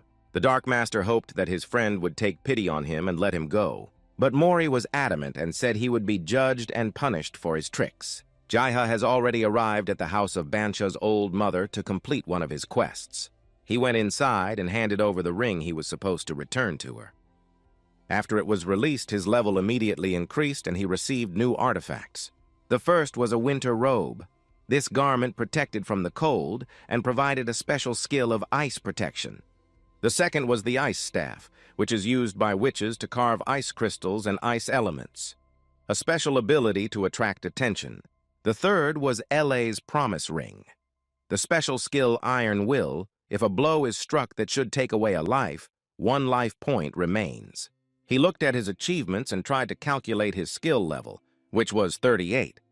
Jaiha was pleased to receive this award and left to complete his second quest. A man in a hood watched the young man and looked very suspicious. The boy was passing by when he heard the man asking if Jaiha had finished his task. The young man stopped to look at the man, who turned out to be Mori, waiting for Jay around the corner. The young man was surprised that Mori was waiting for him, and the man said that before Jaiha finished the second quest, he had to help him with one thing, and they went together towards the forest where the ghost girl Anna was. They were walking slowly when a heavy downpour began, but there was no time to hide from it. Jaiha was thinking that he did not really want Mori to go with him, but the young man could not refuse. Mori told the boy that someone had bought Penral's heart. Jaiha was scared because Nain said he had sold it to a barmaid. Jaiha didn't know what to say to Mori because he couldn't even guess the fate of Penral's heart. Thoughts came one after another in his head, whether this information was true and why the barmaid needed such an item at all. And he decided that he would keep silent. The boys slowly walked on and continued the conversation, even though Jai found it difficult to say anything to avoid further embarrassing Nain. Mori said that he had known Nain for 12 years, but that he didn't really know anything about him. At this point, the young man was very surprised that they knew each other in real life. The man told the boy without any optimism that he and Nain were friends in real life. Jaiha looked at him in surprise. Still, Mori asked the boy if he could ask him about something. Mori asked the young man if Nain liked this virtual game at all. But Jaiha didn't understand why he was asking him such a question, because they were friends, and Mori said he was asking because he knew the boy wouldn't lie. The young man began to think about the question and remembered how much Nain loved his mammoth Dumbo. How he has fun in the women's NPC and is very popular there. And the fact that the administrator said that Nain could not exist in real life. And I realized that none of the players enjoy the game as much as Nain. Mori listened attentively to Jai, and the young man could not get used to the idea that this dialogue was very strange. Still, he said that Nain enjoyed the game as much as anyone else, which surprised Mori. Mori said that if the young man thinks so, it must be true. But the boy wondered if it was really as he thought. Unexpectedly, Mori asked Jai if he knew how to work with weapons left over from the military conflict. The guy was not expecting such a question, and the man continued that he needed to destroy it so that someone would not use it against you if you could not use it yourself. He said that they believe that if the weapon rusts, it will no longer be usable. It won't be used then, so it won't do you any harm. Mori asked the young man to say that it was just an accident, and that Jaiha did not understand whether Nain had actually done something terrible in real life. The man thought for a second and then realized that he was not very good at using metaphors and smiled a little. The guy was very surprised because he had never seen Mori smile before. Jaiha asked why Mori was playing this game at all, because he didn't quite understand it. He replied that it didn't matter and advised me to think that he was doing it for a friend. They walked on, and the guy asked again if he could assume that he was just helping Nain, to which Mori gave a quick and clear no, and said that it was because he wanted to be grateful for the opportunity to not return to the war zone. The young man did not understand what kind of conflict Mori was talking about, but he was sure that something was definitely going on between Nain and him that he could not understand. Mori and Jaiha have reached the place where the boy has to complete the quest. Her pendant remained on the spot where the girl Anna was, and it is unknown where she was. The young man and his friend stood waiting for Anna to return and looked at the coffin. Jaiha took the pendant in his hands and thought it was even better that the girl was gone. It would have been difficult for him to meet her face to face after seeing her father being taken away from her. Suddenly, the girl appeared right in front of Jai's face, which scared him to death. He looked at her, trying to find words to justify why her father had died. The boy began to apologize to Anna for not being able to save Rowan. But the girl said that the young man did not have to apologize to her, and asked him to forgive her father instead. She started to disappear on the way up and told Jai that he had done everything possible and said goodbye to him. The guy thought at that moment that it would be better if he had never seen a girl named Anna. The girl disappeared, and the rain that had been falling all this time immediately followed her. Mori asked the young man if he was okay or if he had failed his task. Jaiha did not look up from the sky and replied that everything was fine, his quest was completed. He added that he was just very ashamed of himself in front of Anna. He stared up at the sky for a long time, hoping that he could still help her. Jaiha and Mori soon reached the majestic dark tower. On the doorstep, they were greeted by the werewolf Hiran, who seemed to have been waiting for them for a long time. He hugged the boy tightly and said he was very happy that the young man had returned alive and uninjured. Jaiha was also happy to meet him because he considered Hiran to be his true friend. They went into the hall and saw Nain and Mori talking about something. Jaiha asked the werewolf what would happen to Nain now, and he replied that due to the approaching war, his punishment would have to be postponed. After all, Nain was still the guildmaster, and Jaiha hoped that the conversation between the two friends would go well. Suddenly, he felt that something was wrong and he could not control himself. Nain grabbed the young man by the arm and dragged him somewhere. Jaiha confusedly asked the Dark Master what he wanted and where they were going. But Nain did not stop and continued to drag the guy who was only angry. The young man once again asked where the Dark Master was taking him, and he replied that he needed to heal and that Jaiha would help him. The guy was surprised and did not understand what it meant that Naina needed to be treated and how he could help him with this. They were faced with a locked door that could only be opened after the correct password was given. The Dark Master managed to provide the correct password, and they were able to proceed. The boy and his teacher found themselves in a small room with a big, beautiful door in front of them. Jaiha had never been in this room before, and what he saw around him even made his mouth drop open in surprise. Nain told the young man that he now counted on his help. The Dark Master leaned on the young man, and they tried to see something in the distance. Suddenly, something unexplainable started happening to Nain, and he just fell to the ground and lost consciousness. Jaiha was very scared and did not understand what to do or whom to call for help. He tried to pull Nain away so that someone would see them. The young man did not understand how this could happen. The Dark Master was quite heavy, and it was not easy for the boy to hold him. Suddenly, a girl appeared behind them from nowhere. Jaiha immediately heard footsteps behind him and turned to see who it was. The guy saw a tall, slender blonde woman walking toward him. She said hello to Jaiha and was in no hurry to explain or say anything else.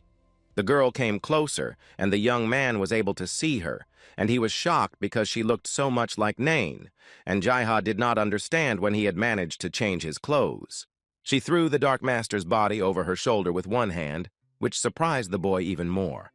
The girl told the young man that she would take it away, hinting at Nain's body. She pointed to the side, saying that the boy could wait here, but that he should not spy on what was happening behind the door. The door closed, and Jaiha was left standing alone in the corridor, completely unaware of his situation. But the guy was not going to just sit there. He was very curious about what was going on. He went to the door and decided that today he had to find out the truth. But as soon as he approached the door and took hold of the doorknob, he realized that the room was locked, and he immediately realized that he would not be able to find out anything, so he would have to find out the truth next time. The young man was a little upset and moved away from the door where the girl was carrying Nain. He was looking around and wondered what kind of place it was. In front of him was a giant door behind which something very interesting was clearly hidden. Suddenly, a light smoke began to pass through the door, as if it had not been visible before. Jaiha was scared and wondered why there was such a strange door. The young man approached them and noticed that it was unlocked, so he tried to look inside. The boy managed to see unknown staffs and spears, and everything around him was shrouded in magic. Jaiha instantly closed the door and wanted to run away because he saw something he was not supposed to see. Suddenly, Nain appeared in front of the young man and, sipping, said that his treatment was over and asked what he was doing. At first, the guy thought that he had closed the door in time and that Nain hadn't noticed anything suspicious, so he just stood there and thought about things. The Dark Master handed the boy 2 books and said that they were for him. The first one was about martial arts with a medium-ranked staff, and the second one was about the technique of accelerated seal creation. Nain was very grateful to Jay for his help and knew that the books were not enough to repay him, but they would be useful. He explained to the young man that after using the heart of Penril as a necromancer, he needed treatment, and immediately asked him what level he was at now. He replied that it was almost 39, and Nain began to say that the young man needed to master the 3 circles of magic, but Jaiha did not understand how he was supposed to do it. He hadn't even mastered 2 of them, and Nain smiled and advised him to read the books he had given him. Jaiha moved to the room to practice his magic skills and sat down in the middle of the room. He took one of the books and began to study it carefully to gain knowledge that he could use to improve his skills. The book described where magic comes from, how it works, and even the goddess who is the patroness of all magicians. The young man put the book down and decided to try to use the advice he had read.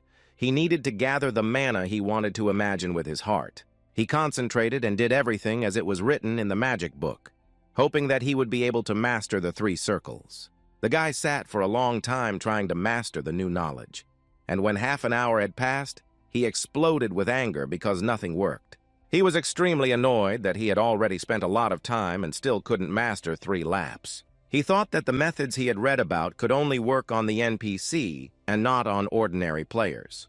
He was sure that he was just wasting his time when suddenly an idea came to him. The book said that you should read in a comfortable position.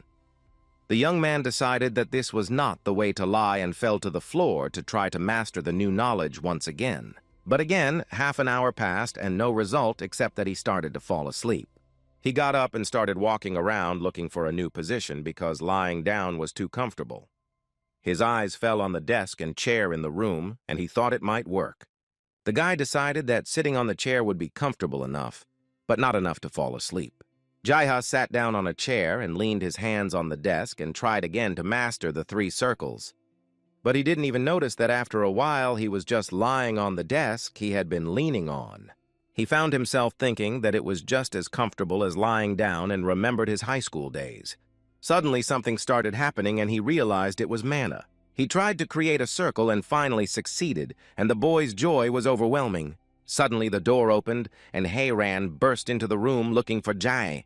The boy said that he was here, and the werewolf called him to Mori because he had been looking for him everywhere for a long time. Hayran picked the young man up and held him above his head, which confused him greatly. The werewolf ran as fast as he could to the place where Mori was waiting to bring Jay there. He could not understand what was happening and why Mori was looking for him. Hayran stood the young man up and happily reported that he had delivered Jai. The boy was embarrassed and asked the werewolf to be more careful with fragile mages like him in the future because it really hurt. Jaiha the vampire, Is, and the werewolf Hayran were sitting at a large table, and in front of them was Mori, who seemed to be presenting something. He did not understand why he was here, what was happening, and what to expect. The vampire asked the young man if he was okay. Mori noted that Hayran really needed to be more careful and asked how Jaiha was feeling. The guy replied that everything was fine, and since he was also a part of the guild, he suggested starting a meeting. Mori began to say that their guild was based on dark magic, which is why every week other guilds constantly attack them. Is asked if their opponents had surrendered without a fight last time, and said that maybe they shouldn't worry about it. Mori started to say that it would be good, but there were problems. Their guild didn't have the money to hire people because Nain spent the money, and the other guilds were very angry. Seemed to ask whether their problems could be regarded as a mistake by their guild master. Mori said that he was not satisfied with the option that they should use Nain as a shield, and immediately there was a question whether this meant that they needed to come up with a new battle strategy, to which Mori answered in the affirmative and said that they needed a third circle mage. The guy listened attentively and decided to interrupt the conversation to clarify something. He said that he understood that his friends were busy talking about a new strategy, but they forgot one very important detail, that Jaiha only owns 2 circles. Everyone suddenly fell silent and stared at the young man who was ruining their plan. The girl eyes attacked Jai and started yelling at him that he was a real fool.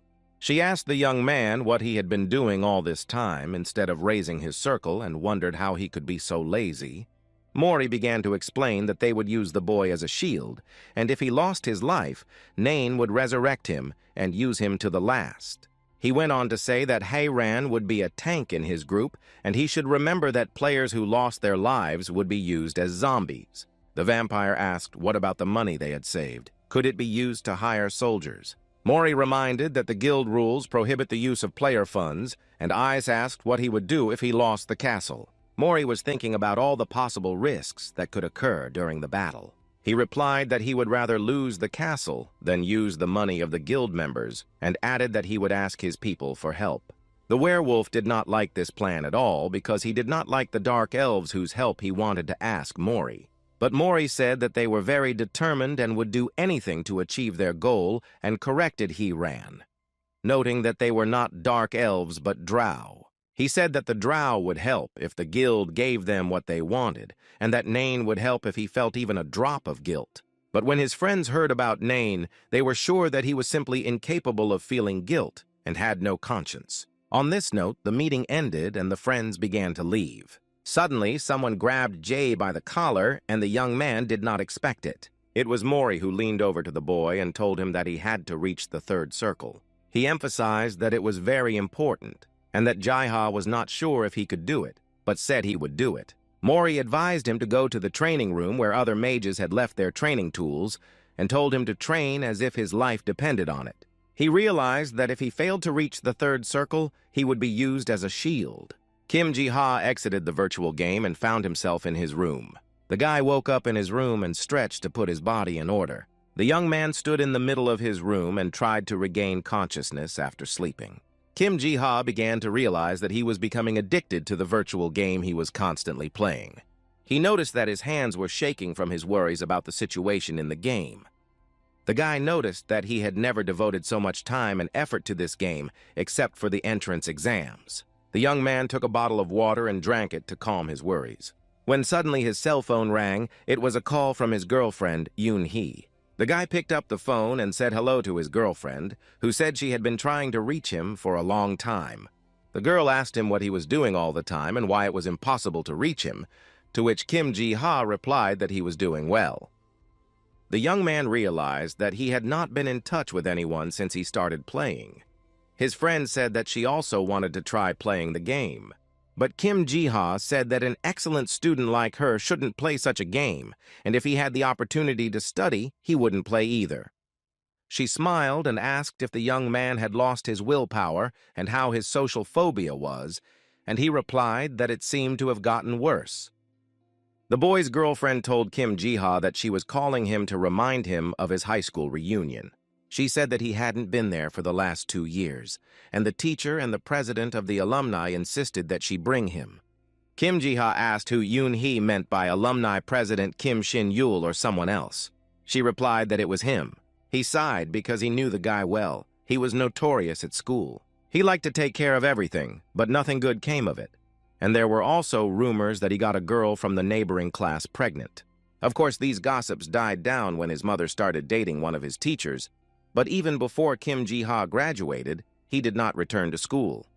The guy did not understand why Kim Shin-yul liked him so much and what he was up to. Yoon-hee said that the young man wanted to become a politician, and Kim Ji-ha didn't really want to go to the reunion, but his friend hoped he would. The young man told her that he would think about it, but Yoon-hee didn't want to hear any excuses and said that she would send a message with the place and time of the meeting. Kim Ji-ha was not ready for such an event, and his friend did not want to hear any excuses. The girl hung up and started writing a message to the boyfriend. She wrote that she missed him very much and hoped that he would decide to come to the reunion with her. When Kim Ji-ha read the message, he realized that Kim Shin-yula would boast about his achievements and not think about it, but rather achieve another circle. The young man entered the game and found himself in a training room where he found the training tools of previous mages. Ji-ha held them in his hands and felt that they could be dangerous and wondered what he should do. He mustered up the courage to put the bracelet on his arm, reassuring himself that Mori had talked about these items, so it was not as dangerous as he thought. Ji-ha stood there and did not understand whether the bracelet had begun to work. It seemed to have no effect. It didn't take long for the snake bracelet to start working. The guy was short of breath for a moment. He felt like he had nothing to breathe. The young man did not understand what was happening to him and what effect this bracelet had. His head began to spin and his health points began to drop rapidly, and he felt his magic depleting. The guy tried to sit on a chair and realized that he would have to endure this condition for about 10 hours. Ji-ha began to meditate and tried to master the third circle. Strange veins appeared on the young man's face, but he ignored them and decided to do what he had to do. His hands became very heavy and powerless, so he put them on the desk and endured the effects of the magic bracelets. The boy was lying on the desk, and it felt like all his magical power was coming out of him. Over time, a magical sphere seemed to form around the young man, and soon the signal sounded that the third lap was complete. The guy got up and tried to analyze everything that had happened to him. He realized that the mana began to rotate on its own without any effort on his part. Ji-ha kept telling himself that he must not fall asleep. He must endure all this for the next 10 hours. The boy held on, and the time passed very slowly as the signal sounded that the lap was completed and the young man's skill level was raised. Ji has managed to master the 3 circles, and now that he is at the 40th level, he will be able to change his activities. The guy was very exhausted but happy that now he will be able to do more than just magic. He was sure that the 10 hours of suffering were worth all the rewards he had received, and the young man fell asleep from exhaustion. When Ji-ha woke up, he saw many messages from Mori telling him that the war had started. The young man ran as fast as he could to join the confrontation, which would have ended in defeat without him. When the guy got outside, he saw a horrifying picture of the battle already in progress. Mori stood in defense of the Dark Tower, destroying all enemies in his path. He was just incredible, and his command of combat skills was mesmerizing. One by one, the enemies fell defeated by Mori's blows. The man was focused and a bit tired from the battle. Ji-ha called him to let him know that he had arrived and to find out what he should do. Suddenly, Mori's sword flew at full speed toward the boy. It stuck into the wall above the young man's head, which frightened him. Mori looked at him and called him a fool for being late for such an important battle. Ji-ha immediately began to make excuses that he fell asleep right after he finished the third circle. Mori told the boy that he was lucky and would not be used as a shield in this battle, and immediately said that there was no time for talk. Ji-ha screamed from what was happening to him because he had not yet had time to adjust properly. The boy found himself on Mori's shoulder, who pushed off as hard as he could and flew to the top of the tower, telling the boy that if he threw up, he would use him as a shield. Ji-ha just shouted that this would not happen and lay submissively on my shoulder. They landed at the place where the guy was supposed to perform his task in this confrontation. A wall of light appeared before the young man's eyes, like a portal into which they were to enter. Ji-ha looked at this wall and wondered if there was something like this in the Dark Tower. Mori stood in front of the wall and ordered the boy to follow him, and instantly passed through the conventional door. The young man hesitantly stretched out his hand to the light to try what it would feel like. He touched the wall and couldn't pass in the same way as Mori, which surprised him. At that moment, Mori looked back and said that Ji-ha could not pass because he had not yet officially joined their guild. He didn't hesitate to pick up the tablet and immediately join the Mori and Nain guild. The young man was surprised that now Mori wanted him to join their guild, as he had been against it before. Registration was complete, and now he could walk through the wall of light. When the boy entered, he was met by his friends and a whole army of orcs defending the Dark Tower from the attackers. Heiran was immediately happy that Ji-ha had joined them, and Is asked if he had managed to reach the third circle. The young man immediately told the girl that he had managed to comprehend it, but he was barely in time to avoid being late. Ji-ha asked where Nain was and immediately received the answer that he was hiding as usual. The young man asked why, and Ice told him that if the guild master was killed or the tower's gemstone was damaged, the guild would lose the castle. She explained that a guild master usually hides until help is needed, and Jaiha had forgotten that Nain was a guild master. The guy looked around to get a better idea of the situation. He was told that it was time to take his place and was shown where he should be, which was the very top of the castle. Jaiha was confused that it was too high, but Mori was no longer listening and ordered the werewolf to help the young man reach his point. Jaiha, Mori, and Ais were heading to the mountain so that everyone could take their place to defend the tower. A few seconds later, they were in place and Jaiha was able to stand on the floor. The vampire said that they had to be so high to avoid the arrows that would try to hit them. The guy stood on top of the tower and asked Mori what his next steps were, what he should do. Mori told the guy to open the third circle skill window and find the expansion called Sleepy Wind. The boy found an extension and new abilities were available to him, such as Sleepy Wind and Ice Wall, and the young man realized why his friends needed a third circle mage. Jaiha thought that Mori knew a lot about magicians and asked if he was right. Iris immediately started asking the boy if he wanted to know how Mori knew so much. And without waiting for an answer, she continued to say that Mori used to be a magician until he deleted his character and his name was Momo. Mori clearly did not like that the girl was talking so much and warned her not to talk further. He stopped and did not continue the story, and Jaiha thought that even she could not help it when it came to Mori. The man turned to the boy and said that he was going to explain their plan of action, so he should listen carefully. Jaiha was ready, and he put on his robe that he had gotten after completing the quest. And he armed himself with the staff he had won in the same quest. Now Mori told him that he had to put his enemies to sleep first. And if the guy has at least a drop of energy left after that, he can do anything at his own discretion, as his capabilities will greatly affect this fight. Jaiha confidently and belligerently exclaimed that he understood everything and suggested that we begin. Frantic explosions were heard all around the Dark Tower, and the enemy was attacking it hard. Soldiers of the enemy army were on the attack, heading for the entrance to the Dark Tower. Jaiha received a message from Mori that the time had come, and the young man immediately began to recite the spell. The sleepy wind spread over the enemy soldiers and terrified them. But the effect of the spell was not as he had hoped, because the enemy resisted, and Jaiha realized that defense is always a problem. He was thinking about what he could do to help his friends, and an idea came to him, and he remembered that he had the opportunity to change his title. The commander of the opposing army urged his soldiers to go into battle. He called for the honor and dignity of the Dragon Guild to be shown, and the soldiers went where the commander ordered. Jaiha did not stop and continuously directed the sleeping spell at the enemy. The soldiers of the enemy army did not know how to escape from this. The spell worked, and all the soldiers within a 3-meter radius were struck by the sleeping wind. The army that was further away was not going to give up and rushed into battle. Suddenly, an unknown force gripped the soldiers' weapons, giving them no chance to resist. The soldiers could not understand what was happening to their weapons and why they could not control their actions. Suddenly, they began to destroy each other without being able to resist the magic. They only managed to shout out questions about what was happening and what it was. The enemy army noticed that it was a spell of charm cast on them by the vampire Oz. Iris did not stop and continued to perform her magic to hold back the enemy's attack. The enemy mage spotted the vampire and began trying to protect her army from Issa's magic. The girl was determined and did not stop for a second because the guild castle was at stake.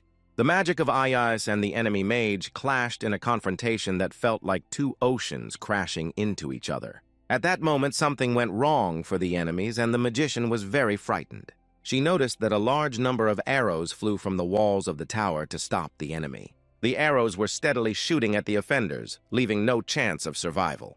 The soldiers were overthrown by an unrestrained attack of the archers who were upstairs, and everything around the tower was covered with lifeless bodies of the enemy. The enemy commander was embarrassed and upset that his offensive had failed. Jaiha was happy that they were able to simply win and complete the case. But suddenly, he saw Jesus, who did not share the young man's joy as if she was waiting for something. The guy wondered why the girl looked worried because the fight was over. But it wasn't so. Jay's joy was instantly dashed because the enemy had prepared an unpleasant surprise for them. The giant monster was heading toward the castle like a block of stone. Its torso was separated from its lower part so that it was more mobile and could turn around without much effort. Ys was already tired and did not quite understand how she could help now. Mori and his archers stood on the wall of the tower, waiting for the right moment to strike. Jaiha saw the monster. It was a golem, and he was annoyed because he believed that it was illegal to use such methods in war. The monster was walking straight ahead and was ready to destroy everything around it. One blow from him and the stones were shattered and scattered to the sides. The golem destroyed everything it saw in front of it blow by blow and moved unhindered straight ahead. Mori stood on the defense and waited for the monster to approach and ordered an attack. The arrows flew at the golem and broke and shattered when they reached it. I had a feeling that this made him even more angry, and he was crushing everything he saw. The surviving enemy soldiers began to attack the walls of the tower again. Jaiha was shocked because nothing worked. Not the arrows, not the charm spell, not the sleep spell. This time, the danger was more real than ever, and the enemy's arrow hit Ishmael, bypassing the obstacles. The girl was wounded and could not continue to confront the enemy. She could not hold on to her staff and began to fall down from a great height. Mori, seeing that Issa was injured, loudly called out to Hiran, who was downstairs. The werewolf pushed off the ground with all his might and flew to meet the wounded girl. He picked up the vampire in his arms, barely managing to help her. As Jaiha watched Issa almost die, disappointment and fear filled him. Suddenly, the enemy soldiers saw someone begin to perform magic. Their fallen colleagues began to stand up, and it was clear to everyone that someone was using healing magic. A girl appeared on the battlefield and healed all the wounded soldiers. It was a priestess of the enemy guild. Everyone around shouted that the priestess had come, and now they had a chance to win.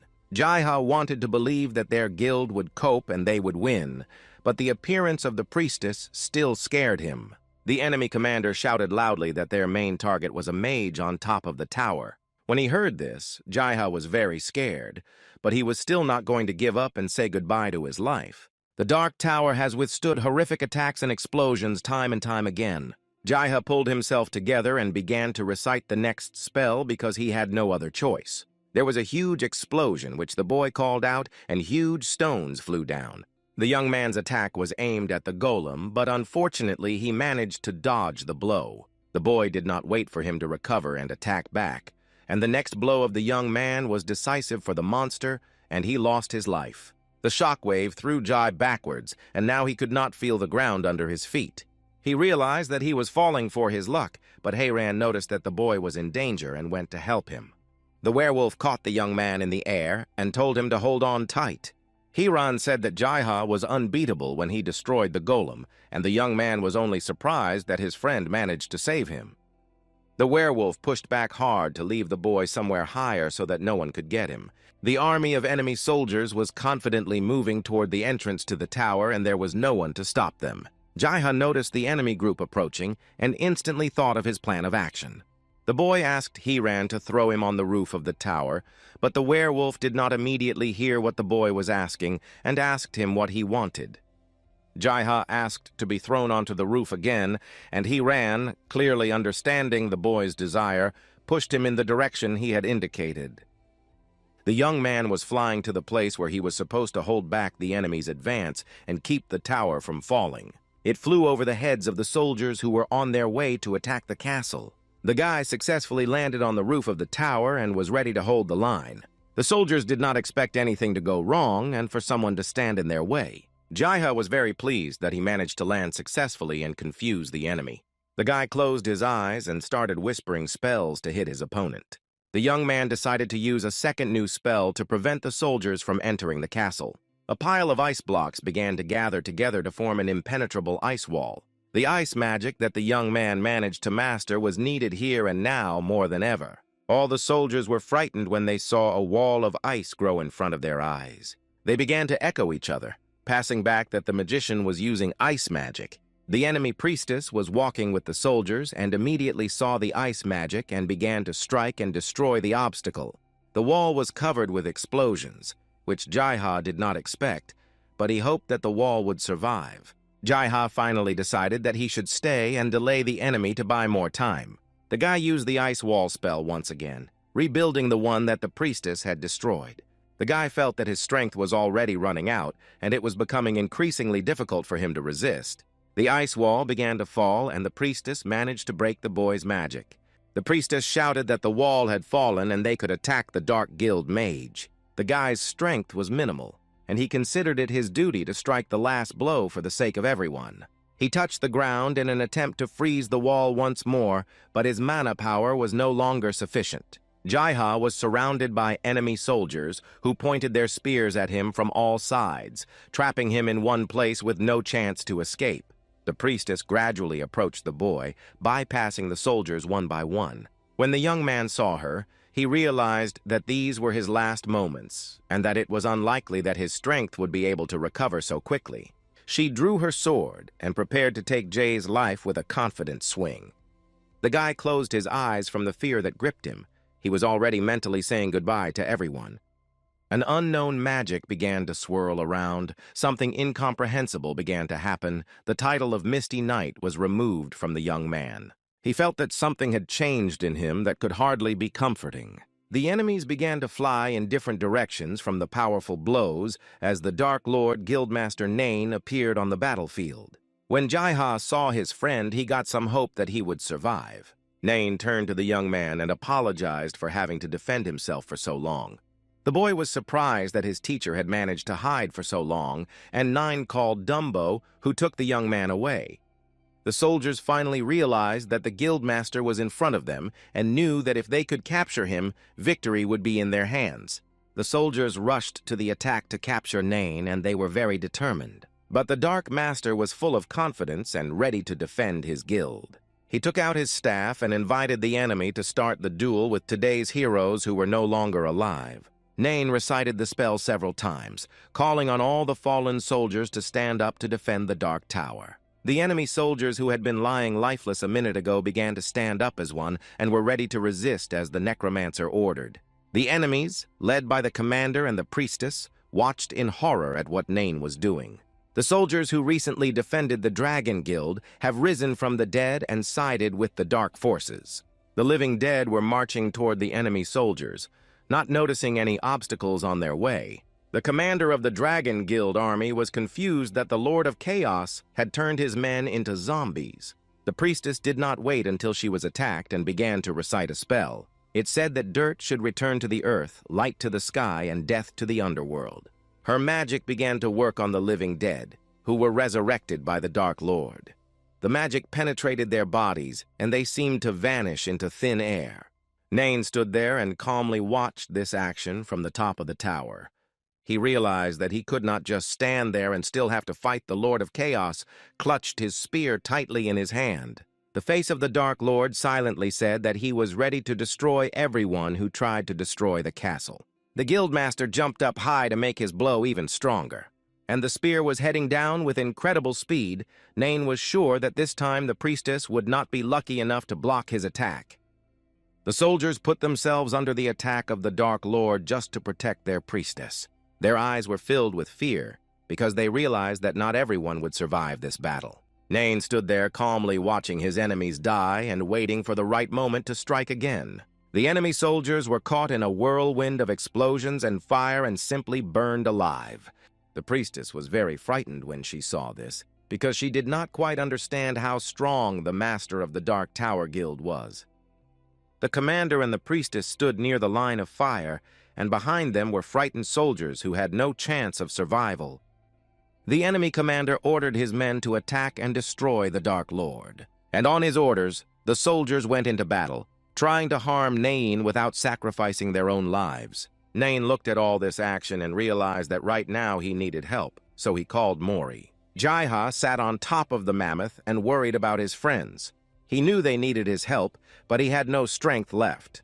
Suddenly, Mori appeared behind the soldiers and began to hit them one by one. When the soldiers noticed him, they tried to stop Mori by striking him back. But Mori was unstoppable, confidently repelling all enemy attacks and seeing only his main target. He gradually approached it, leaving the soldiers with no hope of survival. Suddenly, Mori's sharp sword pierced the priestess's body through and through, and his main goal was achieved. She did not expect anyone to approach her, and it was her overconfidence that caused her to fail to survive. Mori stood behind her and held the sword tightly, not pulling it out of the priestess's body, because with her last breath the entire army would be overthrown. He realized that without her help, the Dragon Guild would not be able to withstand their powerful defense. The priestess was destroyed, and Mori watched her disappear, while he dealt with the remnants of the soldiers who were nearby. Nain asked the enemy commander if they considered it necessary to turn around and go home, since the priestess would not help them. But the enemy commander was sure that he would be able to win without the priestess's help. But Nain did not share his opinion at all, because now their army was very vulnerable without help. Suddenly, the enemy commander began to realize that something was wrong when he saw the Dark Lord's mood. Nain smiled and said that he had warned me that he was waiting for help. And suddenly a giant dragon appeared in the sky, the one Nain had in mind. The enemy's eyes were filled with fear. He did not expect such a course of events. Riding on the dragon were drow archers, supported by the Dark Guild. 3 mighty dragons flew to defend the Dark Tower, their gigantic size inspiring fear in the enemy. From above, the army flew unstoppable arrows that were launched from the dragons by the drow and hit the enemy. Looking at the Dark Tower's assistants, I had the feeling that they just came to have fun. Suddenly, one of the dragons opened its fiery breath and began to burn the enemies. The soldiers of the Dragon Guild had no way to hide or surrender, and now there was only one way to go. When the enemy commander saw this, he was quite frightened because he realized that if he did not run away now, the lives of all the soldiers would end. He gave the order to retreat, and the soldiers began to flee the battlefield with their last strength. The Dark Guild team won this difficult battle, and their friends were incredibly happy. It was the first large-scale fight for Jai, and he was overwhelmed with emotions after the victory. The guild was credited with a cash reward and received a message with the rating of the players in this battle. The 3rd place went to second Mori, and the 1st place went to Jaiha. Mori said that the guy probably got extra points for taking part in the battle with a rather low level of achievement. The best moments of the confrontation were shown on the screen, and these were the moments with Jai's participation.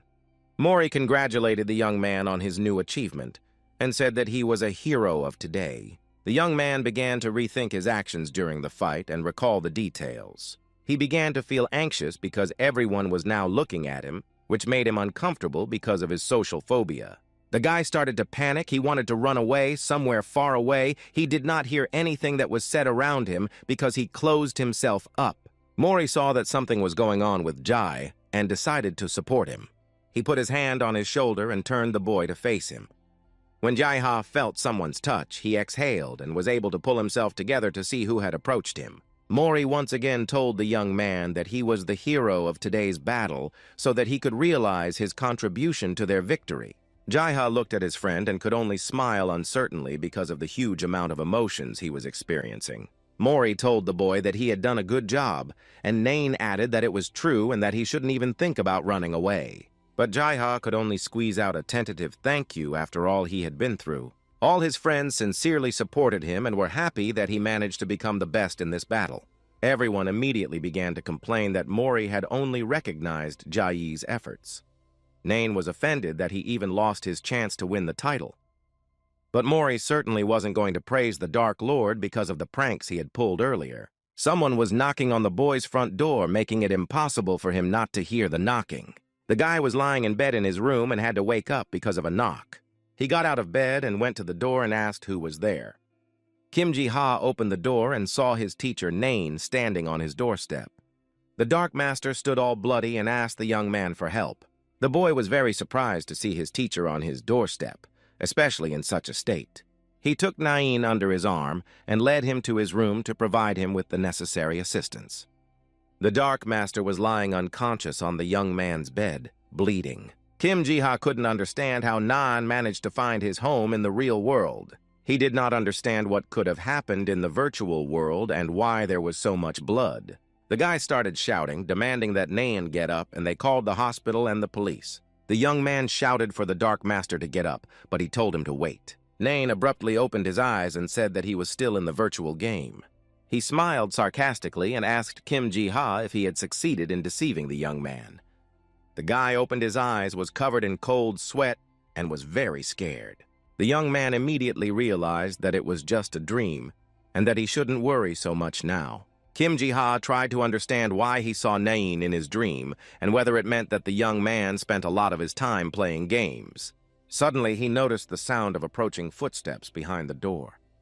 Someone knocked, and the boy thought it was a premonition that someone would visit him. A question was asked at the door whether the boy was home. Kim Ji-ha opened the door and saw his friend Yoon-hee, who had recently called him. The guy did not immediately understand why his friend decided to visit him. He was standing in a tracksuit. His feet were wearing slippers. His clothes clearly showed that he had just woken up. When Yoon-hee saw his outfit, she immediately realized that he had forgotten about the meeting they had arranged, and her friend was very angry. Kim Ji-ha didn't immediately realize what kind of meeting the girl was talking about because he had just woken up and seemed to have lost track of what day it was. She insisted that the young man should go, and the young man had no desire to go to the reunion, but Yoon-hee did not give up. The guy said that she knew how difficult it was for him to be in crowded places and apologized for not being able to go with her. But the girl was adamant that she was not going to go anywhere without him. His friend told him that he shouldn't avoid such meetings because it would humiliate himself. But the young man was sure that he did not have enough achievements to share them with others, as he failed the entrance exam and suffers from social phobia. They were standing in the entrance where the young man was trying to come up with new excuses not to go to the meeting, so he said he had nothing to wear because he had to wash everything. She angrily asked if Kim Ji-ha was telling the truth and received an affirmative answer and immediately told him to wait a minute. She called a friend and asked him to come over immediately. His name was Moon Siwa. The young man asked if this friend was Nain, but Yoon-hee did not understand what he was talking about. She added that she didn't know anything about it, but she knew they were playing a game together. And at that moment, a beautiful car pulled up to the house. The friend started to walk to meet Moon Siv, and Yoon-hee wanted to say something to the boy, but immediately changed her mind. Instead, she told the young man that nothing would make either Kim Shin-yul or Moon Si-sung leave him alone. Kim Ji-ha thanked his friend for the conversation, and the girl gently touched the young man's hand and told him that he should believe in himself. A boy and a girl went out into the yard and saw a gorgeous white car. Yoon-hee added that if he can't believe in himself, then he should believe in her like the girl believes in him. Kim Ji-ha saw the girl's sad eyes and asked her why she was doing so much for him, but she didn't answer and said they had to go. A tall, handsome guy in an expensive suit and sunglasses got out of the white car. He stood by his vehicle waiting for his friends. The guy said hello to Yoon-hee and asked her how she was doing and how she felt. The girl replied that she was fine and introduced Kim Ji-ha. The young man had a lot of questions in his head and did not expect to see a glamorous blonde foreigner. The shocked boyfriend told his friend that Nain was a good-looking man and immediately corrected Moon Siu, asking what his income was. Kim Ji-ha smiled and asked Yoon-hee if this guy was the owner of the house, to which she said that Ji-ha was very funny. Moon Si-woo greeted the young man and introduced himself and added that he was pleased to meet him. Yoon-hee was surprised that they hadn't met before, and the boy said that he and Jai were very mysterious, but the young man didn't understand because in the game their faces were exactly the same. Kim Ji-ha turned to his girlfriend and asked her if she realized that in this outfit, the guy would not go to the reunion anyway. Moon Siu interrupted him and said that he should not worry about it, which surprised the young man. He pulled out a credit card and said that he could spend as much as he wanted because it was not his card, but the card of a VIP company that he had borrowed from Mori. He added that he could use the money as he pleased because it did not belong to him. Kim Ji-ha realized that he and Mori had known each other for a long time. The young man had a lot of questions about whose car it was, and it turned out to be Mori's, and he didn't understand why he was letting Moon Siv use it. But Moon Si-woo said that he did not ask permission, he just took it and would return it to its place. These words convinced the young man that it was indeed Nain. The guy stood there in his clothes and was shocked by his appearance. Kim Ji-ha was looking at himself in the mirror and trying to figure out if this outfit was right for him, while Moon Si-woo in the background admired his beauty. They went outside and headed for the car. Yoon-hee said that the young man looked incredible, but she still felt uneasy. Moon Siu told the boy that if Mori said anything about the money he spent, he would pay him back when he found a job. The friends arrived together at the jazz bar where the reunion was to take place. The restaurant was filled with people, all talking to each other, eating and drinking. Moon Si-woo, Kim Ji-ha, and Yoon-hee found a free table and ordered drinks. Suddenly, a young man approached the boy, who was very happy to see him and said that he had changed a lot and asked if he remembered him because they had studied together. Ji-ha hesitantly replied that he remembered, and the young man continued to say that everyone was very worried about him when he disappeared after going to the graduation ceremony. The young man left, and Moon Si-woo asked what kind of trip the boy had taken, after which he disappeared. Kim Ji-ha began to tell us that he was part of the group because their school encouraged students to participate in after-school activities. Moon Si-woo asked if he enjoyed it, and the boy replied that he did until one incident happened and his friend asked what it was. At that moment, Yoon-hee approached the boys and asked Ji-ha's permission to tell her the story. She asked if the boyfriend minded and added that in any case it was not his fault what happened. Once, during his high school years, the vocalist of the band, Ji-ha, fell ill, and the boy was supposed to take his place at the concert, but it was already difficult for him. After all, his social phobia hadn't appeared recently, and Moon Si-woo realized that he hadn't fully succeeded in this task. The girl continued that because he could not cope with his excitement, he sang the national anthem on stage. Jai was ashamed. Moon Si-woo called the girl cruel for bringing Kim Ji-ha to this meeting because all these people had been laughing at him for a long time. Yoon-hee's husband appeared in the audience and said that it was President Kim Shin-young who forced Jai to replace the vocalist at that ill-fated concert. The guy was well aware of Kim Ji-ha's fear and was the first to mock him, but he still insisted that Ji-ha come to the party. Moon Si-woo asked the girl why she made Kim Ji-ha come here, and she replied that she did not understand why the young man should hide from Kim Shin-yul. The boy's friend was determined to prove that Kim Ji-ha no longer had to fear any judgment from her classmates. Kim Shin-yul approached Jai and began to tell him how much he missed him. He came closer and told the young man not to pretend that he still held a grudge against him, but Kim Ji-ha did not have the will or courage to look at his abuser. Kim Shin-yul wanted the boy to stop behaving like that because it had been a long time since the concert incident. The alumni president's attention abruptly turned to Yoon-hee when he noticed her nearby. He started to say that she was much prettier than before, and he didn't know she was coming to the reunion. Yoon-hee said that he hadn't changed at all. After Kim Shin-yul said that, he realized that she hadn't changed that much since high school and was surprised that she and Ji-ha were still in touch. Kim Ji-ha looked at Kim Shin-yul and tried to figure out what he was going to do, because whenever Yoon-hee refused his advances, he would snap at the young man. To defuse the situation, Moon Si-woo greeted Kim Shin-young to draw his attention to himself. The boy immediately turned around to realize who was in front of him because he could not remember his classmate. Moon Si-woo decided to introduce himself as Kim Ji-ha's brother, which confused the alumni president. Kim Shin-yul said that he did not expect Ji-ha to bring her brother to the reunion, to which Moon Si-woo replied that he could not refuse Yoon-hee's request. The girl was angry because of her meeting with the unpleasant Kim Shin-yul, and she tried to tell her friends that this guy knew nothing about the real world. Moon Si-woo looked at Yoon-hee and tried to reassure her because he wasn't going to do anything illegal with this guy. When Kim Ji-ha met Kim Shin-yul, he realized that he hadn't changed at all since high school, and it would be nice for him to at least try to behave normally. Kim Shin-yul smiled and turned to Jai and asked if the young man sang sometimes, because he had thought the boy was braver before. Kim Ji-ha did not know what to say to such an ambiguous question because he realized that it could be a provocation. The president of the alumni chose a jazz bar as the venue for the meeting for a reason. He hinted to the guy that the stage had all the necessary equipment for a performance.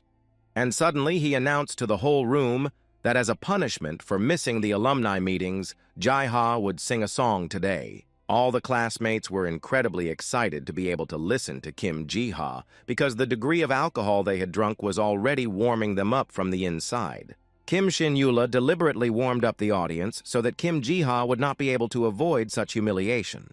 Ji-ha looked at Kim Shin-yul and hated him with all his heart, because the last time he had made him feel as much duty as he did now.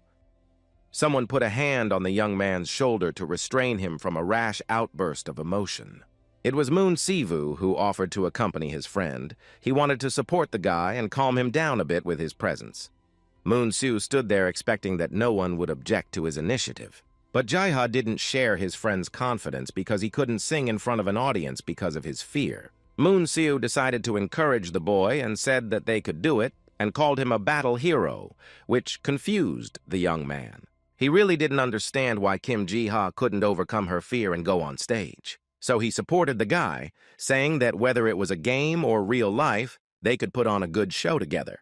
Moon-soo said that what Kim Ji-ha cannot do, Jae-ha can do. All of his classmates were waiting for him to speak and shouted Jae's name, inviting him to the stage. Moon-soo took a seat at the piano and Kim Ji-ha at the microphone stand, preparing to perform. Moon-soo turned to the boy and asked him what song he wanted to sing. The young man stood at the center of the stage, peering into the audience, trying to catch the mood of the audience, and could not think of a better song to perform than the national anthem. All of his classmates were standing in the hall, led by Kim Shin-yula, and the room was filled with applause and shouts of support. The piano began to produce beautiful notes, and Kim Ji-ha began to perform a song that had once been a failure for him. The whole audience was surprised by the unexpected choice of the song because everyone understood the history of Kim Ji-ha and the national anthem. At that moment, standing on the stage, the young man felt like a real star. He had finally put aside all his worries and done what he wanted to do. At this moment, the young man found himself mentally in high school, immersed in memories of his school years. He found himself in the bright classroom where Kim Ji-ha spent most of his life. The boy went to the classroom where his classmates were, and their faces showed that they were up to something. Kim Shin-yula was sitting on a chair in the center and told the boy that no one but him could replace the vocalist at the concert, and his colleagues on stage were only too happy to oblige. Kim Shin-yula insisted on this and began to press Kim Ji-ha's responsibility that he could not let his group down. But the guy was not ready for performances, especially those of this scale, and at that moment he was already overcome with fear. Kim Shin-yula continued to say that the young man should take this opportunity as a chance to overcome his fears and added that he should sing the national anthem. Kim Ji-ha was very surprised by the choice of the song because usually the festival played more popular and modern music. But Kim Shin-yula didn't want to explain anything to his classmate, just reminded him that the performance was due tomorrow. When Kim Ji-ha stood on stage the next day, he began to realize that the version of the anthem was a complete lie from Kim Shin-yul. He was standing on the stage and heard the entire audience laughing at him and shouting insults. Among the spectators was Kim Ji-ha's friend, Yoon-hee, who was incredibly shocked that Kim Shin-yula had so brazenly deceived the young man to make a fool of him in front of everyone. Kim Shin-yula laughed at the boy and was pleased that his deception worked, and he managed to cheer everyone up. Suddenly, someone's fist was firmly embedded in the face of the offender, who did not expect to get what he deserved. One of Kim Ji-ha's friends was not going to watch Kim Shin-yula revel in what he had done for long.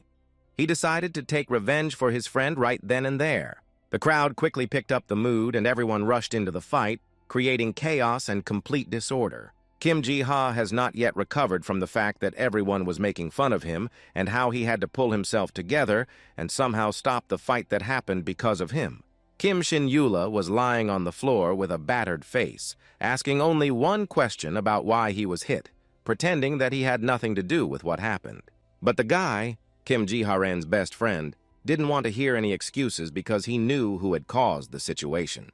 Kim Ji-ha woke up after a crazy party at his high school reunion and tried to figure out where he was. His head was exploding with pain because he had drunk too much last night. He woke up next to someone in bed but had no memory of what had happened at the meeting. The guy was looking at the stranger's back to see who he could be. Then he turned his gaze to the window and saw that he was now in a hotel. The inscription on the towel confirmed that the young man was in a hotel called Elegance. At one point, Kim Ji-ha was very frightened and confused because he did not fully understand who he could come to the hotel in the middle of the night with, and why not to his home. It seemed to him that the only person he could go with was his friend Yoon-hee. He was very worried that he might do something he shouldn't have done, but he tried to calm down in case nothing happened. The young man thought that at such moments he should remain calm, but he could not help but loudly apologize to his girlfriend. Jae-ha was sure that something had definitely happened between them that night. That was not supposed to happen. Suddenly, Kim Ji-ha noticed that the person under the blanket began to move, and he realized that Yoon-hee had woken up. The guy started saying that he was ready to take full responsibility for what happened that night. But a young man peeked out from under the blanket and laughed very loudly when he heard the young man's words. Kim Ji-ha was confused when he saw his best friend Ren, because he was sure that Yoon-hee was lying in bed. Ren asked what responsibility the guy wanted to take on. If anyone thought there was something between him and Yoon-hee, Kim Ji-ha asked Ren what he was doing here. But I immediately heard a story about how he had been vomiting all night and eventually lost consciousness, so they had to bring him to a hotel and put him to bed. Kim Ji-ha was incredibly excited to see his best friend, firstly because they hadn't seen each other for a long time, and secondly because it was him and not Yoon-hee. The guy looked out the window and asked when Ren arrived. He said that he entered the hall when Ji-ha was singing the national anthem. Ren noticed that the guy drank a lot for someone who doesn't drink alcohol. Kim Ji-ha was confused and decided to ask where Moon Si-woo had gone. Ren thought that Kim Ji-ha was asking about Yoon-hee and said that he had let her go home. But Ji-ha explained that he didn't mean his girlfriend, but the guy who was with them. But Ren didn't understand what his friend was talking about because he didn't notice anyone at the party who matched his friend's description. Kim Ji-ha began to analyze yesterday's events and once again realized that Nain was constantly inciting him to action and simply disappearing. The boy sighed and said he would definitely get to him as soon as he was online. Ren heard this and asked if Kim Ji-ha played games like him. Ji-ha was not expecting this question because he did not know that his best friend also plays the virtual game. The guy was already online and was near the Dark Tower, intending to deal with Nain. The Dark Master stood at the door to his office and couldn't think of anything interesting to do. He asked Mori if he was really going to work all day because the weather was beautiful, and Mori said that Nain should also work instead of having fun. But the Lord of Chaos insisted that his friend leave all his business and go for a walk together, but Mori was adamant and was not going to put things off. Ji-ha appeared in the office and teleported to stand in front of Mori and Nain. The Dark Master was happy that the boy had finally joined the game after his crazy reunion. But Ji-ha was in no hurry to talk to Nain, pretending not to notice him. Nain immediately began to wonder why the young man was so offended by him and wouldn't talk to him. He asked if the boy was angry about what happened, but Ji-ha said he was not. The young man asked if Nain realized what would have happened if it hadn't been for Ren. And the Dark Master began to tell him that he wanted to take him home, but Ren wouldn't let him. Ji-ha knew that Nain was lying, but he did not want to continue to clarify the relationship and decided to go back to his studies, and Nain asked if he could go with him. He was against such a company and shouted that he did not want the Dark Master to follow him. Mori stood up and interrupted Jae and Nain's conversation and said that he would go with the boy because he also had business at the Rune Academy. Ji-ha saw Mori and quietly asked Nain what the cat ears were doing on the drow's head, but he did not answer, letting the young man know that Mori did not know about them.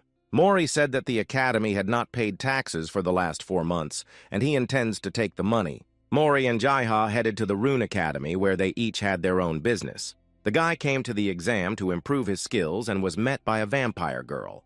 The girl voiced Jay's mission, which was to learn a new skill that would help him get a promotion. Having received the assignment, Ji-ha tried to think of what he could master and get the coveted promotion. The boy was about to leave when the vampire said that the ability he wanted to learn should not be too easy. The guy left the room and reflected that all the skills he had heard about before, such as alchemy, jewelry, and others, were expensive to learn.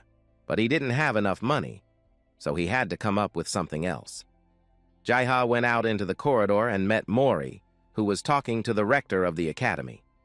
The guy noticed Mori's expression and could hardly stop himself from laughing because of the ears on his head. Mori asked the young man if he had already finished his business and heard that Ji-ha was free and now he had a task to help him raise his level. Mori started to walk toward the exit, telling the guy that he too was done with his work at the academy. Mori and Ji-ha were heading for the exit, and the rector of the academy clearly did not like the reason for Mori's visit. Ji-ha noticed the obscene gestures made by the rector and did not say anything about it to his friend. The friends walked down the long corridor and talked about Jay's task, and Mori advised him to pay attention to the little things around him, which might help. Mori told him not to hesitate to ask for financial help, but Jai-ha could not afford to go into debt again. Mori said that it was okay if the only mage in the guild asked for such help, since he himself was doing a lot for the prosperity of their team. Mori asked if that was why the boy was refusing help, because he had spent his card money in the real world. Jai-ha was embarrassed and replied that it was because of that. Mori stopped and thought about saying something about 9, but stopped and did not continue his thought. Jai-ha could not take his eyes off the ears that Mori was wearing and wondered when he should tell his friend about them. Suddenly, Mori pulled out a bag of gold coins that he had taken from the Rune Academy. Mori did not mind giving this money to the young man for his studies, because with this amount he could learn any new skill. Jai-ha could not refuse him and took the money because he realized that he could hardly learn anything without investing in his studies. He almost cried with shame, apologized to Mori, and promised to return everything he owed.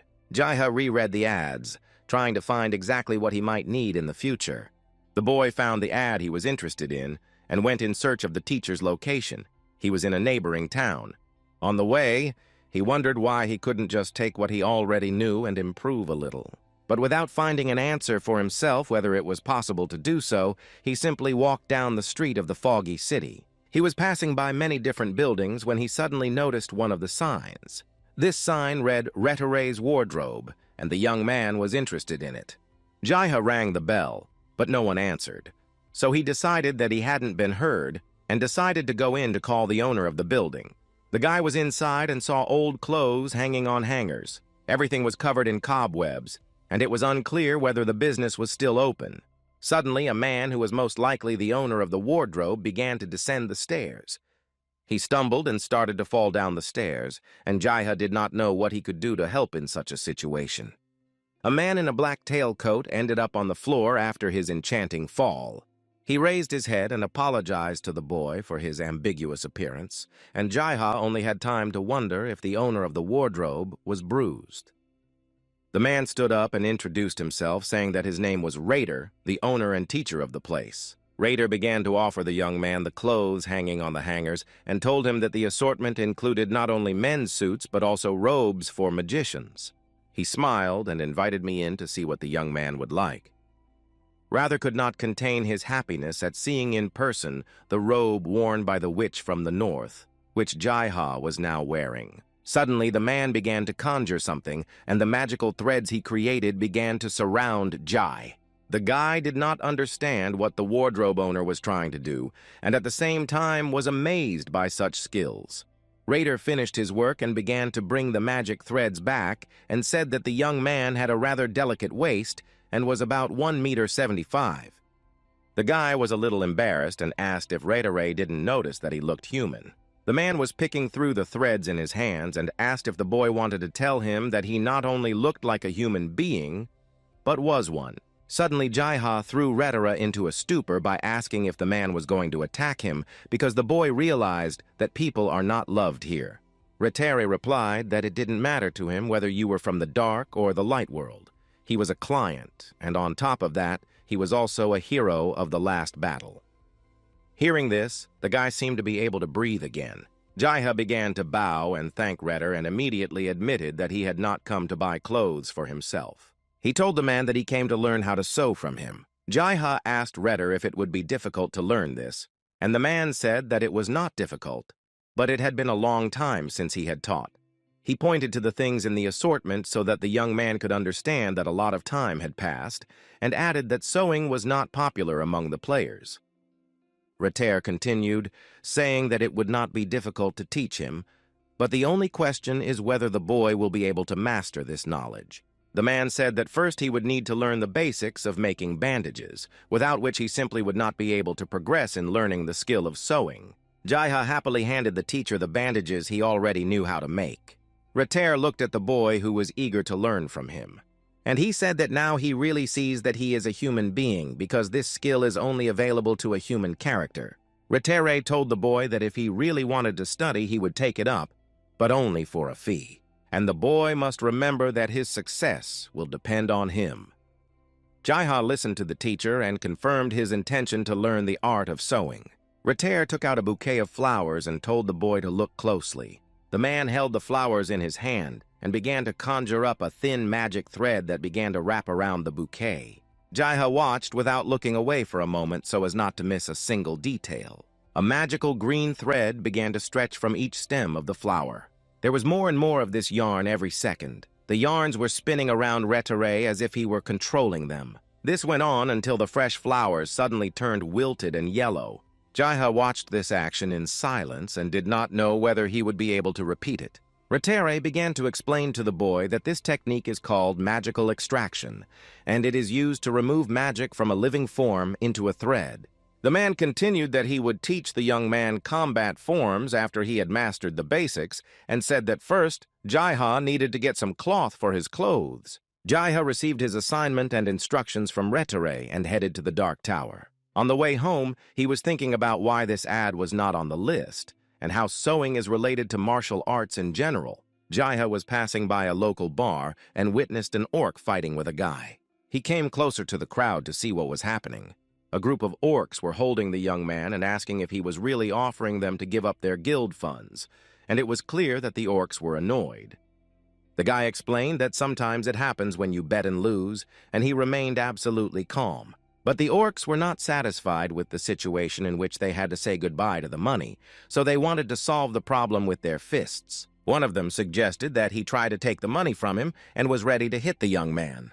But the guy was not an easy guy and was ready to really take back what the orcs had lost. He took out his weapon and proved to be more agile than his opponent. With just one punch, the guy managed to overcome the universal orc who threatened him. A second later, the lifeless body fell to the ground without the possibility of changing anything. The guy stood unharmed, and one of the orcs was lying on the ground in a lifeless state. The other orcs stood watching the boy, not immediately realizing what had happened. They started asking the young man who he was, not trying to continue the fight. The guy took off his hat and introduced himself as Caligo Gambler, which meant gambler. Jaiha stood in the crowd and heard Caligo's voice and tried to remember where he had heard it before, because the voice seemed very familiar. When the orcs heard who this guy was, they decided that it was their duty to destroy Caligo Gambler and attacked him. They ran at the guy with all their might, waving their weapons in different directions. Caligo Gambler put on his hat and asked himself why this always happens after he introduces himself. He had to fight the orcs who were coming at him with the desire to take his life. One of them was trying to choose the best method of attack to use. During the battle, it felt like huge clouds of dust were crumbling underfoot and rising to the mountain. One of the orcs with a giant axe was heading straight for Caligo Gumber. He was determined to get even with the guy they owed money to. However, Caligo Humber managed to avoid meeting the enemy's weapon and dodged it. He immediately went into an akaku in response. He pushed off the ground and struck his debtor. The orc had no chance to protect himself from the furious attack launched by Caligo Gambler, but he hoped that a weapon like the boy's would not be able to take a life. Unfortunately for the orc, he made a mistake, and a thin and very sharp spear pierced his body, and the last thing he could do was to be surprised because it was not a stick, but a spear. Caligo Gambler stood on the street outside a bar, and around him lay the lifeless bodies of the orcs he had defeated. He stood over them and apologized for not warning them right away that his main skill was a spear, and only then a gambler or a gambler. Caligo Gumber smiled and said that it was time to finish their business and went to take his money in the orc's pockets. Jaiha stood behind him and thought that all this was very familiar to him. He came closer and recognized Caligo Gambler as his best friend Ren. He decided to ask Caligo Gumber if Ren was really his friend. Caligo turned around and recognized Jai as well. He handed the young man a bottle of drink and they sat down on a bench to talk. Ren was very happy that even here in the virtual world he and Jaiha managed to meet, and the young man could not believe that this was actually the Ren he knew. Ren asked Jai not to call him by his real name in the game, but only as Caligo. Jaiha asked his friend how he managed to get to this place, since people are not allowed to come here. Caligo replied that he was a gambler, and therefore had his own ways of getting into this world. The best friends were happy that they had recently been together in the real world and now met in the virtual world. Jaiha started asking Ren how he chose gambler as a second skill for himself. Caligo answered that gambler is usually considered a secondary class, but this skill is suitable for him. Jaiha began to think about whether he should change his choice of a second skill to get someone's advice. The boy's best friend was very surprised to hear Jai say these thoughts out loud.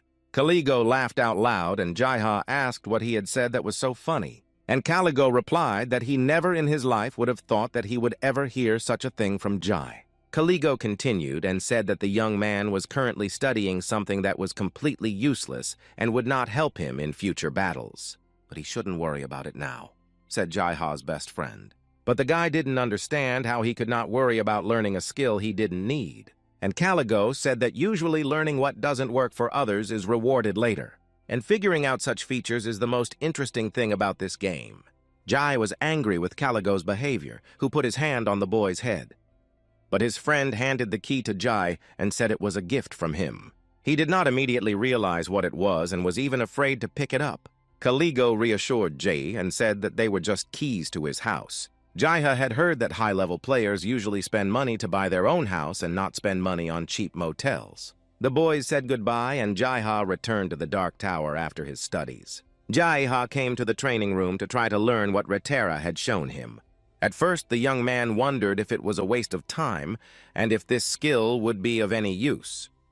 He wanted to find a way to improve his abilities, but he wasn't sure he had made the right choice. The door to his office opened, and there stood Iris. The girl came up to Jay and asked him what he was doing and why he was looking so sadly at nothing. The guy thought he was alone in the training room, and when he heard the girl's voice, he was very scared. The young man jumped back so much that he almost fell off the chair he was sitting on.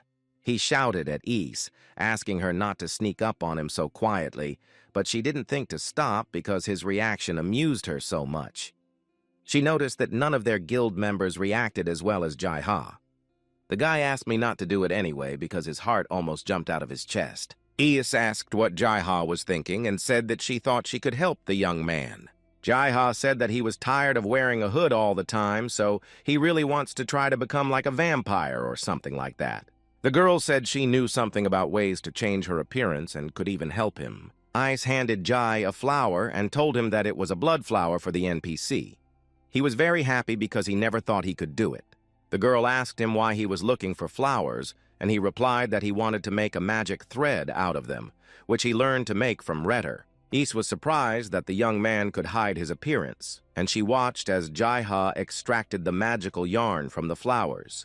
The guy was more focused and confident in his actions than ever. A few more minutes of work on myself, and the result was not long in coming. Jai succeeded in pulling out the magic thread and gained the skill of magic extraction. The guy was mining for threads and was incredibly happy that he had succeeded, and now he could try to hide the fact that he was human. When Jaiha received a large number of threads, he immediately got up and ran to his teacher Rather. The door to Retere's wardrobe opened and the guy entered the room. The sleepy teacher was surprised to see the young man on his doorstep and asked him what had happened to him, that he had come to him in the middle of the night. Jaiha joyfully held out a giant ball of thread and said that he had done it. Retere looked at the amount of yarn and said that they could now make clothes for the young man and asked them to follow him. On the way, Jaiha asked whether the transformation into a vampire would be considered an enhancement of magic, and the teacher said yes. On the way, the boy was thinking that he could make himself a pair of pants and a sweater, and with the leftover yarn, a scarf and a hat. Retere noted that usually mages want to increase their stamina, and Jaiha said that a slight increase would not help him, so he wanted to change his appearance. They went up to the 3rd floor and found themselves in a workshop room with a sewing machine. Jaiha was really impressed when he saw such a room in a seemingly inconspicuous dressing room. Retere asked the young man if he had basic sewing skills, and if so, he could find design solutions in this room. Jaiha opened all the designer clothes and started choosing what he liked the most. He worked non-stop to get the desired result and finally try on his new look. Jaiha didn't even notice when morning came and the sun flooded the streets with its light. Finally, he completed his work and his level of sewing skill was raised. The guy cried with happiness that he finally managed to acquire the skills he wanted so much. He was glad that he had done everything in his power as quickly as he could. Retere entered the room while Jaiha was rejoicing and asked if the young man had finished his work. Jaiha was a little embarrassed because he hadn't expected his sewing teacher to come into the room at that moment. The guy said he had done everything and demonstrated his work to Retter. Jai succeeded in completing his task and could now collect his reward from Rather. The teacher was ready to give the reward to the young man, and he handed Jai his longed-for transformation. The boy began to transform. His ears suddenly lengthened and became similar to the ears of a drow. Jai continued to look at the new version of himself and noticed that his teeth had fangs like vampires. The guy looked at himself in the mirror, trying to see every detail of his new look. The retainer told the boy that now everyone who sees him will not be able to understand that he is a human being. They will think that he is one of the damned. Jai could not recognize himself because it was really hard to tell that he had ever been a human being. Retere handed the young man a book and told him that it was so that he could continue to train. The teacher said that their next lesson would be a battle for the magic designer. Retere explained to the boy what he had to study for the next lesson. The boy had to study not only vegetation, but also minerals, which are also filled with magic.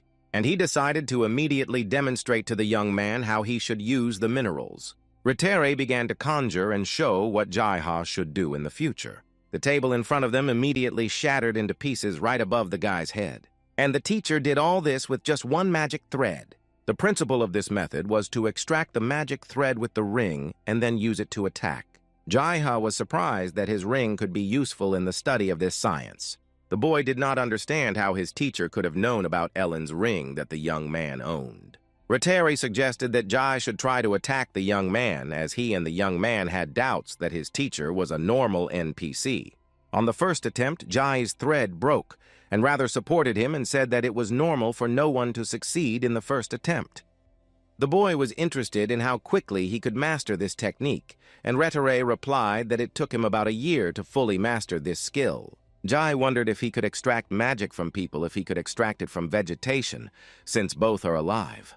But Retere hastened to upset the boy and said that no living creature would stand still if it was in danger, so it would not work. Jai smiled shyly and decided to ask if it wouldn't work with the living. Would it work with the dead? But with this question, he led his teacher to wonder whether it was possible if the inanimate did not move and resist. Retere told the boy that such methods are taboo, but Jai did not understand why, since necromancers can resurrect the dead for their own benefit. The young man's teacher said he could explain it to him and showed him a magic thread and said that he pulls it out instead of magic. That is, the thread is like a soul. Jai was forced to go into thought about how he got the magic thread and how it worked. When suddenly Jai began to hear various insults in his direction, he did not even notice how he had reached the Rune Academy. The vampire girl stood in front of the boy and accused him of having chosen to study at Rutgers because he could not resist her body. But Jai only wanted her to accept his assignment. But the girl was offended and asked why he did not choose jewelry, in which she could be his teacher. The girl kept asking him who the teacher was, and the young man did not understand who she was talking about. Jai thought about Retter and said that the nickname Desperate clearly did not suit him. The vampire said that he may look peaceful now, but he used to be an advisor to the Army of Light in his right hand. But Jai thought the whole time he was studying with him that Rather was in the camp of darkness. The vampire began to tell that earlier, when Rather was a man, he could defeat 10,000 of their soldiers with only 900 in his army. His separate mission was to penetrate the enemy camp alone. He would sneak up on the tower guards, and then he could simply destroy them without being noticed. While the guards were trying to figure out what was going on, Retere was killing one by one. He wrapped them in his magic thread and destroyed them without any chance of survival or receiving an attack in return. None of the guard soldiers could stand up to Retter in a fight because he was completely invisible to others. He was like a ghostly warrior who was impossible to catch and eliminate. Retere's specialty was assassination. He simply destroyed everyone who stood in his way.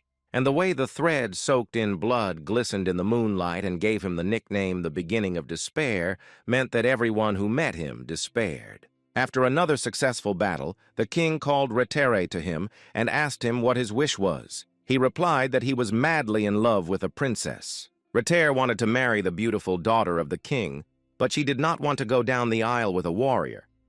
But she had no choice. The princess decided that she would poison Retere in order not to marry him, and every day she researched all the poisons that existed. And then the night of the wedding ceremony came. Retere asked the young princess if she was happy with him. The girl of royal blood said that she was happy, but it was not true at all. The guy believed every word of the girl he loved madly, and he was happy as long as the princess was happy. They began to drink a drink together in goblets, and one of the goblets contained poison because the princess did not want to marry Rather. She quietly said that if he was ready to do anything for her, then the princess wanted Rete to give her his life. But something went wrong, and the glass of drink fell to the floor and spilled. The princess mixed up the cups, and the poison got to her instead of Redder. The man picked up his beloved because he did not understand what had happened. Immediately, people in the room gathered to prevent an unpleasant accident, but it was too late. It was too late to help the princess. Ratere was imprisoned and accused of taking the princess's life. The crowd was outraged and demanded that Ratere be executed, and he was already being led away to take the life of a hero who threatened the kingdom. No one was interested in the details. People were sure that it was Ratere who did it. He asked the king to see his beloved for the last time. It was his last wish. The guards brought Ratere to the coffin where the princess lay, and they did not leave the criminal's side. The coffin was opened, and Rather could not believe his eyes. What he saw was horrifying. The princess's appearance was changed beyond recognition by the poison. She turned from a young, beautiful girl into a monster. Ratere was shocked and did not understand why she wanted to do away with him in such a horrible way. The man stood up and shouted loudly for everyone to hear that the princess had been cowardly betrayed, and he asked why they had done it. Black smoke was coming from the princess's body. Ratere looked at the princess and said that he had promised to make her happy, and he would do it despite the fact that her body was mutilated. The crowd did not expect to hear such words from the criminal. They stood waiting to see what he would do. Jaiha listened to the vampire's story and demanded to continue when she fell silent for a second. The girl continued the story, saying that Ratere had broken the taboo and their goddess had to intervene in what was happening in the kingdom. The vampire looked at Jai and congratulated him for completing the task he was supposed to do.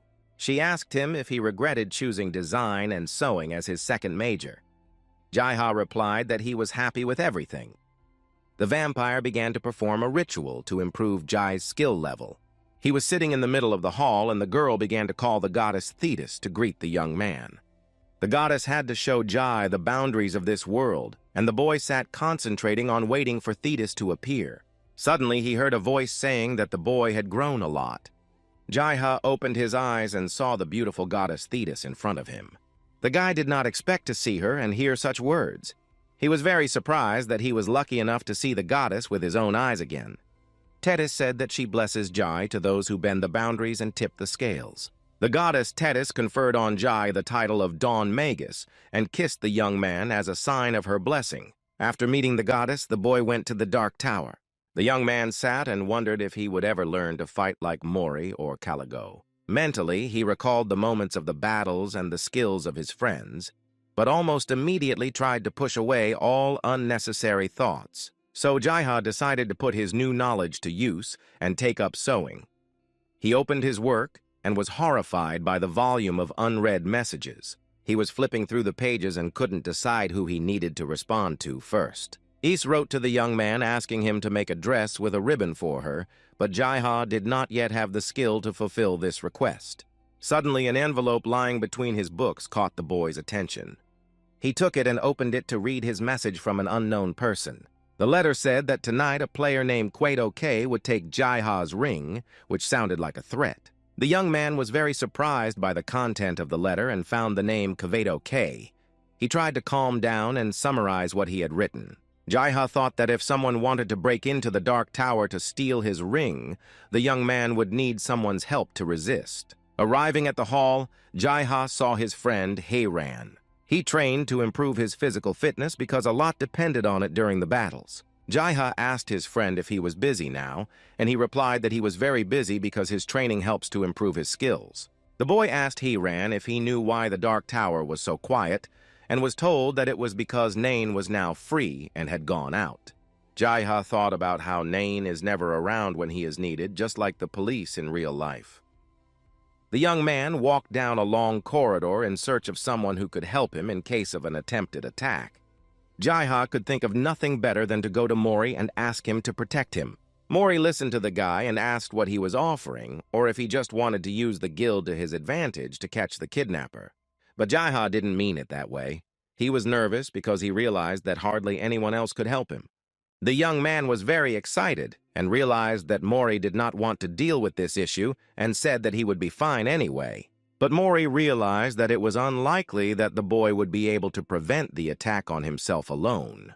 Jaiha was unable to enlist the support of his friends and tried to come up with a plan of action, and Hiron supported him in this.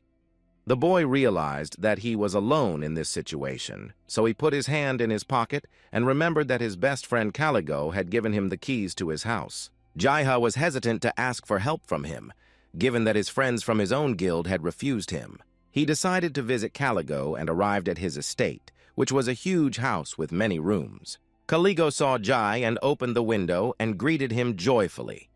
He was really happy that his best friend had decided to visit him.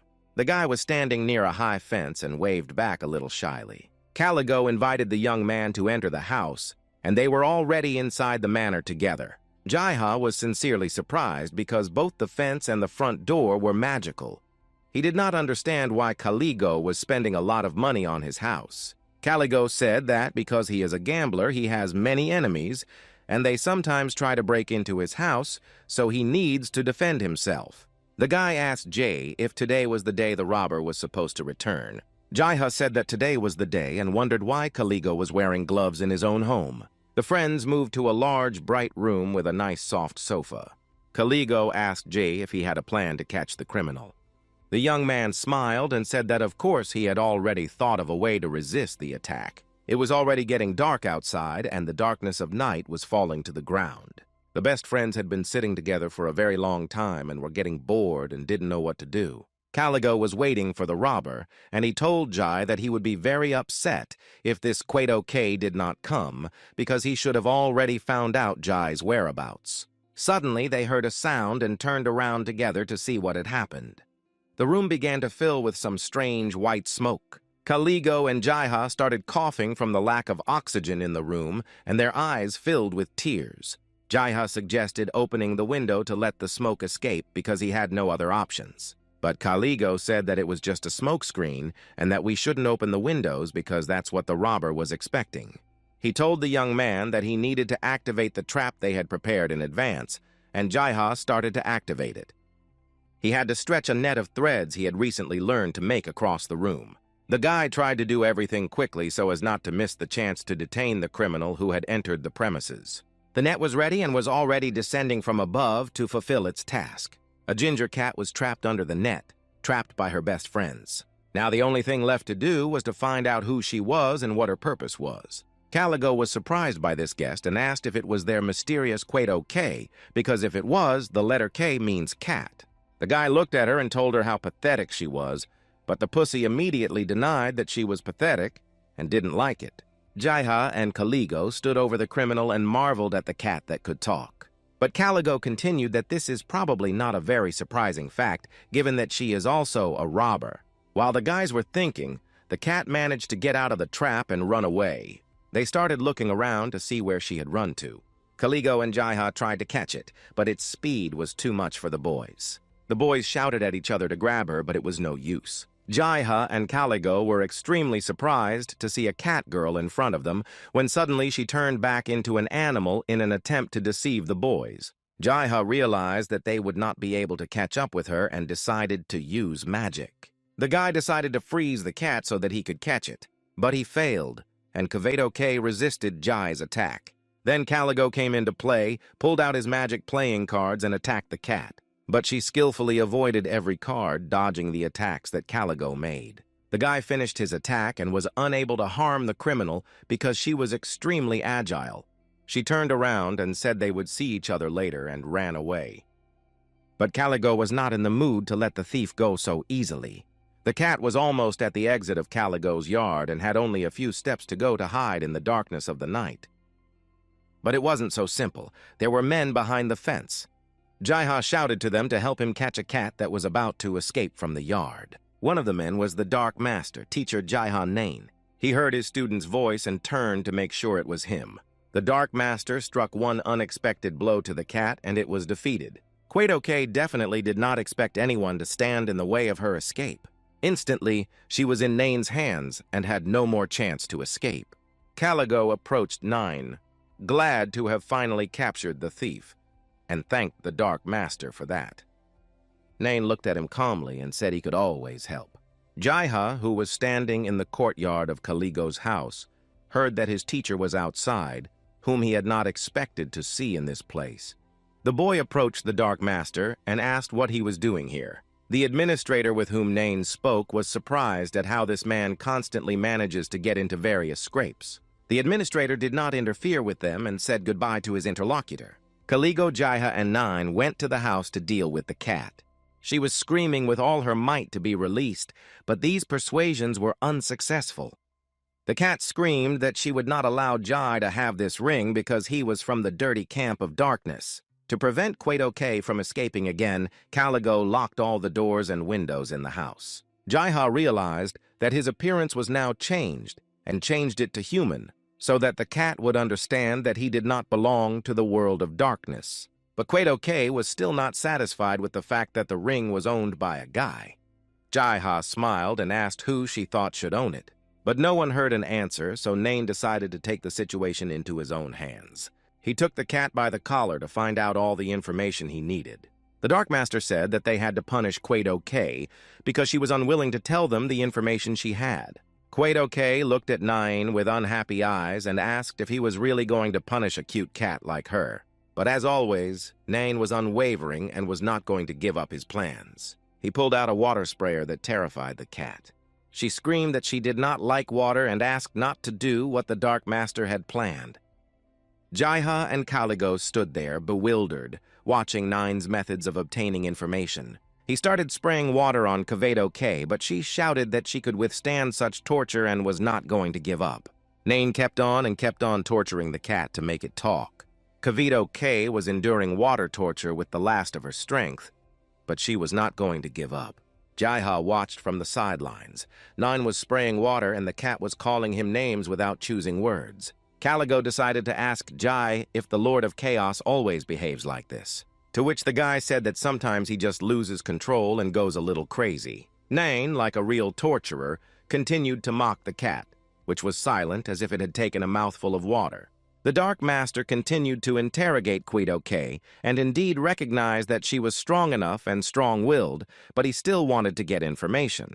So he changed his approach and took out a glass of orange-colored drink. Nain said that if she didn't start talking, he would pour a glass of orange juice on her, which would make the cat sticky all day. And even if she overcomes herself and bathes in the citrus smell that cats hate, it will still remain for a long time. It was only after the Dark Master came closer that K realized that Nain was determined to do it. So she had to agree to all the conditions and tell everything she knew. Jaiha and Caligo were incredibly happy that the cat finally agreed to talk. But the Dark Master hoped that he would continue his torture, but he had to stop it, which made him very upset. Jaiha asked why the cat tried to steal his ring, and Caligo made her answer faster. She began to say that her name was Kinya, and she was a cat that protected the sealed temple of the goddess. The war between light and darkness has always been going on, but it became even more intense after the goddess was sealed. So they, a tribe of cats, were tirelessly searching for the place where the goddess was sealed, but it was unsuccessful, and the cats had a vision. It was said that as soon as all her things are gathered in one place, only then the place where the goddess was sealed will appear. After the story, Jaiha untied Kinyu, and she began to lick her fur from the water. Jaiha asked her if she knew that the ring he had received was already sealed, and if she would have been able to unseal it if she had stolen the ring. The cat replied that of course she knew about this detail because she had carefully studied all the goddess's jewelry and their location. She continued to tell me that whoever could unseal it would receive great power. Usually later that person could become either a hero or a great villain. Kinya said that all cats are goddesses and they are able to remove the seal, but if another character wants to do it, he has to complete the corresponding task. Jaiha realized that if he was lucky enough to get hold of the ring, he had to complete this task and remove the seal from it. But Kinya was sure that the boy had no right to remove the seal because something irreparable could happen. But it turned out that as soon as the boys caught Kinya and made her talk, They managed to pass the first task, and now Jai-ha was able to go to the test. Jai-ha was very worried that he would only have one shot at it, and he had to do it right at once. Caligo asked the cat if he could go with Jai-ha. Kinya said that they could go together because only 3 people can go into the dungeon. Nain grabbed the cat and gladly agreed to support his student. Jai-ha said that this was very good, but it was probably better to let Kinyu go. Caligo thought that it should probably be very easy with the participation of the Lord of Chaos. But Jai-ha decided to upset his friend a bit and explained that if they were attacked by some monsters, Nine would hardly help. He will simply look at what is happening as a not very interesting show. The Dark Master laughed and remarked that Jai-ha had learned well the methods of teaching he used. Kinya decided to end the boys' thoughts and took out a scroll that told them what Jai-ha had to do. The cat began to read the scroll, but it was not a task, but something else. She recited the words of a powerful sleep spell which made the boys nervous. The spell immediately began to work, and all the young men fell asleep and fell to the floor because Kinya could not allow anyone to find out the location of the temple. Caligo began to wake up and the spell gradually dissipated. The horse was gone. The guys woke up with an unbearable headache in complete darkness. Jai-ha was worried about his best friend and asked how Caligo was feeling. He said that he was fine and asked Jai where he was because it was so dark that he could not see anything at all. Caligo groped for a lantern and lit it to help him navigate in space. The friends looked around and realized that they were in some kind of stone chamber. They were trying to see where the exit was and understand how they could get out. But suddenly they heard strange sounds, and it turned out that it was just Nain snoring, who still hadn't woken up. Jai-ha and Caligo went to him and tried to wake the Dark Lord. Jai-ha was angry that his teacher was not waking up, and did not realize how important this task was for the young man. The guy started shouting and pushing Nain to open his eyes as soon as possible. Finally, the Dark Master opened his eyes and saw his furious disciple in front of him. Nain and Caligo stared at the brick wall, thinking that their powers were now useless, and they could not imagine how to help Jai. Caligo began to worry that his spear was not in good enough condition to use it to its fullest potential. At this time, the Dark Master was groping the wall, trying to find hidden levers that could open the door. Nain tried to summarize that there is no skill level limit for this task, and the monsters in the dungeon will constantly change. The Dark Master assumed that the levels of the monsters should adjust to their levels for the task to be completed. Jai-ha broke into the conversation and asked if they shouldn't match the level of the players, since this task is only available for the 2nd grade. Caligo told Jai that it would be too easy if it went the way the young man hoped. The boys formed a group and decided to start their journey. Jai-ha was very worried about whether he would be able to pass the test. He was worried because he only had one attempt. Nine, Caligo, and Jai-ha stood waiting for the test to begin. Jai-ha eventually got in the mood and said that they should go in, and with that the door to the dungeon was opened, and their adventure began. The boys saw a giant labyrinth that was definitely not easy to walk through. They stood at the entrance and tried to find something to help them through the maze. Suddenly, Nain noticed a large stone with an inscription on it that said, "This is what will make the cat run away." Caligo did not understand what the inscription meant and assumed that it was a riddle. Nine checked his compass, and even it did not work in this place, and he noticed that it was the perfect place to get lost. Jai-ha tried to adjust himself. He gathered all his willpower into a fist and was ready to go forward. He said loudly that he was ready to do it and urged Caligo and Nine to follow him. The Dark Master and the gambler looked at the young man from the outside and noticed his nervousness, and he even started walking strangely. Jai-ha moved forward nervously, but he mustered up the courage to complete his task. Suddenly, they stopped to avoid being trapped in the maze. The problem was that it was moving and could change direction at any moment. When the guys realized that everything was not as simple as it seemed before, they were overcome with fear. Jai-ha asked his friends to stay close to each other because in such conditions one could easily get lost. Jai-ha came closer to the door and it started to turn, which he did not expect at all. He lost his coordination, and it was a miracle that Caligo managed to grab the young man one step before he fell into the abyss. Nain noted that there are probably many traps in this place, and Jai-ha said that it is probably not for nothing that it is called the Temple of Trials. Suddenly, the boys heard some unknown sounds, and they had no idea what or who it could be. Caligo was not going to wait and decided to go check what had happened. Jaiha shouted to his friend not to go alone because he was worried that they would not be able to find him later. But Caligo was determined to raise his level as much as possible, and this was only possible if he defeated the monsters in the dungeon. So the guy did not want to miss his chance and hurried to catch up with the enemy. Caligo said he would go ahead and ask Jay and Nan to keep up with him. Jaiha shouted after him not to leave, but it was too late. Nain looked at Caligo and told him that his friend was really very energetic. The Dark Master was silent for a second and immediately suggested that Jai go on an adventure. Suddenly, the floor began to crack and move in different directions. Jaiha almost fell down.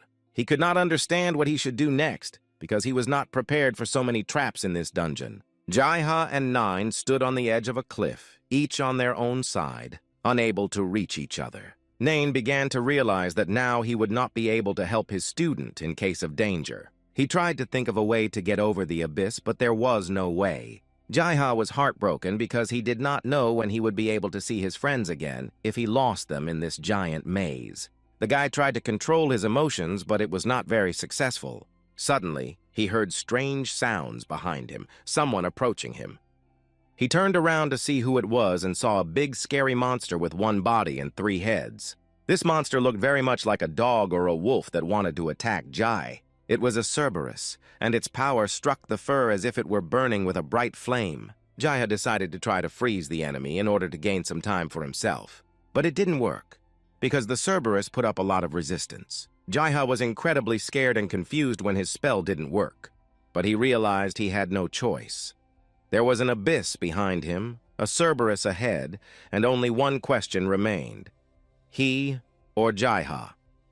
The boy gathered his thoughts and took up his staff and tried to build an ice wall to hold back the monster. The ice wall would disappear, and Jaiha could calm down at least a little. But this spell didn't work for long, and Jaiha wondered whether he should use the sleep spell. But the Cerberus, when it broke through the ice wall, struck the young man and managed to injure him. But Jaiha was not going to give up and tried to retaliate against his offender. At that moment, Caligo sensed something was wrong. His intuition told him that Jaiha was in danger.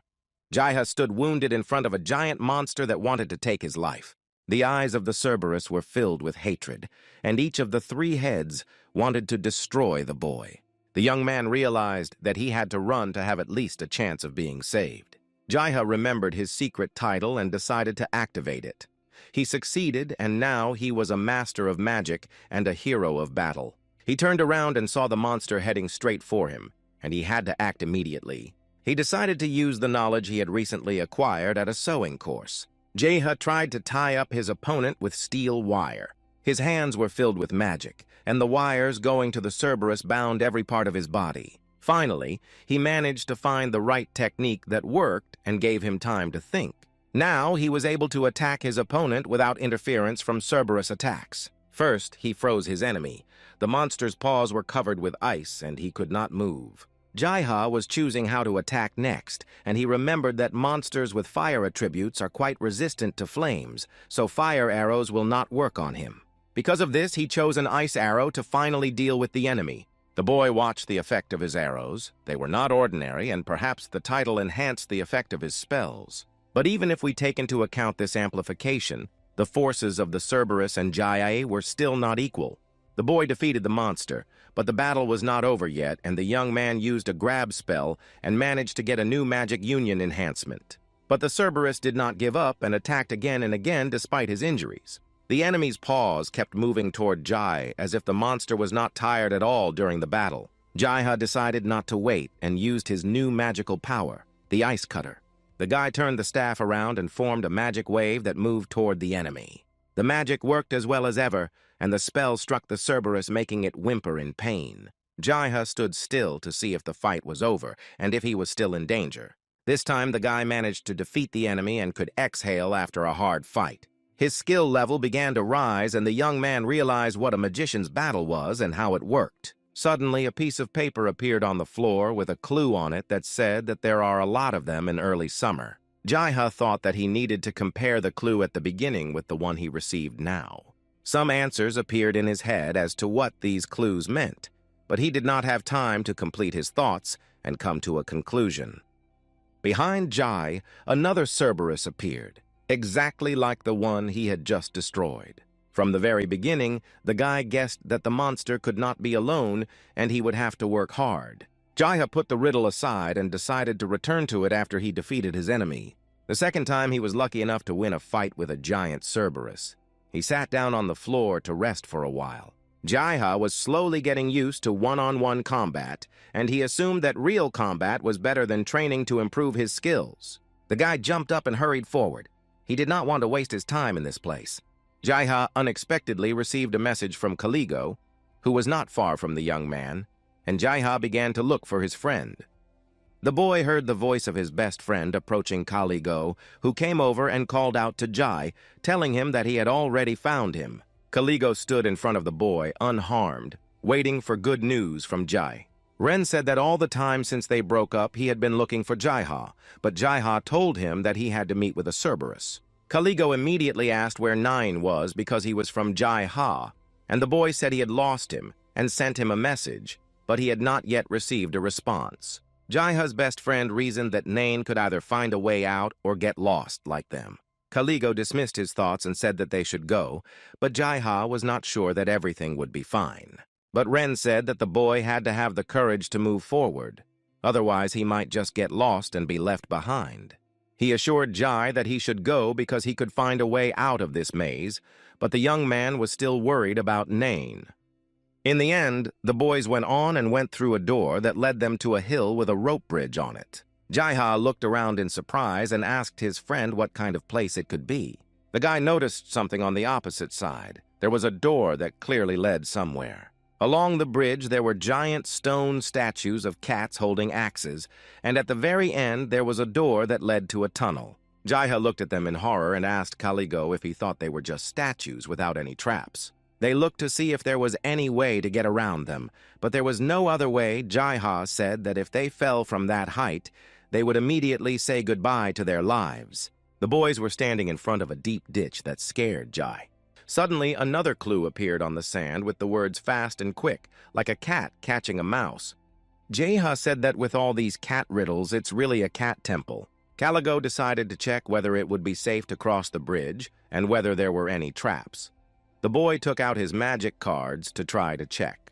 He launched one card so that it reached the other end of the bridge, simulating their path to cross. The card successfully reached the opposite side and flew right through the door. Caligo was surprised that nothing happened and decided to try another option. He thought the card was too light and the statues might not react to it. So he picked up a stone from the floor and repeated the manipulation he had done with the map. Suddenly, the statue turned from static to moving and struck him with an axe. The boys were scared because it looked like the statues were destroying everything that touched the bridge. Caligo pulled out his cane and said they had no choice but to test their guesses. Jaiha could not utter a word, and Caligo was tuning in to the journey. He accelerated well and said he would go first and ran across the bridge at full speed. As Caligo approached the statues, he pushed off the bridge with his cane and made a great leap in height. He wanted to try to fly over the potential danger, but he didn't manage to make it all the way. The guy landed and rejoiced that he had managed to survive the short flight. Suddenly, the stone statues began to lower their axes one by one. Caligo dodged their weapons time and time again, demonstrating excellent physical fitness. There was one last statue left, and he realized that he simply would not have time to jump aside. The guy's cane was damaged and could not withstand the load and broke in half. Caligo had no weapons to even try to overcome the invasion of the stone cats, and he could only dodge the blows. One of the attacks almost took his life because the sharp blade was very close. The guy kept moving toward the door, hoping that he would succeed. The eyes of the stone statues of cats glowed red, as if they were watching the boy who was trying to pass by. Jaiha stood at the beginning of the bridge and tried to see what was happening to his friend, but it was so far away that he could not see anything. Caligo found himself in a difficult situation, his life hanging by a thin thread. A giant axe was flying right at Caligo, but he had no weapon to defend himself. He had no choice but to try to stop the statue's attack with his own hand. He succeeded in doing so, and the stone weapon shattered into pieces due to the great force of the blow. Caligo successfully crossed the bridge and found himself in front of the door. Suddenly, Caligo's hand, which had saved his life, began to take on a life of its own and speak. The young man nervously tried to calm his hand, but she was quite characteristic and asked if he had called her for help because he needed strength. Jaiha could only see the silhouette of his friend and decided to ask if he had succeeded and could go through. Caligo didn't really want Jaiha to notice that he was talking to his hand, so he just said that everything was fine, and the boy could go through. Jaiha stood on the bridge and immediately realized that the flash spell would not work from such a great distance. He was standing on a bridge and made a big mistake. He looked down and was filled with fear. Still, he realized that he had to go through this difficult path because there was no turning back. Jaiha approached the stone statues, and now was the best time to use the flash spell. The young man suddenly remembered that the clue said to move quickly like a cat when hunting for a mouse. The boy used the next spell and tried to freeze the stone barriers. Jaiha accelerated and drove at maximum speed to overcome this difficult path. After he froze everything around him, he had the opportunity to try to slide on the ice because it was faster than running. Caligo watched Jaiha pass the obstacle and advised him to watch his head. A giant axe was flying right at Jai's head, and he had only a few seconds to think of what to do. Caligo shouted at the boy to pull himself together and start dodging the stone cat's attacks. Jaiha quickly gathered his thoughts and conjured up an ice wall, but its effect quickly wore off and the plane was shattered. After that, he immediately used the flash and was able to move forward. Jai managed to cross the bridge with obstacles, and now the friends could exhale and move on. The boy was breathing heavily and trying to get himself in order, and Caligo was happy that his friend managed to cross the bridge. Caligo extended his hand to help the young man up, and noticed that he was really fast at reading spells when Caligo's hand greeted Jaiha. The guy was startled by the surprise and asked his friend what was wrong with his hand and why it looked like that. Caligo explained that it was just a demon that usually does what it wants, but the hand disagreed and said that it was a figment of Caligo's greed. Jaiha looked at his best friend and his communication with the hand and did not understand what was happening. Caligo asked the young man not to look at him like that, and he added that he had just won such a hand in a gambling game. And the hand also added that she was not doing all this by choice, so you shouldn't look at her the way Jaiha did. Jaiha thought that gambling is now a fashionable way to get any strange thing or artifact. The boys moved on. They went through a door and headed down a wide corridor, and Jaiha noted that the clue they found warned them about dangerous statues. Caligo looked at his friend and said that he had managed to solve the first riddle and that he really understood such things. Jaiha was embarrassed and said that he was just guessing and added that Caligo was good at finding the right ways. Finally, the boys found another door, and Jaiha decided to open it without hesitation. Magic began to radiate from the door as Jaiha moved his hand closer to it, and at that moment, Caligo decided to remember Nain and said that he was wondering where he was. Nain was now very far away from Jai and Caligo, somewhere in the vastness of the labyrinth. The Dark Master did not like being separated from Jaiha, and Nain did not even know where the boy was now and whether he was okay. Behind Nain, strange sounds began to sound, and he heard that someone was approaching him, and most likely it was something dangerous. The Dark Master turned around to look and determine the size of the problem, but when he saw who was standing next to him, he was simply delighted. At first sight, Nain fell in love with the terrible monster that was the terrifying Cerberus, but everyone has different tastes in pets. At this time, Jaiha and Caligo found themselves in a spacious clearing with a view of a small town stretching at the foot of the mountains. A large number of cats began to gather around the boys, which neither Jaiha nor Caligo expected. They were told that they had reached the last gate, and Jaiha asked where they should go now. One of the cats said that now they had to go to the city to their leader, where their next test would take place. Suddenly, she started spinning from side to side, trying to find Nain, but he was not with the boys. Jaiha explained that they had to get separated in the maze, and the boy hoped that he would be able to meet him in this city. The cat was happy that her offender could not get to the city, which could mean that he was killed. But Jaiha knew for sure that his teacher was alive and well, because he was not easy to defeat. They were walking along a forest edge, and Kinya said that in any case, Jaiha would have to pass the next test given to him by the High Priestess. Jaiha dared to ask the cat what kind of test he was going to face. Kinya replied that she could not tell what the test would be, but the boy should know that only those with a pure soul could pass it. They kept walking, and Jai had only one thought about how difficult this test would be. At one point, Kenya took Jai by the sleeve and said that she had one request for the young man. Jai looked at the girl carefully and asked her which one because he thought it would be about his upcoming test. She asked him to scratch her chin, as all cats do, very unexpectedly. The horse stunned the boy, and he did not know how to respond to this request. Suddenly, all the cats that were nearby also began to approach him, hoping that they would be lucky, and the boy would pet and scratch them all. Caligo watched the cats surround Jay and laughed at the sudden popularity his friend had gained. Jaiha did not know what to do with this influx of cats when a sharp knock scared the cats around him and they ran away. Near one of the houses there was a cat with a staff. It was a high priestess. She asked Jai to come closer and told him that his training was complete. On the doorstep sat a beautiful, majestic cat, whose appearance shouted that she was the main one in this city. Caligo was still worried about Nain's absence and asked Jai why he hadn't checked as the leader of their group where the Dark Master was. But Jaiha did not know how to answer this question and began to feel guilty towards Nain.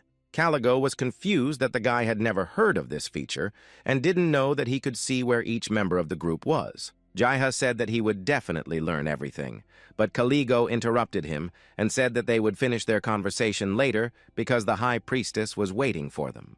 The High Priestess greeted the boys and introduced herself as Minya.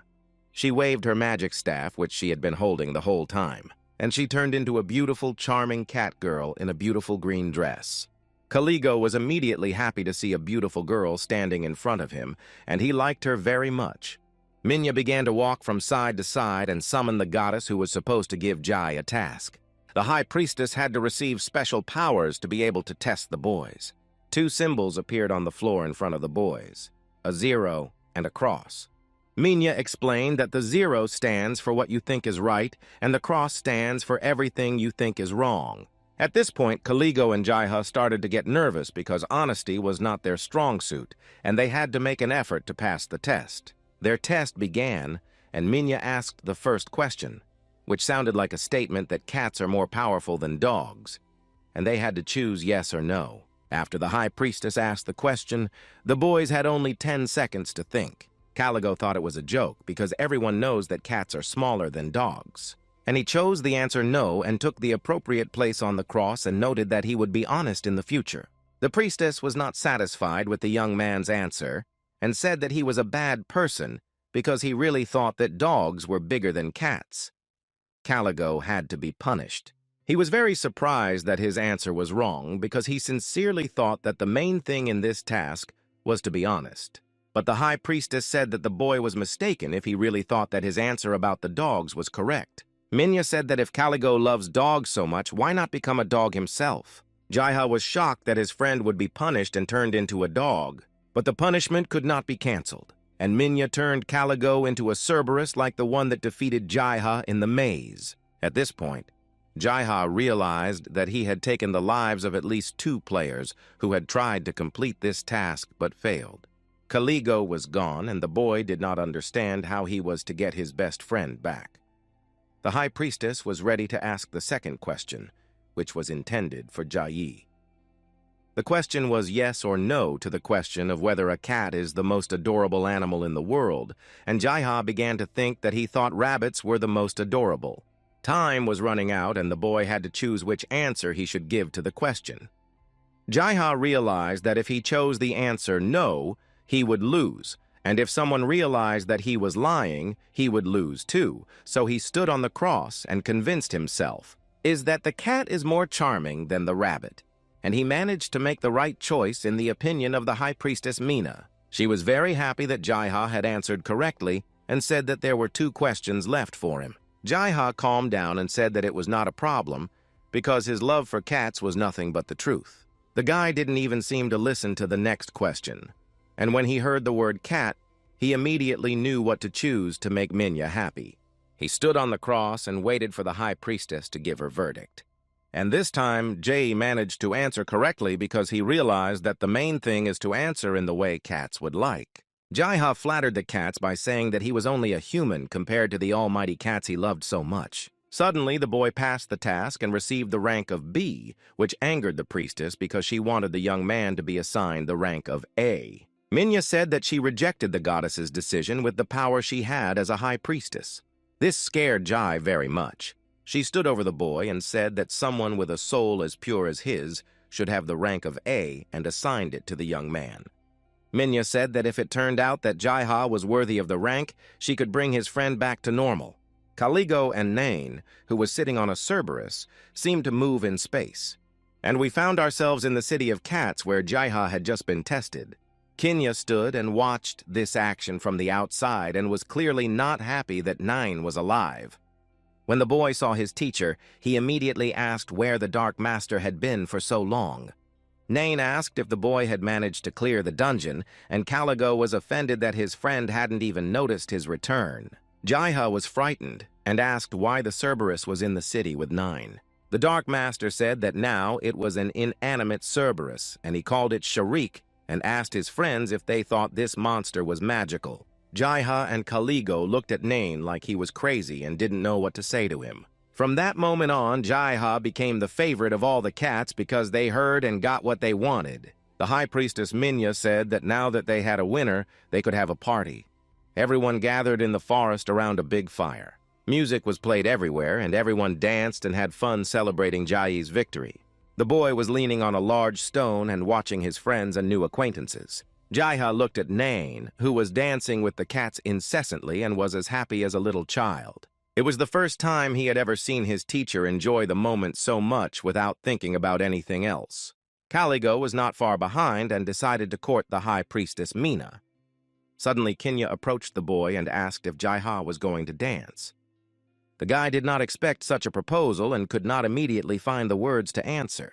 A beautiful cat girl stood in front of the young man and invited him to dance. Jaiha didn't recognize Kinya at first, so he was very shocked that she looked so attractive. The guy apologized for not recognizing the girl in this outfit right away, and she asked if he would refuse her request to dance together.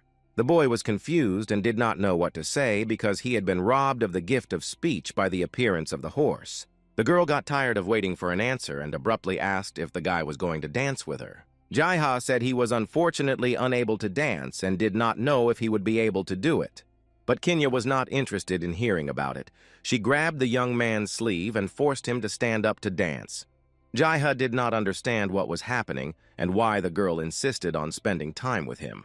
The girl nervously said she didn't want to dance with the guy and only approached him because he looked like a lonely loser. Seeing Kinya dancing with Jaiho, all the cats revolted because each of them wanted to court the winner of the challenge. Jaiha was confused and did not know what to do with all the cats who wanted to dance with him.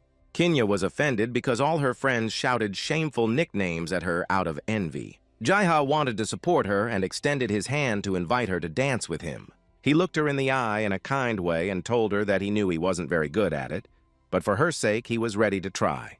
Kinya looked at the boy and realized that he was really special and agreed to his proposal. The cat girl gave Jai a hand to show her consent, and all her rivals watched enviously.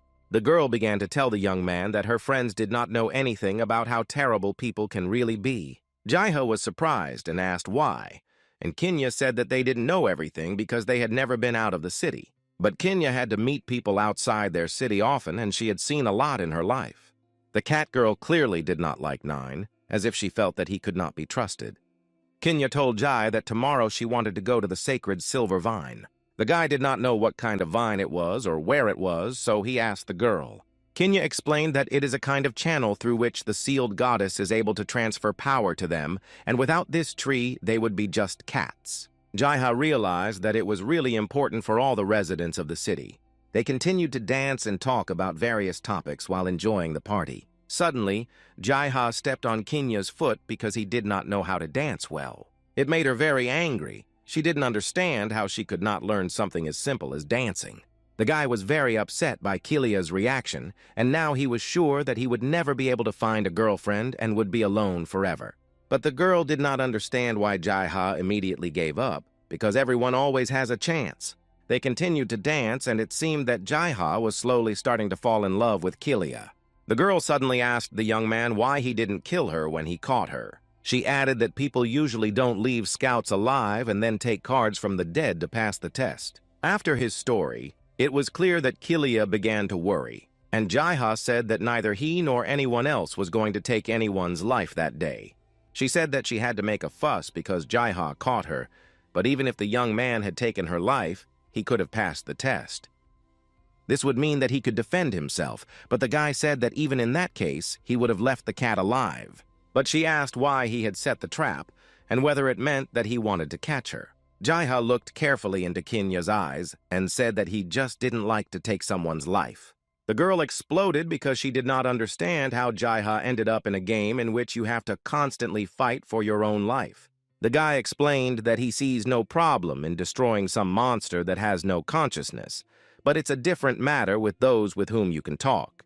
Kinya began to think that they were talking now, but if they had to fight, they would do it. And it was really strange because it was supposed to be just a game. Jaiha listened to the girl and completely agreed with her thoughts on the game. Suddenly, Kinya grabbed Jai by the collar and pulled him sharply toward her, and their lips merged in a gentle kiss initiated by the girl.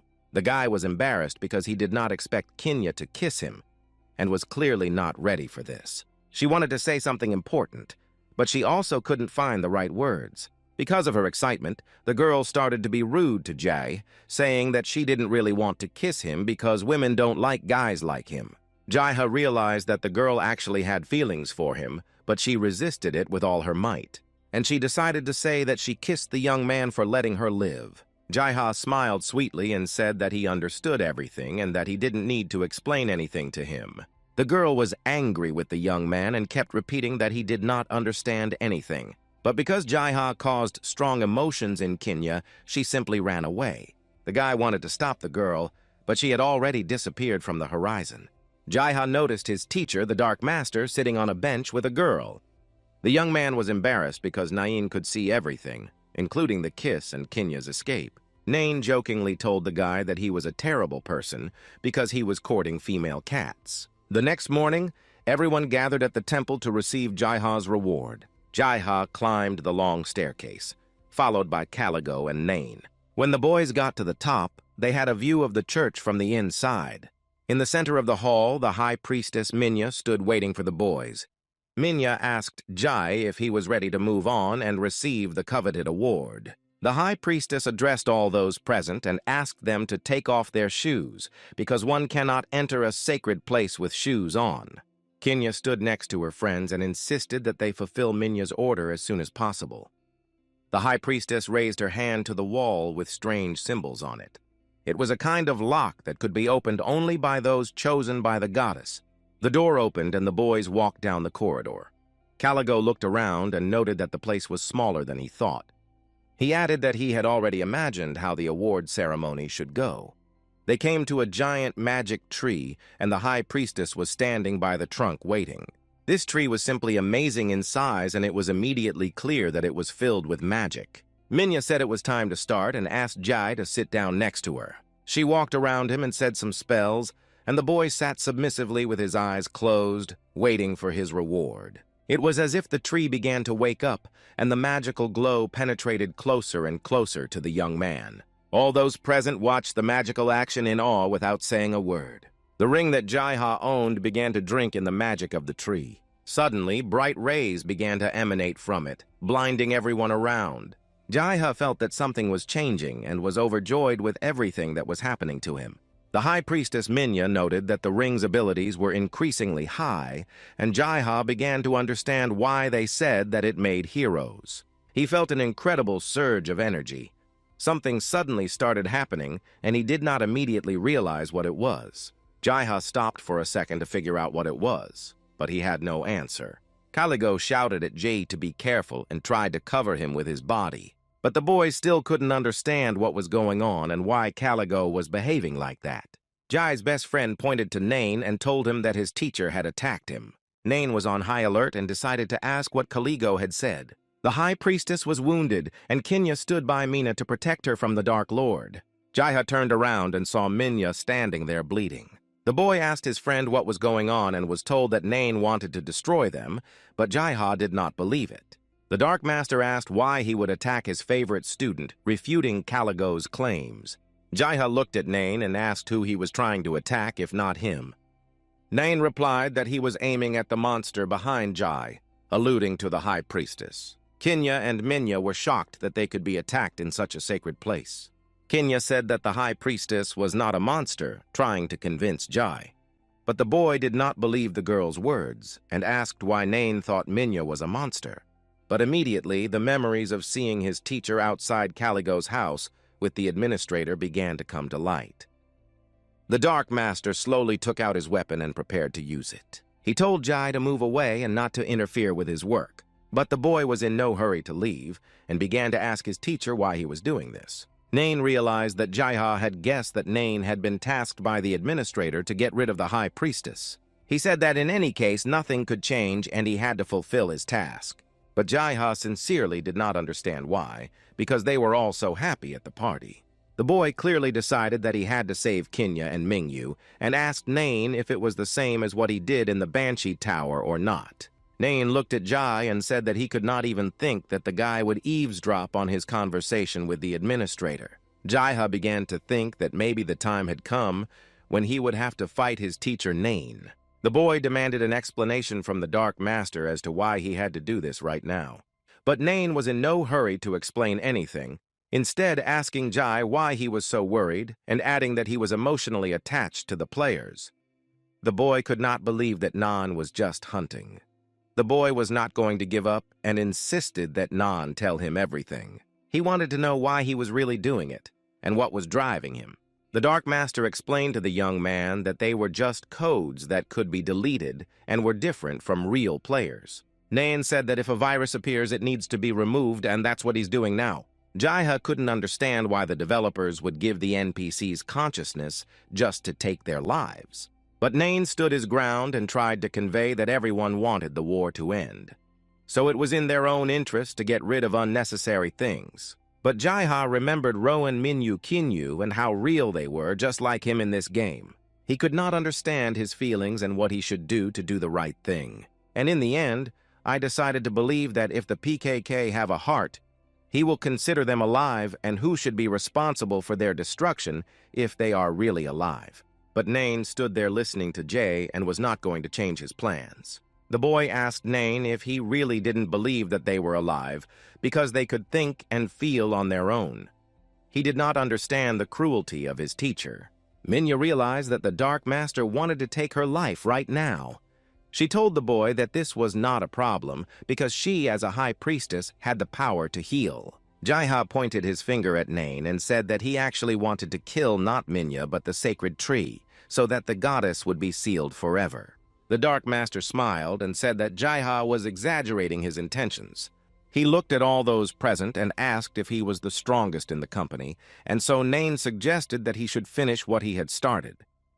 The Dark Master promised Jaihu that he would let him live and share some artifacts if he did not interfere, and Kinya was disappointed in the young man after hearing this. But Jaiha decided that he could not let Nain do what he planned, and used an iron shield spell to stop him and protect his friends. The Dark Master looked at what Jaiha was doing and noticed that he had always been good at strange magic. Nain realized that he would not be able to negotiate with the guy, so he decided to attack. His spear flew with unrealistic speed toward the iron shield the boy used. Due to the speed of Nain, Jaiha did not have time to read the spell, and the shield was destroyed. The spear almost hit the boy, but he managed to dodge his teacher's powerful attack. Nain was not going to stop. He needed to complete his plans and teach the young man a lesson. The incredible speed of the Dark Lord threw the guy back, and he ended up on the floor. Nain saw no obstacles in front of him and threw one punch after another until a second remained before he almost took Jay's life. But Caligo managed to protect his friend in time and prevented the Dark Master from making a decisive attack. Jaiha was worried about his friend Caligo and did not know how he could help. The stick that was Caligo's main weapon fell to pieces, and he had to fight Nain with his bare hands. He said he knew from the beginning that it was a bad idea to bring a damaged stick. Caligo's hand began to wake up. She was very curious what the blood of a real Chaos Lord tasted like. Nain looked at Caligo and said that he was not worth the Dark Master's time. But Caligo was determined. He sincerely wanted to ensure Jai's safety. Nain and Caligo faced off in a fierce battle, and neither of them intended to give in. The Dark Master didn't expect such persistence from Caligo, who forgot that he was a gambler Kaligo attacked Lord Haohu with his hand, which helped him overcome Nine. The Dark Master even had to retreat, but this still did not make him stop. Nain was preparing for a punch that would surely knock his opponent down. Jaiha began to worry about his friend. Kaligo turned to the boy and said that he had always wanted to fight as a Lord of Chaos. He added that Jaiha had to protect Minya and Kinya by any means necessary, and the boy understood his task. Nain didn't wait long to activate his secret title of Lord of Chaos, which gave him the opportunity to become even stronger. Kaligo saw this and began to worry that he would not be able to resist Nain without a weapon. So he decided to ask his hand if she would lend him her weapon, and was told that he knew the price he would have to pay. Kaligo understood perfectly well what the hand was saying, and he agreed to all the conditions. Kaligo activated the Moon Gambler title and the Flash Adventurer title. Jaiha and Kinya were looking at him when the girl suddenly realized that Kaligo used to be a fallen elf.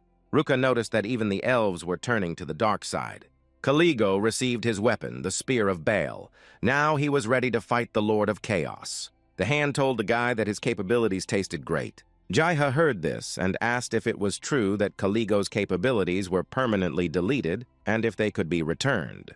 While the boys were talking, Nain became very sad, and Kaligo told Jai that he had to get ready. Jaiha was trying to figure out the best way to protect Kinya and Minya. He remembered the secret title Steel Defense and hurried to activate it. Now with the shield, Jaiha had every opportunity to stay alive and protect his friends.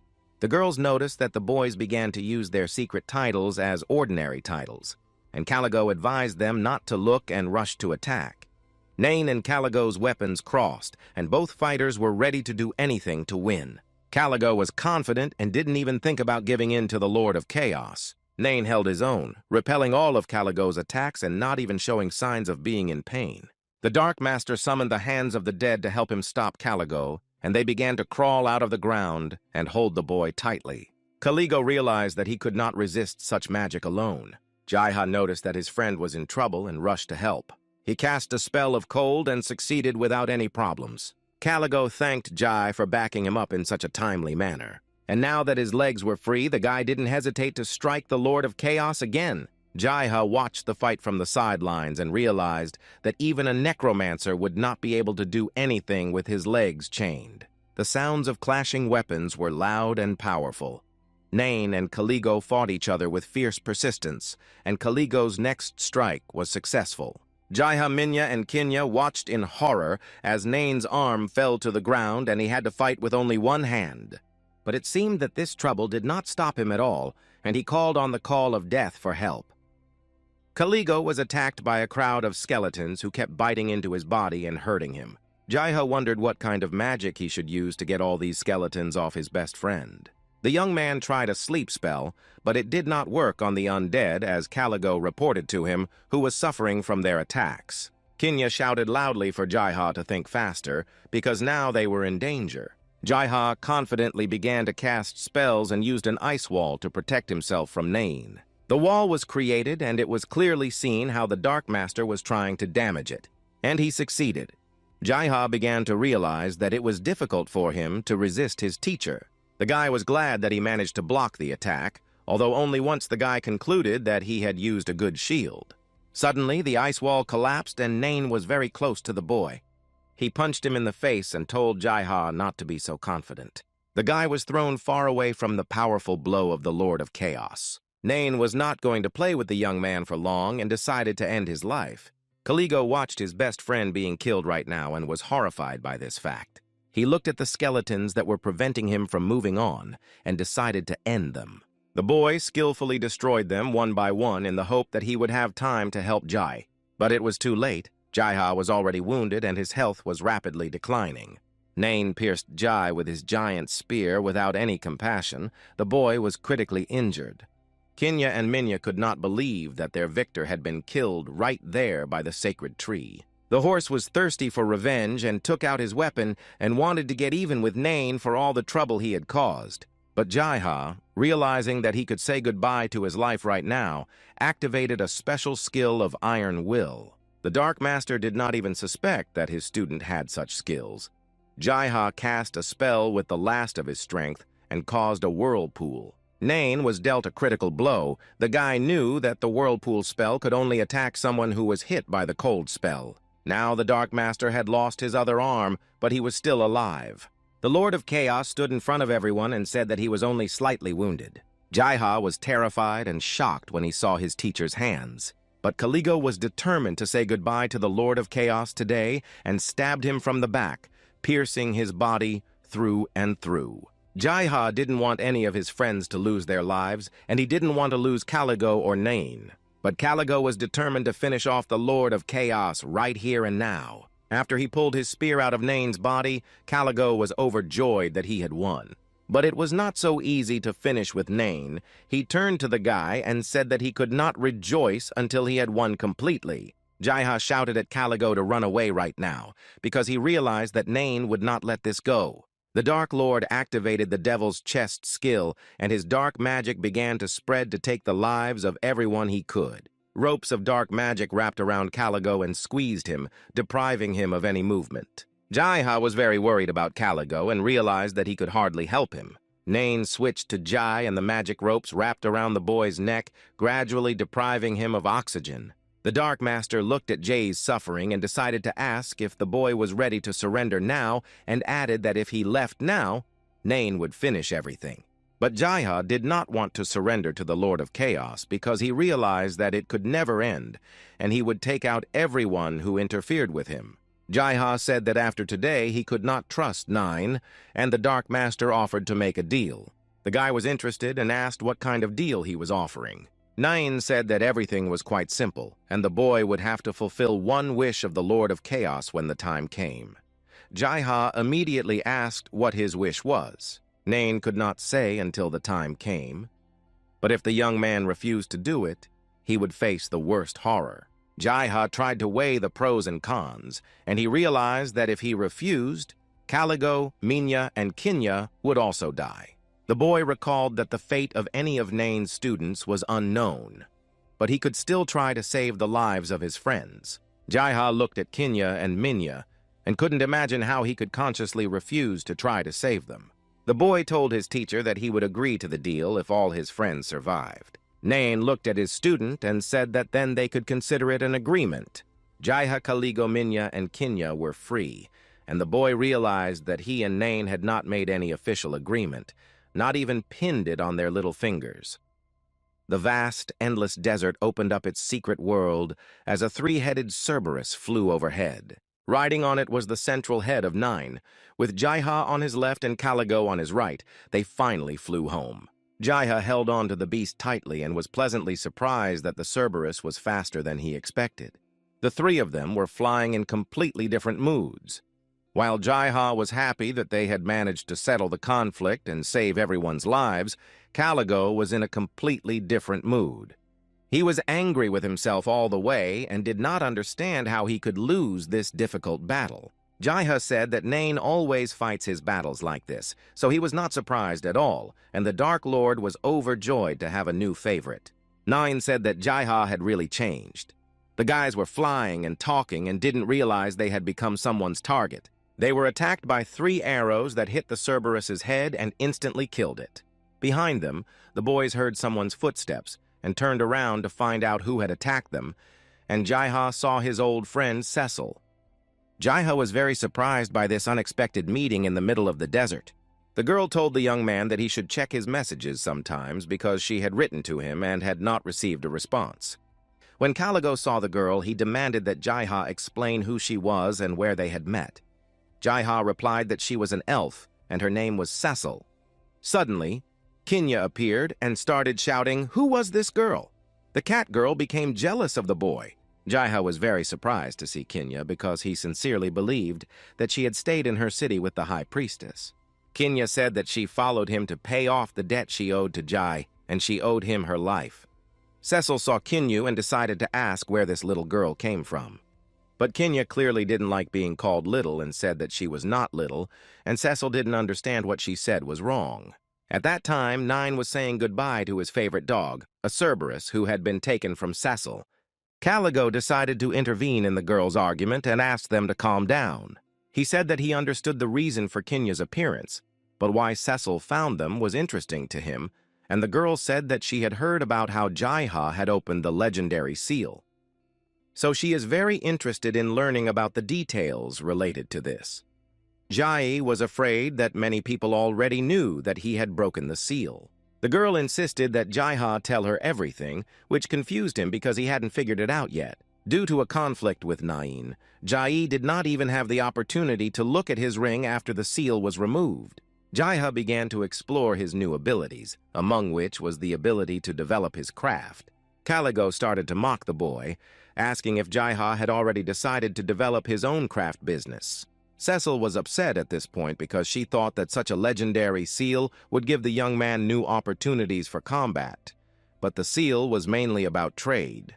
Jai-ha was not very happy with the ring's new properties either, because he wanted to become more skilled in martial arts. While the guy was raging about the properties, he accidentally touched his ring and noticed that it changed its shape. Jai-ha began to study it and found out that it was opening up in a way that hadn't been seen before. When the ring was opened, Jai-ha had the opportunity to read the message addressed to the one who would remove the seal, because this ring is one of the 7 most powerful. The letter said that money is a great power, and Jai-hu was given the gift of acquiring it and could be the successor of the great master Lenbright. His friends continued to mock Jai because they did not consider money to be something scary and powerful. The guy was very annoyed and started yelling at them to stop behaving like that. Cecile started talking. She was determined to explain why she had come and said that she was here to borrow Jai because she needed help. She said that she would pay the young man 1 gold piece a day, but Jai-ha did not understand what she wanted and was a bit indignant at the offer. The guy said that Cecil wanted to buy him as if he were an animal, and that was not acceptable to him. But Nain wanted to deal with the fact that Cecil had taken his pet's life. He had to go through a lot of obstacles to get the Cerberus, and Cecil didn't want to listen to Nain's sobbing and simply asked how much she owed him. The Dark Master did not hesitate to say that she owed 50 silver coins, and Cecil agreed. When Nain heard that the girl would pay him, he began to rejoice. He shouted that he was finally free, but Jai-ha could not understand what he was free from and why Nain did not think about renting the young man. But Nain began to talk about how the constant care of Jai made him very tired and even aged, and he had wrinkles. When the guy heard this, he was very surprised and angry because the Dark Master was causing much more problems than he was. Jai-ha grabbed Nain by the collar and shouted that he could no longer tolerate him and that he was the one who was suffering, not the Dark Master. Their argument continued as each man stood his ground. Jai-ha looked away from Nain for a second and asked Cecil why she needed him and what his job was. The girl explained that there is a war in the Guild of Hunters and they need a mage because their combat mages are elsewhere, so she came to Jai. Jai-ha wasn't sure he could handle it, but the girl insisted that he would only be feared because of his title as a battle hero and that he could get a promotion. And even Nain would agree with this, and Jai-ha could not refuse her. Everyone noticed that something was happening between the boy and the girl. The Dark Master was not confused and immediately asked if he could take part in this battle, but Cecil didn't want Nain to be present during the fight. She knew that other guilds could easily accept the little mage's help. But if she arranged for the help of the Lord of Chaos himself, that would definitely be a problem. Jai-ha heard what the girl thought of him and was upset. The guy agreed to help, but he was not very happy about it. Cecil brought the boy to her guild and they ended up in the Hawk Tower. When Jai-ha got inside, he was very surprised that there were so many girls. Cecil introduced the boy to the audience and told him that he was a sacred and punisher and that they came from other guilds. Suddenly, an archer girl approached the young man and asked Jay if he had come at Cecil's request. The girl was very open to communication and introduced herself first. Her name was Aristina, and Jai-ha shyly introduced himself in return. Cecil immediately appeared near the boy, preventing him from talking to other girls. But jealousy arose not only in Cecil but also in Kinya, who was sitting in Jai's bag and accompanying him all this time. Jai-ha told Cecil that he noticed a large number of girls in the guild, and Cecil explained that girls usually choose elf characters because they are beautiful. Cecil noted that since there are almost all girls in the guild, no one courts them, and sometimes they can bring their friends here. Suddenly, Jai-ha noticed a young man flying at him at full speed. The guy landed near him and Cecile and started asking her why she had brought the wizard and why she couldn't trust him. And Cecil immediately said that she could not trust him under any circumstances. But the boy did not understand why Cecil could not trust Karis himself, the hero of the battle for the last 3 months. Jai-Ha listened to this and did not understand whether he was another magician or not, and realized that he was just another participant for the sake of the masses. Karis approached Jai and said that he looked quite sad, as if he wanted to tease him that he was afraid. Cecil said that he might look like that, but Jai-Ha was a hero of the Battle of the Dark Tower. Karis was sure that no one else in the guild would receive that title. Jai-Ha was angry that he was being insulted by a mage of another guild, even though Jai-Ha did not even want to take part in this battle. Kinya saw that something was wrong with Jai and decided to ask him what was wrong, and Jai-Ha asked what the difference was between an ordinary mage and a combat mage like Karus, and Kinya explained that he could combine magical attacks with combat skills. She explained that battle mages don't need to cast spells like Jai-Ha. The magic was already present in Karus's hands, and Jai-Ha thought he was really strong. But Kinya disagreed with him and said that because they had abandoned the path of magic, their attacks and defenses were weaker, which surprised Jai-Ha. But Karis inadvertently heard that he was called weak and started to attack Kinyu because of what she said. He told Jai not to even expect to be called a battle hero while he was here, because that's how it's always been in the Hawk Tower. But Cecil was not going to listen to the war mage's boasting and threats, and took him by the collar to calm him down. The girl told Karis that he was in the guild only because of his skills, and suggested that he shut up and not bother anyone. Jai-Ha looked at Cecil and caught himself thinking that she could be frightening sometimes, and he didn't understand what was wrong with this martial artist and why he called him names all the time. The signal sounded that the battle would begin in 30 seconds, and all the guild members began to take their places on the walls of the tower. Jai-Ha stood on the highest point of the tower to be able to see everything that was happening around him. The enemy army was already standing under the walls of the tower, and its commander shouted words of congratulations to Cecil. He waved to her from below and shouted that he missed her very much because they hadn't seen each other for a long time. She looked down and sarcastically said that she could not believe that Alter from the Assassin's Guild had traveled such a long distance to meet her. Alter took out a monocle and said that he wanted to see if Cecil had wrinkles on her nose, suggesting that she had aged. But Cecil, in turn, also decided to tease her opponent and asked him how old he was now, because the last time they saw each other, he was 30.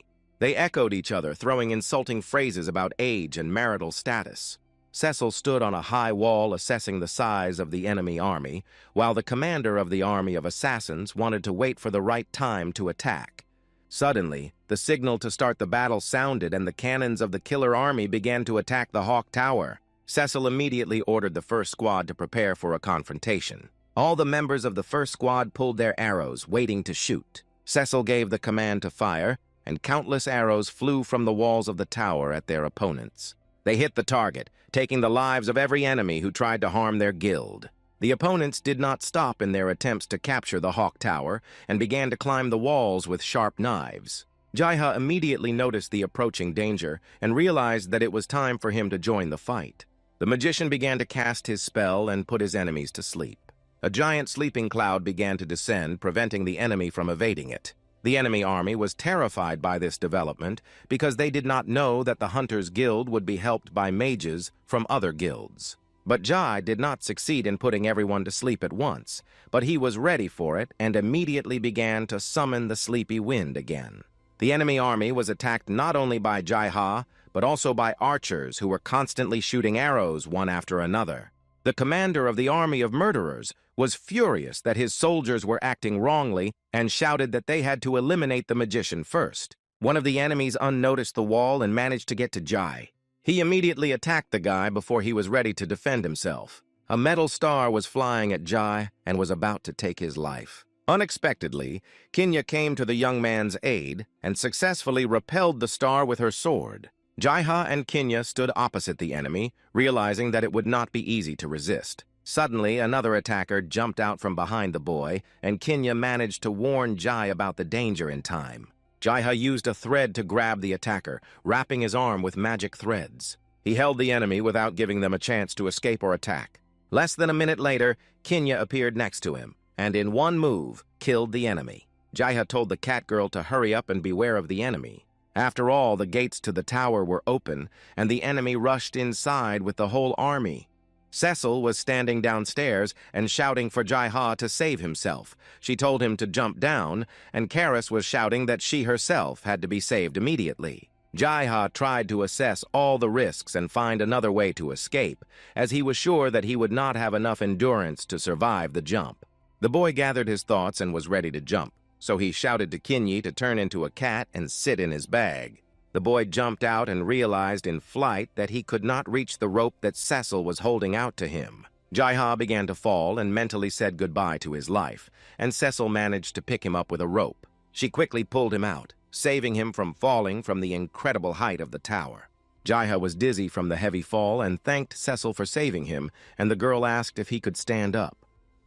Karis, the guild's battle mage, told Cecil to go first and he would take Jai, and he reproached him for being a ballast that would make him slower. At that moment, Cecil was called for help by her guild members and had no choice but to entrust Jaiha to Karis. The martial artist took Jai on his shoulder and warned him to hold on tightly, because if he fell, he would lose his life. Jaiha looked down and saw the battle still going on, the enemy clearly having the upper hand over the Hunters' Guild.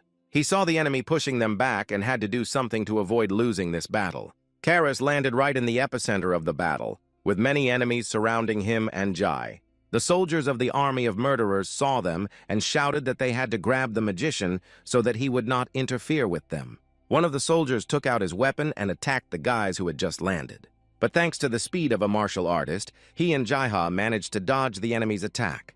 The enemy had no intention of surrendering and wanted to get rid of the magician who threatened their army by any means necessary. Karis chose the right moment and attacked the enemy, causing him great damage. The battle mage was glad to get rid of the warrior who threatened them, and Karus said that the enemies should know their place. Jaiha watched with admiration at the power of the battle mage. Karus and Jaiha were heading to the gate to protect themselves from the attack. Noticing this, the soldiers of the killer army rushed after them to prevent their escape. Immediately, Jaiha asked Karis to let him go, and the boy immediately asked why, because he realized that it was very dangerous for Jaiha. Jaiha understood that they had to stop the invasion, because if the mage did not, the guild's defeat was assured. Karis jumped up the mountain and they found themselves on the tower, able to attack the enemy with magic.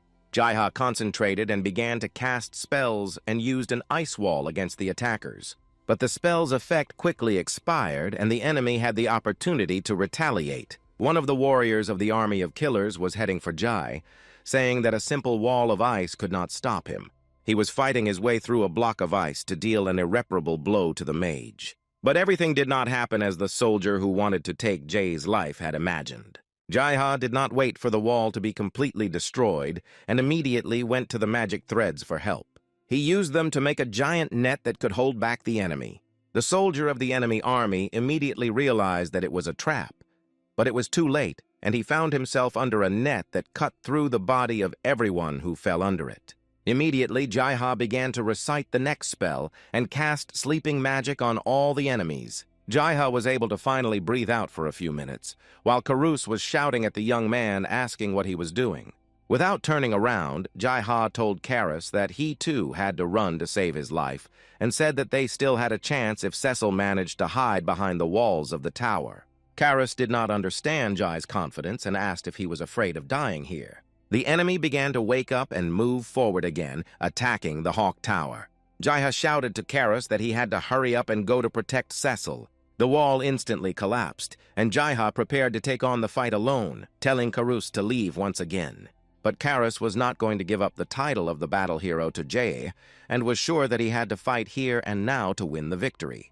Jaiha emphasized to the battle mage that there would be no reward if they lost this battle. But Karis reassured Jai and said that they would win, so they needed to join forces and share the glory. The guy tuned in and urged the enemy to just watch his powerful attacks. The battle mage set up to use a fire arrow attack, which he directed at the enemies.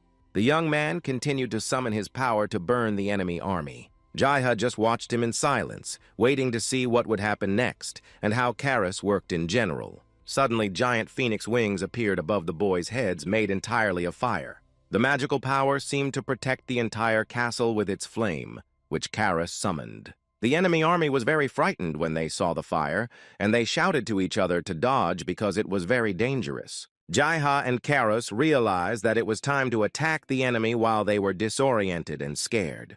The battle mage immediately launched an attack, casting a spell and summoning the cry of the phoenix. The flames began to claim many lives, and suddenly the young men noticed something unusual. The commander of the enemy army was standing with some guy and was not at all impressed by Karus's incredible attack. Karas was happy about the successful attack and was sure that the enemy would not be able to get through the fire. Jaiha listened to him and realized that they had indeed become stronger by joining forces. Suddenly, a warrior appeared in front of the boys' eyes, passed through all the obstacles and attacked them. The enemy attacked and Karas was wounded and could no longer resist the enemy army. A warrior who was next to Jaiha said that he could not stand idly by and watch Jaiha and Karas defeat his army. Jaiha couldn't understand how this soldier had broken through Karas's strongest attack, how he had managed to do so, since this warrior was not even a guildmaster. The enemy grabbed Jake by the collar, threatening him with death. This warrior held Jay and told the young man to tell the Lord of Chaos that his name was Baek Yom from the Ice Tower and he would come to see him. The boy looked at his opponent and noticed red eyes just like Nain's. Jaiha had just begun to cast a spell, and before he knew it, his opponent was more cunning and stronger than he was. The warrior pierced Jay with his sharp spear, causing critical damage, but a special skill granted by the ring was activated: Iron Will. The words of the enemy who wanted to meet with Nain did not leave Jay's mind. The guy realized that he was losing his life right now and that these were most likely his last seconds in the game. The young man saw the spear that the enemy pulled out of his body. This was the last battle for Jai. The soldier pushed the boy away and he flew down from the tower wall. Jaiha couldn't believe that this was how he was saying goodbye to the virtual game he had spent the last time playing. The last thing he saw was the face of his offender, who was rejoicing in his victory. After the incident, Jaiha was forced to leave the game. The guy was in his room and was recovering from his defeat. He took off his gaming glasses and opened the door to finally leave the virtual world. It was as if Kim Ji-ha managed to breathe in and realize that he was actually alive. He thought about how even with the pain reduction he could feel everything perfectly. The young man thought that he needed to get back into the game. After all, the siege of the Tower of the Hawk continued, but he failed because 12 hours must pass after the loss of life. Kim Ji-ha was upset and decided not to waste time and catch up on his homework. For a second, he was distracted and felt his hair, which had become obviously longer than before. However, he returned to his tasks that were waiting to be solved. The boy opened his notebook and started writing to make up for the lost time due to the virtual game. Jaiha missed only one task, so he was glad that he didn't have to spend much time, thinking that if he could concentrate on the exam as much as he did in the game, he would be fine. The young man sat at his computer and repeated all the topics he failed to learn in order not to forget them completely. About 8 hours passed and the work was completed. Now Jaiha had the opportunity to relax and do whatever he wanted. It occurred to him that he needed to find out who the Baek Yom warrior was who had taken his life. Jiha found information that he was a killer in a white robe, and it looked like he was angry with Nain and was able to interrupt Jai's attack in one fell swoop. His full name was Baek Yom Bot, the trump card of the Assassin's Guild, the main weapon of the Ice Tower, and his peculiarity is that he comes for his target only after a request.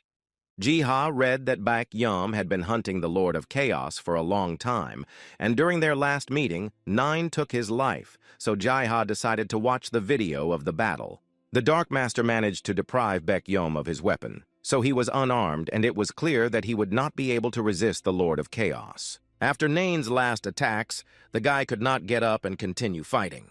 But this did not stop Nain, who stood over Baek Yom asking how much longer he was going to lie there. But the guy was so exhausted that he could not even stand up a little. The Dark Master put his foot on Baek Yom's chest to see if he was really that powerless. Nain asked him if this was really all Baek Yom could do and why he didn't try to fight anymore. Baek Yom was annoyed by the Dark Master's taunts, but he tried to raise his head. Nain told the boy that if he wanted to take his life, he should do it now. Kim Ji-ha watched the video and thought that even though Nain is their guild master, he is definitely a thief. Baek-yum tried not to give up and not to allow Nain to take his life, but he had almost no strength. The Dark Master continued to mock and said that now Baek-yum could laugh because it would be the last time. Kim Ji-ha stopped the video and thought about the exact same phrase Baek-yum had said before he ended it. Jae-ha finally understood the reason for Baek-yum's hatred of Nain. The guy noticed that the video was uploaded a year ago and it still exists. Kim Ji-ha wondered if Baek-yum had really been harboring his revenge for a year, and whether this was the motive that drove him at all. The young man was upset because he did not intend to make enemies, and yet he was hated because of Nain. Enough time passed for the guy to be able to re-enter the game, and he did not wait to return. The location remained the Hawk Tower, the very place where Jay was killed. He entered the virtual world and was ready for any event that awaited him.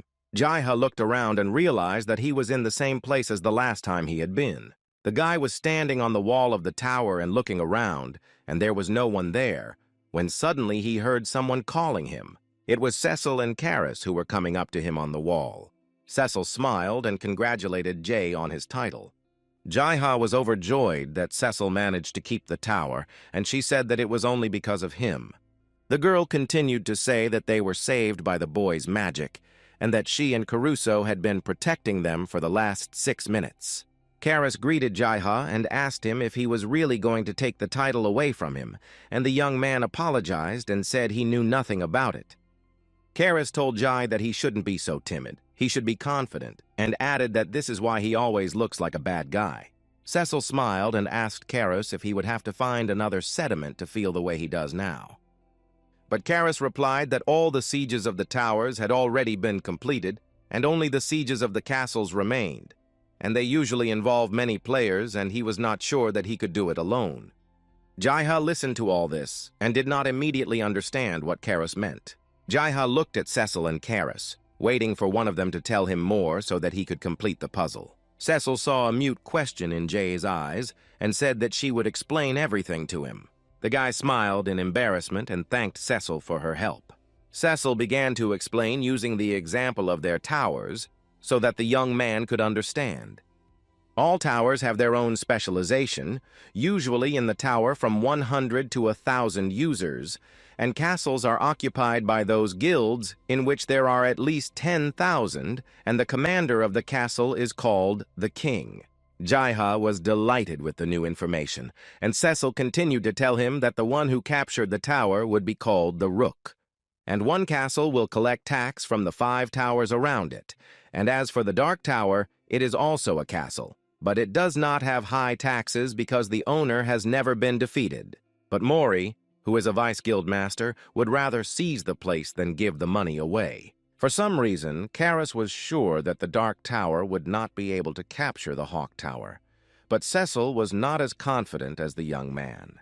The girl decided to change the subject and asked Jae how he felt about the interview, which surprised him.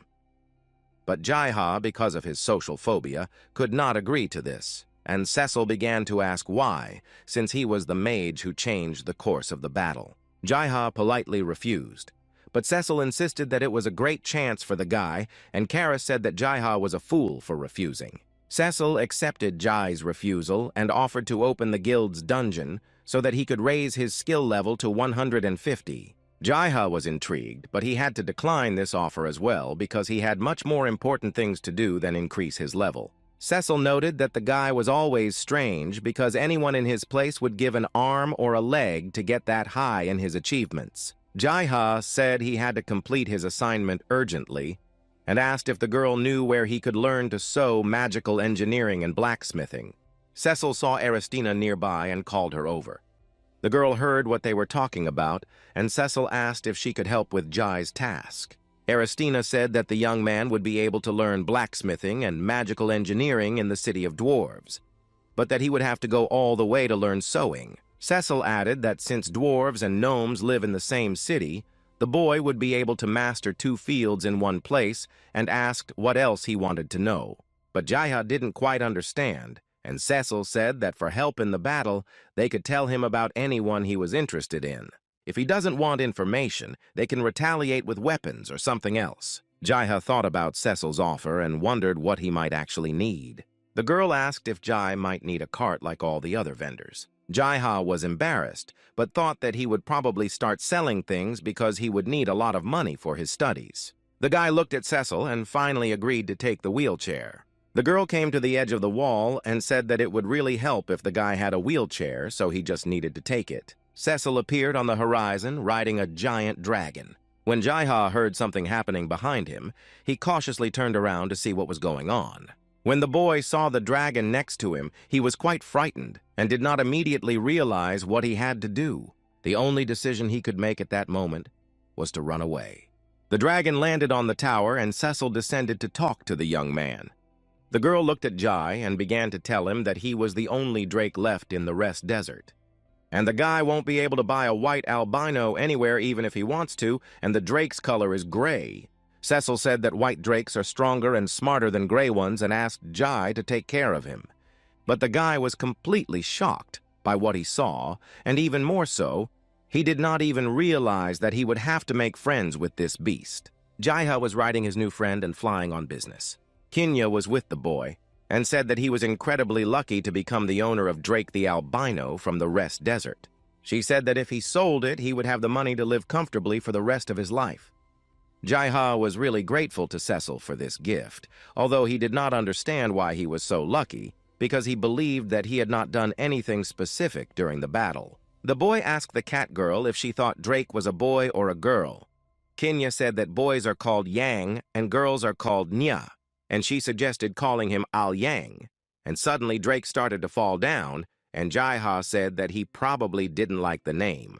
After weighing everything up, the guy suggested the name Silver Sorrel, and Drake immediately changed his position in the airspace, showing that he liked the name. At this point, Jaiha gasped because he did not want to lose his life by falling off the Drake. The boy and Kenya arrived in a city where gnomes and dwarves lived. Jaiha was pleasantly surprised by the size of the tower he arrived at. In addition to Drake, Cecil also gave him a special weapon, a gift he had not known about before. The horse immediately warned the boy that the dwarves were honest, but the gnomes were not so much, and as soon as they noticed something that could be expensive, they would try to rob him. This information scared Jay a bit because he didn't want to be robbed by the gnomes. He got to the gunsmith's shop and went inside. There were people there, and the young man stopped in the doorway so as not to interfere with those who were the first to arrive.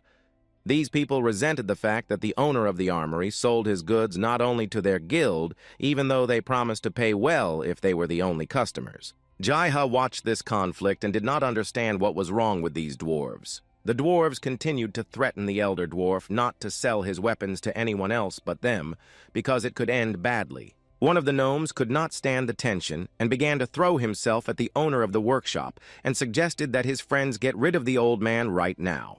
Jaiha did not want to watch the old man being killed in front of him and stopped the arm with the weapon of one of the dwarves. The dwarf asked who he was, and Jaiha replied that he was just a mage who was passing by and said that the dwarf was going too far with such threats. All at once, the gnome's attention was riveted on the boy who, in their opinion, was sticking his nose in the wrong place. Suddenly, Kenya sat on Jai's shoulder and started talking to the aggressive dwarves. The cat girl began to say that they were unjustifiably mocking their main plot. But Jaiha tried to stop her because he had never dealt with this master. After these statements, the horse dwarves returned to the owner of the armory. They were angry that, according to the cat's words, the gunsmith was doing business behind their backs, and the dwarves had in their minds that the old man was supposed to work only with them. Kenya continued that as future traders of this master, they would not forgive the dwarves for such behavior. The gnomes were so angry that they set out to deal with Jaya and Kenya, but the boy got his bearings in time and, seeing that he was in danger, used a spell of Stusha, and the gnomes were blocked in a large block of ice. Jaiha was glad that he finally managed to attack the enemies the first time. Suddenly, the gnomes managed to quickly free themselves from the ice, and frosty stones fell to the floor. Kenya, seeing that the dwarves were free, told Jaya that the dwarf thieves had the ability to avoid traps. The gnomes wasted no time in attacking the boy and girl who had interfered with their business. Kenya immediately joined the fight and tried to protect Jai, to whom she owed her life. The girl was holding her ground and protecting the young man while he tried to think of the best way to attack. Jaiha realized that the dwarves were simply too used to magic, so it was almost impossible to impress them in this way. Suddenly, the boy remembered the words of his teacher Nine, that being a magician means controlling everything around you.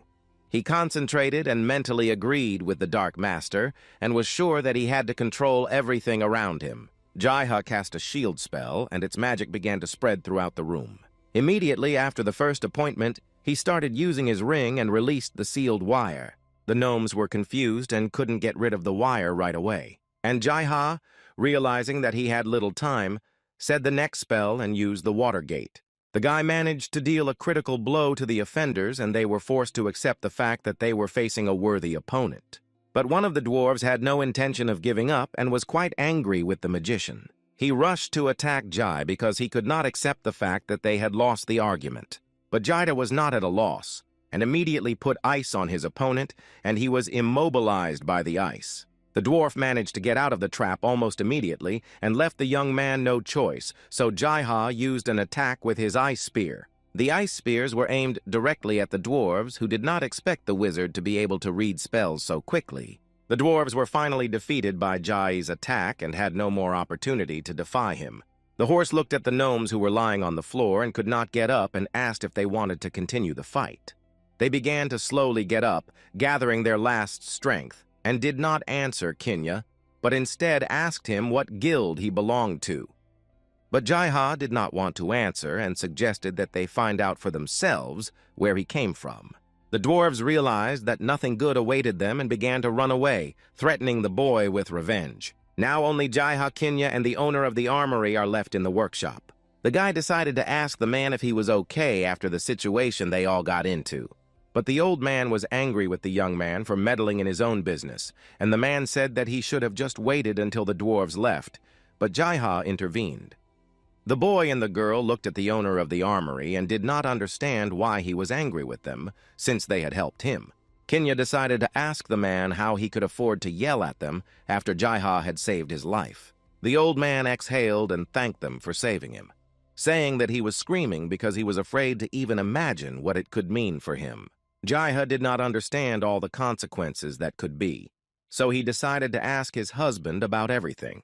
He began to explain that their guild had previously been taken over by a larger guild and forced to pay taxes, and now they were demanding exclusive goods. The man continued to say that now they could send people to monitor the traders and blacksmiths more carefully and demandingly. He looked at the guy and apologized for not being able to buy anything from him.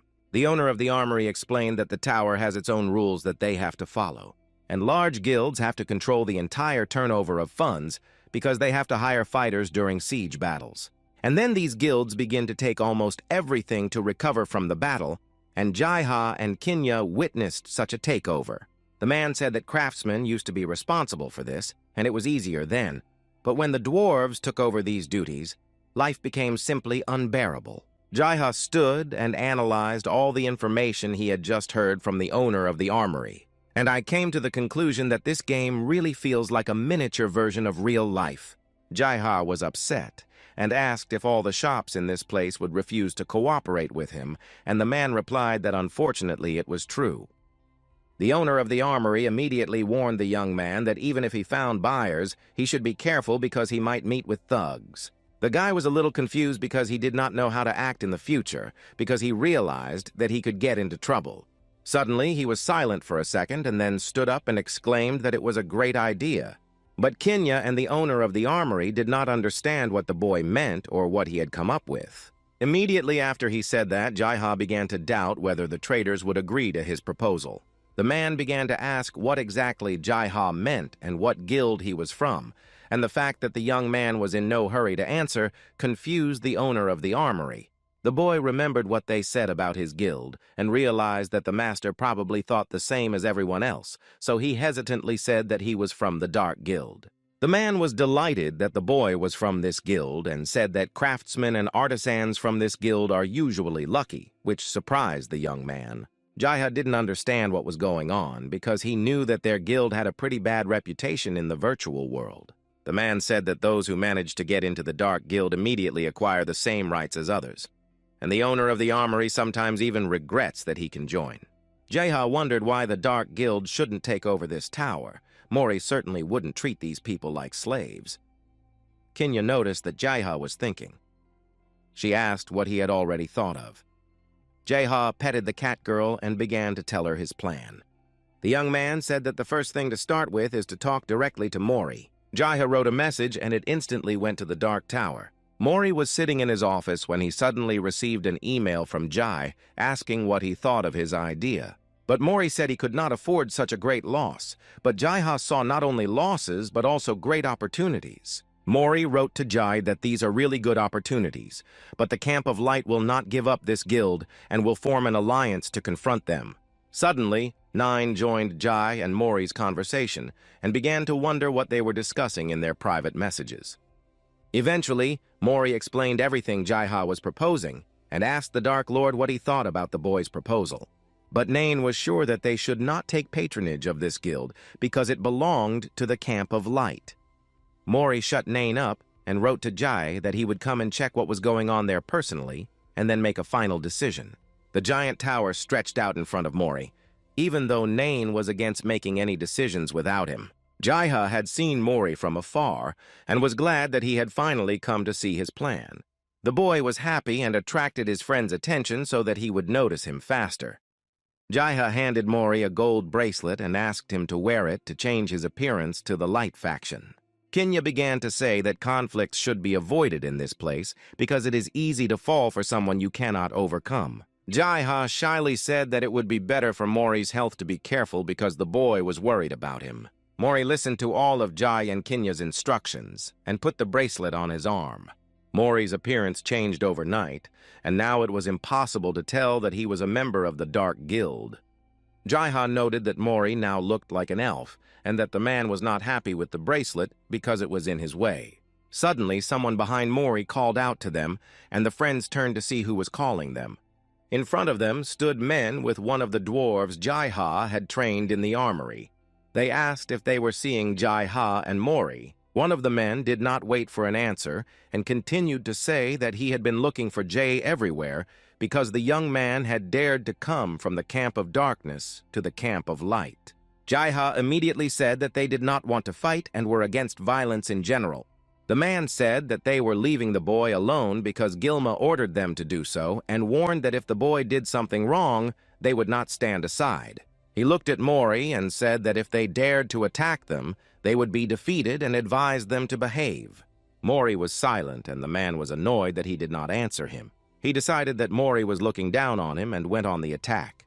Mori did not lose his cool and immediately took out his weapon and was ready to fight back. He managed to take the entire blow on his sword and still did not answer the man. Mori's sword was damaged and broke into 2 pieces after repelling the attack. In addition to the sword, Mori's face was also injured because the man's attack was quite strong. The man stood confidently in front of Mori, showing that he was the boss and that one should not try to oppose him. The man asked Mori if he liked his skill, and Mori replied that a good dagger is half the battle. The man continued to hint to the members of the Dark Guild that they should not stick out in this tower because there are leaders here. But Mori did not quite agree that these men were the heroes in this tower.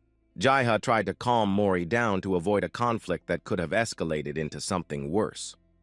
The men once again warned that they would follow Jae and Mori's every move. They left, but still periodically shouted to remind us that they were watching. Jae-ha and Mori walked the streets and discussed Jae-ha's idea, and yet Mori was not very eager to make a positive decision for the boy. But Jae-ha began to cite the attack of the thieves who had attacked Mori and asked if his dagger was not beautiful and that it was made in this very place. Mori replied that they had really good weapons that could not be made even in the Dark Tower. Jae-ha began to insist that such a weapon would be a nice bonus. But Mori asked whether Jae-ha realized that almost all the fighters who will defend the giant tower will have such weapons and how this threatens the Camp of Darkness. Suddenly, strange noises began to sound, and Jae-ha immediately turned around to see what was happening. Mori and Jae-ha looked on in horror, realizing that something had clearly gone wrong. They saw a mammoth Dumbo in front of them, beaten from all sides. An equally mutilated Dark Master got down from the wounded mammoth. Jaiha was very surprised to see his teacher in this place and at the same time worried about Nine's well-being.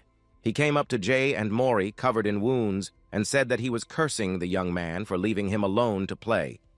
Jaiha was very scared, and Mori was watching the performance and asked Jaiha and Nain to stop it. Mori sternly ordered Nina to stop, and suddenly they heard from the side that Dumbo had crushed someone when he landed. Nain looked around and advised him to remove his crushed friend as soon as possible. The team of robbers tried to pull their friend out while Dumbo stood still. One of the robbers said that he thought something like this would happen as soon as the Dark Guild members showed up. They were shouting that there would be a war between them now. Nain stood and looked at Mori, who was very angry because of the Dark Master's trick. But Nain pretended that nothing had happened and changed the subject to Mori's appearance, which looked like an elf. Jaiha watched as Mori was furious at what the Dark Master had done. Mori made an urgent announcement to all members of the Dark Guild and ordered everyone to gather in the tower. He said that anyone who had a complaint could beat up the Guild Master and ended his message. This message was received by all participants. Everyone who had any complaints began to gather in the Dark Tower Hall.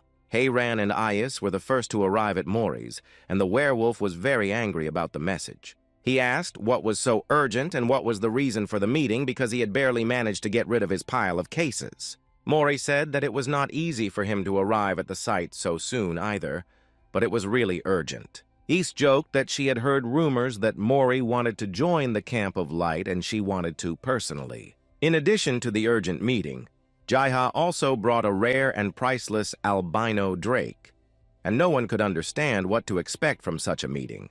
But Mori said that he would announce the purpose of the meeting when everyone was gathered, and they were in full force. Jaiha watched as more and more guild members gathered in one place. Jaiha heard someone coming up behind him and calling him. The boy saw Nain holding his head with his hand and asking the young man to help him sew it back on because it was falling.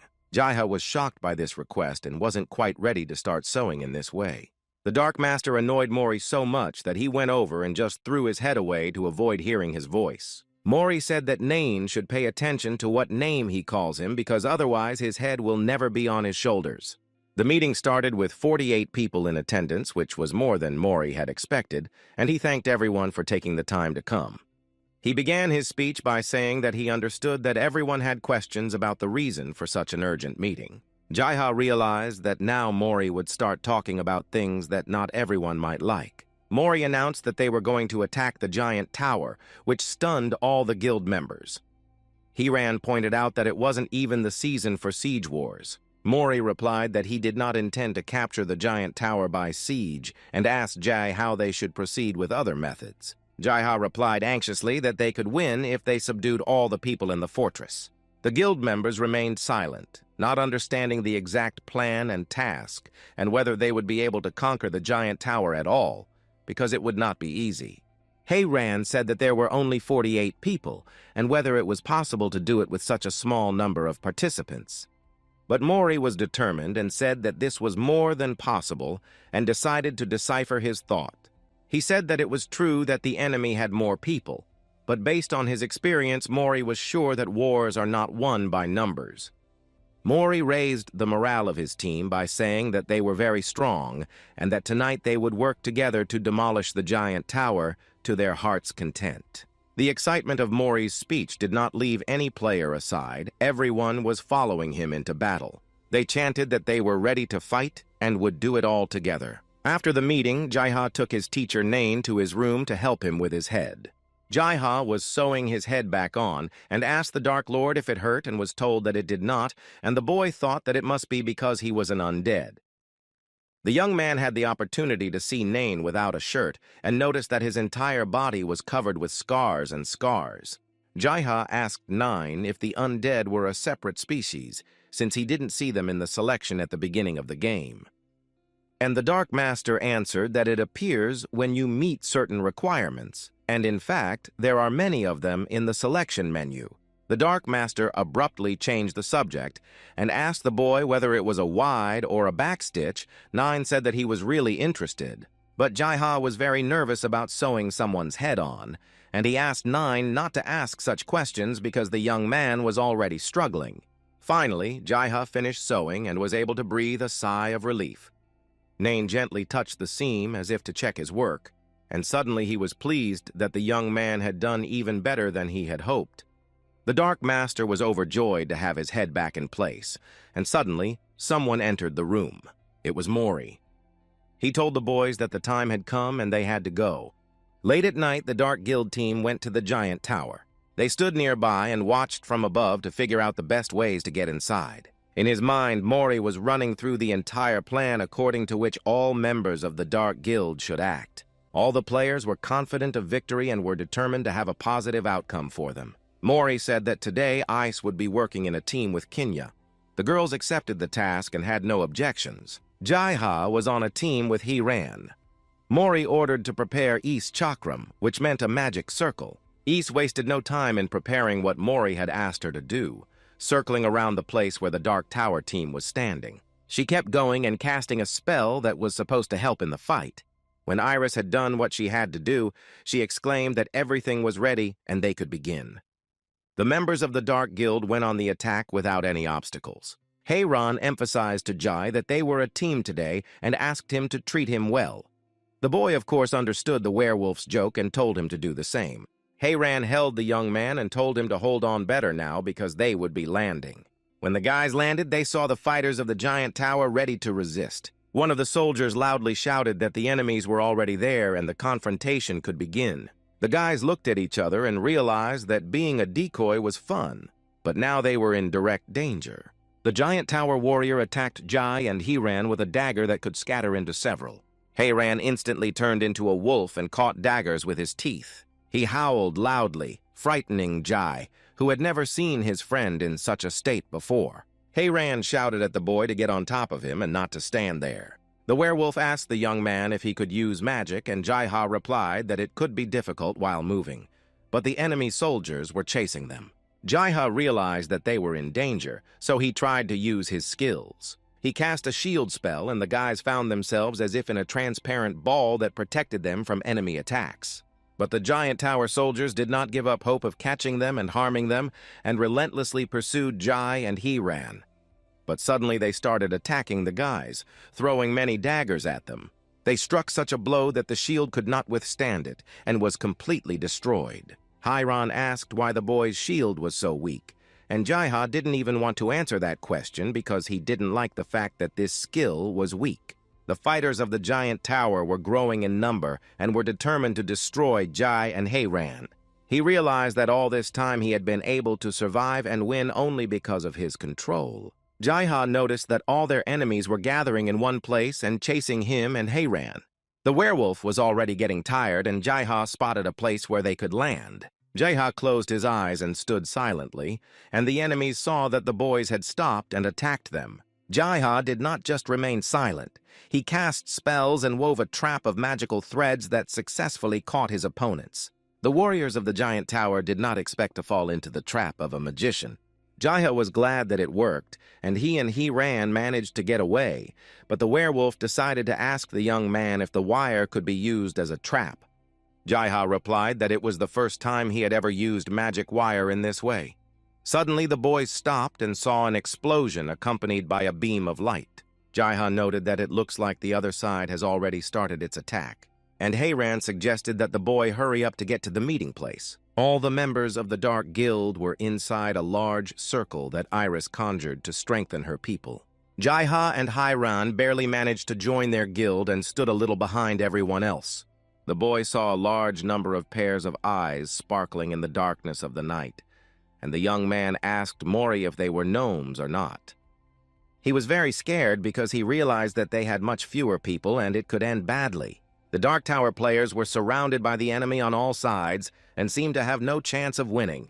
They were approached by enemy soldiers led by a commander who felt superior in the number of fighters. He loudly told everyone to look at the players of the Dark Tower who had traveled a long way to come and take their lives in this place. But Nain only laughed at the dwarf army, talking about their small stature and strength, which could not stop the Lord of Chaos.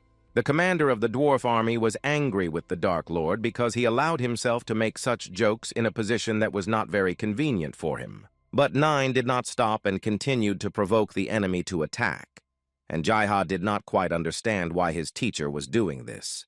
The enemy commander realized that Nain would not stop mocking them and decided not to waste time. The command to attack was given, and the soldiers rushed at the enemy together. An army of dwarves ran to attack the members of the Dark Guild, unsuspecting and expecting obstacles. But the Dark Lord was waiting for such actions of the enemy, and began to conjure as usual and caused a wave of death to take the lives of the dwarves. Mori was already preparing for the confrontation, and he felt that his guild should win this battle. The dwarf attacked him with a weapon, and Mori easily dodged the attack. He stopped for a second to find the right angle of attack and made one swing, and the dwarf no longer threatened him. Heiran, when he saw that Mori had defeated the enemy with one blow, was simply delighted with his weapon, and Mori exclaimed that it was his elven katana. Jaiha heard what his friends were talking about and paid attention. The boy asked Mori, surprised, if this meant that he used to work as a craftsman, and Mori said that he would tell him about it later because they were busy now. The soldiers of the giant tower attacked the members of the Dark Guild again and again, trying to reserve the right to control this place. The enemy looked at Nain's work and was shocked by his methods. All the inanimate enemies started to get up and turned into something similar to zombies. These zombies could be used to form a new army that was almost as strong as the giant tower in terms of the number of fighters. The enemy soldier did not expect to see this with his own eyes, and at some point was simply confused. The living dead went where the Dark Master told them to go and did whatever they were ordered to do without objection. Nain stood as a true master of the situation and did not doubt his victory for a second. He even managed to joke around with his opponent, which showed that the Dark Master hadn't even begun to get tense yet.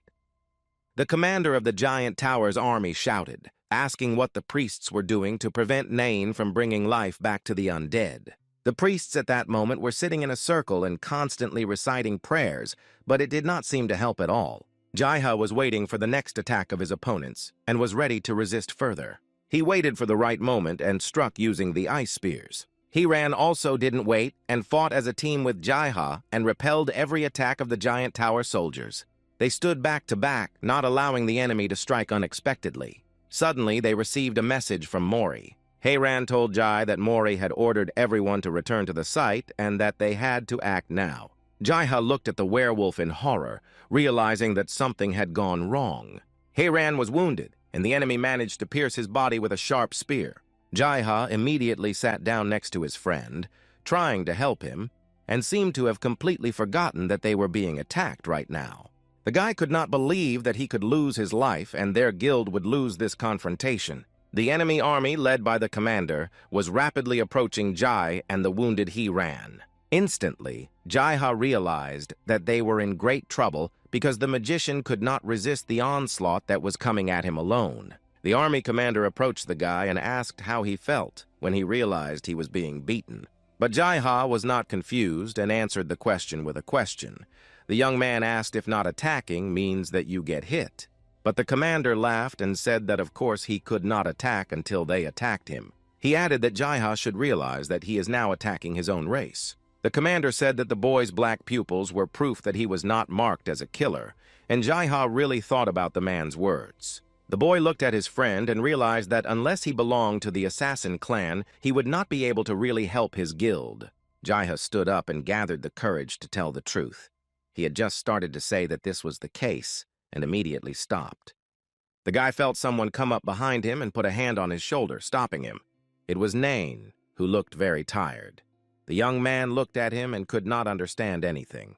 I had the feeling that the Dark Master was running to get to his student as quickly as possible. He was trying to tell Jay something very important, and the boy tried to listen to him without interrupting. Nain calmly said that in their guild at least he should remain a pure white mage. But the boy didn't understand why the Dark Master didn't want Jaiha to become a member of the team on equal terms. When the giant guild soldiers spotted Nain next to Jai, they began to shout frantically that they were all in danger. Everyone immediately began to retreat, but it was too late, and Nain began his attack, which left no chance of survival. Jaiha stood in the same place and just looked at the pile of bodies left after the Dark Lord's attack. Although Nain was very tired, he was still satisfied with his work that saved their guild from death. Heiran looked at the Lord of Chaos and said that he had spent too much energy. And Jaiha, hearing his friend's voice, immediately asked if he was okay. Hayran replied that for a while he really thought he was finished. Nain stood aside and tried to recuperate. After the Dark Lord's attack, not all the enemies were defeated, and one of the warriors hid in the bushes near the boys. He suddenly jumped out of the bushes and attacked Jai and Hayran. He dreamed of only one thing: revenge on the magician who had attacked them. The warrior swung at the boy with a dagger that stuck in the young man's staff. But Jaiha was not going to say goodbye to his life and repelled the attack using an ice cutter, and the enemy was thrown back by a magical wave. Hayran turned into a wolf and called to Jay to get on his horse because they had to leave immediately. All guild members received a message from Mori that they had to reach the next point within 30 seconds.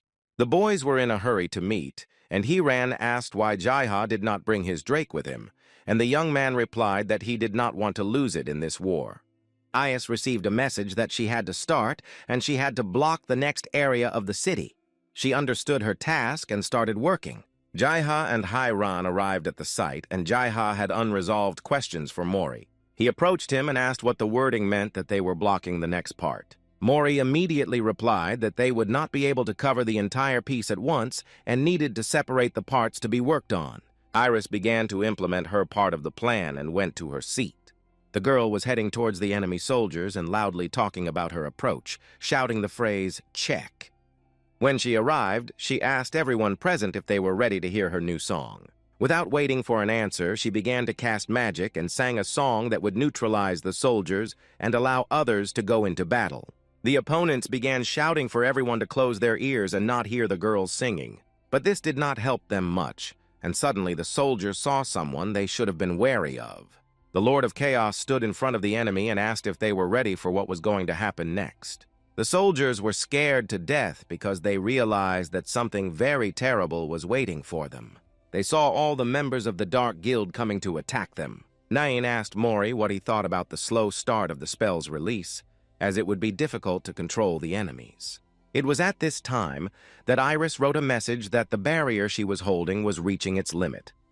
Mori replied to East to stay away from the dwarves' houses, and he immediately gave Nain the go-ahead. Suddenly, the guild members shouted at Mori to pay attention to what was ahead. The elder dwarf stood there and held the dwarf commander, who clearly did not like what the old man was doing. The owner of the armory said that the commander, trying to stay alive, found himself alone in the guild's workshop. The dwarven commander shouted to the dwarf whether what he was doing meant that he didn't mind the tower taking over from the Dark Tower, and added that the goddess might be angry. The owner of the armory looked at the dwarf and said that he was right, that after the goddess saw what had happened, she would definitely be angry. But the man could no longer stand the horror that the dwarves were creating in their city, and the dwarf could no longer sacrifice his people. He added that it would be better to surrender to the Dark Guild than to continue with what was happening.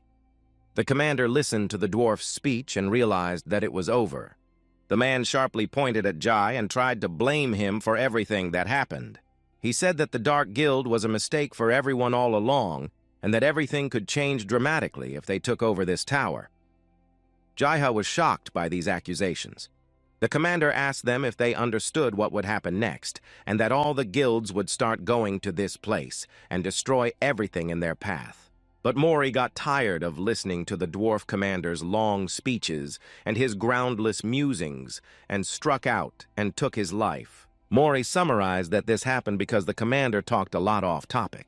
Now, finally, the Dark Guild had officially won this war and could breathe a sigh of relief. Jaiha stood there trying to realize all the events that had happened recently. The ranking of the players in the battle was ready, and Nain was in first place, followed by Mori, and Jaiha was very surprised that the Dark Lord was the best in this battle. Mori announced the victory to his guild and told Nain that he would collect all the information related to this event. But Nain said that people would spread the word anyway, and Mori was sure that it should be a member of their guild, not someone else. Hayran was rejoicing and shouting that now all that was left was to clean up the place, and at that moment Ias came up to him and asked what was wrong with his injury. But the werewolf seemed to forget about his wound when the guild won. All the members were ready to work and clean up after the battle. Mori came up to Jay with a very serious expression on his face, which confused him a bit. He told the young man that he had to complete his skills in the craft. He said that he had already arranged for training with Victor, a craftsman, and that the man would help Jai with his studies. Mori said that the boy shouldn't refuse because Victor is the best in his field and handed Jai his broken sword. He asked the young man to make a new one for him and promised to pay him well for the work. Jaiha was pleasantly surprised that Mori was so concerned about him and trusted him enough to ask him to make a weapon for him. Mori added that even if the guy sells all his trophies from the hunting guild, the money will be enough only for his studies, but not to start his own business. And if the boy loses his chance to study now, he will not be able to get what he wants later. Jaiha did not know what to say to his friend, so Mori simply asked the young man to make him a beautiful sword. Jaiha thought that Mori was really very smart and thought many steps ahead, so he had no choice but to start studying. The young man got to the nobleman Mori had arranged for, the old owner of the armory with whom Jaiha was already familiar. Victor was glad that the boy managed to get to him so quickly to start his journey as a craftsman. Jaiha awkwardly greeted Victor and was immediately instructed to follow him. The two of them went inside the workshop with the men who worked there. Victor told his colleagues that from now on, Jaiha would be joining them and studying weapons making and magical engineering, so he would be useful later. But one of the men looked at the young man and said that he was not sure he would be able to do it because he could not even lift a hammer. But the other masters greeted Jaiha and said that the mage would be really useful in magical engineering. Victor turned to Jay and asked him what level of skill he planned to achieve. The boy was not in a hurry to answer and immediately said that he wanted to learn to be a master. This statement confused everyone a bit because they realized that it would not be possible to quickly learn to such a level given the young man's physical abilities. After that, the men laughed out loud at Jai's positive attitude.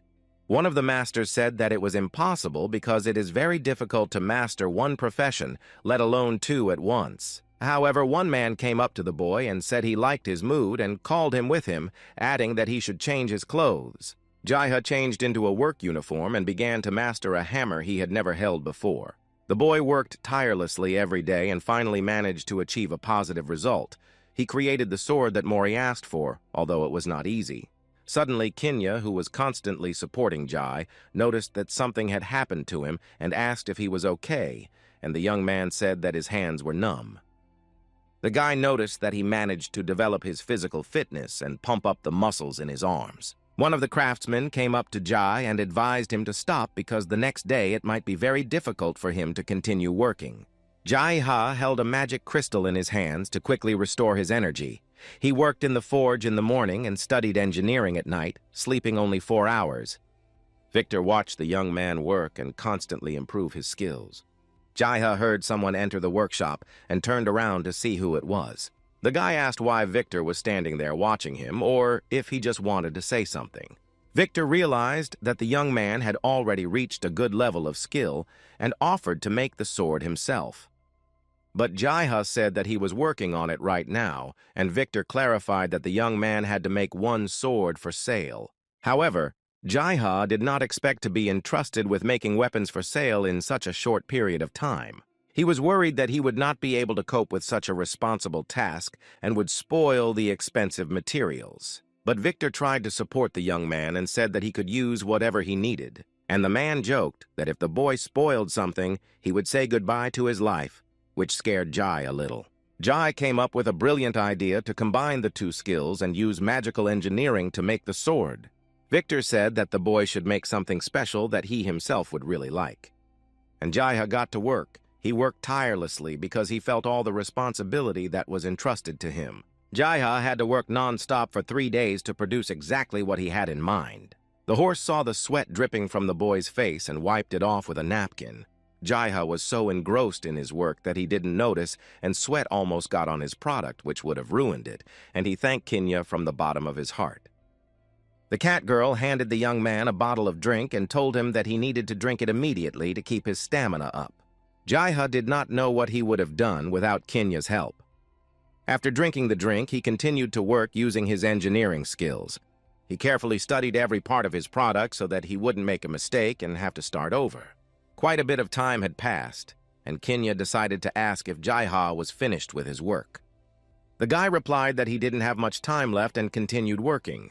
And finally, everything was ready, and Jai-Ha was holding in his hands a simply unsurpassed product that he had created with his own hands. Now Jai-Ha had to pray to the god of blacksmithing to thank him for giving him the strength to complete his weapon. Suddenly, the sword fell to the floor, and something incredible began to happen. Magic circles appeared around the guy who read the prayer, symbolizing a job well done. The sword was filled with the magical power that Jai-Ha wanted to add to his weapon. The guy held the sword in his hands and could not believe that he had created it, that he had succeeded even better than he had hoped. The young man swung his sword to check if it was working properly and damaged the table in one motion. At that time, Victor approached Jai and said that the boy had created a rather cruel sword because it had the energy of killing. Jai-Ha did not expect to see his mentor at that moment, so he was surprised and embarrassed. Because the young man has a rather gentle nature, he managed to make a weapon completely opposite to his character, and Jai-Ha could not believe it. Victor said that it would not be easy to master such a sword, and suggested praying to the Torah that the sword would find a worthy owner. The mentor told Jai that it was time to take part in the auction, as he had no talent in bartering, and the young man was lucky to participate in a special auction. Victor said that the young man was so unconfident that he could not even sell candy to children, let alone weapons. He advised Jai to keep quiet during the auction so as not to scare away those who wanted to buy his weapons. Jai was not pleased to hear about this because he knew very well that he did not have a good public speaking talent. Victor explained to the young man that when the auction starts, the host will ask him to tell about his weapon and ask if he is satisfied with the starting price. He advised him to answer briefly or just keep silent, and Jai-Ha asked if this style of communication would not look unfriendly. And Victor said that there are two types of characters, those who talk a lot and those who don't talk, and in Jai's case, silence can enhance his character. Jai-Ha was pleased that he would not have to talk much, and this would only be a plus for him, because his social phobia has not yet been cancelled.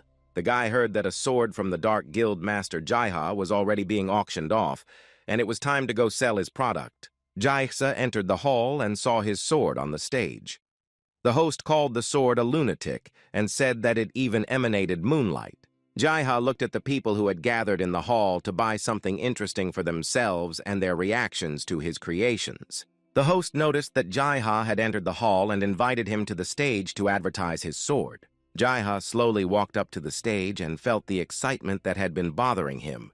Suddenly, he looked around the room and noticed that Mori was sitting in the front row. Mori did not wait for Jai-Ha to start talking and immediately asked the host what the price of this sword was. The host was pleased to find a buyer so quickly and said that the starting price for this item was 2,000 gold pieces. Mori decided to get the weapon as quickly as possible and raised the bid tenfold and said he would buy it for 20,000. Jai-Ha was shocked that Mori offered such a large sum of money for his first work. But other buyers began to resent the fact that the members of the Dark Guild wanted to take over the auction, so they offered such a large sum of money for the work of a novice master. This was said by Alter, who came to the auction with Baek Yom, who belonged to the Assassin's Guild and intended to take an active part in the event. They went into the auditorium and sat down next to Mori to show that they were important participants in the auction. But Mori said that he did not aim to capture the auction niche, and many of the executives knew that he would be present, and no one forbade others to come. Alter was determined to get the sword that Jai-Ha had made, and so he suggested that they continue. The man said that he had been interested in this sword for a long time because he had heard rumors about it for a long time. Alter turned to Jai and asked if he was the magician whose life his friend Baek Yom had taken.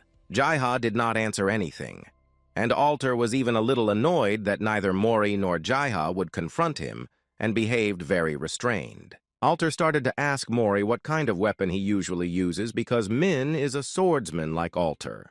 Jai-Ha began to realize that Alter was trying to bring Mori to a conflict by all means, and that it might not end well. The relationship between Mori and Alter was very unfriendly, and they were holding on with all their might to avoid attacking each other. The auctioneer decided to intervene in the men's dispute and continue the sale of the sword, which could be used for 4 types of magic. Alter raised the bid by another 1,000, and now the sword was worth 21,000, and said that he would not allow Mori to buy the weapon.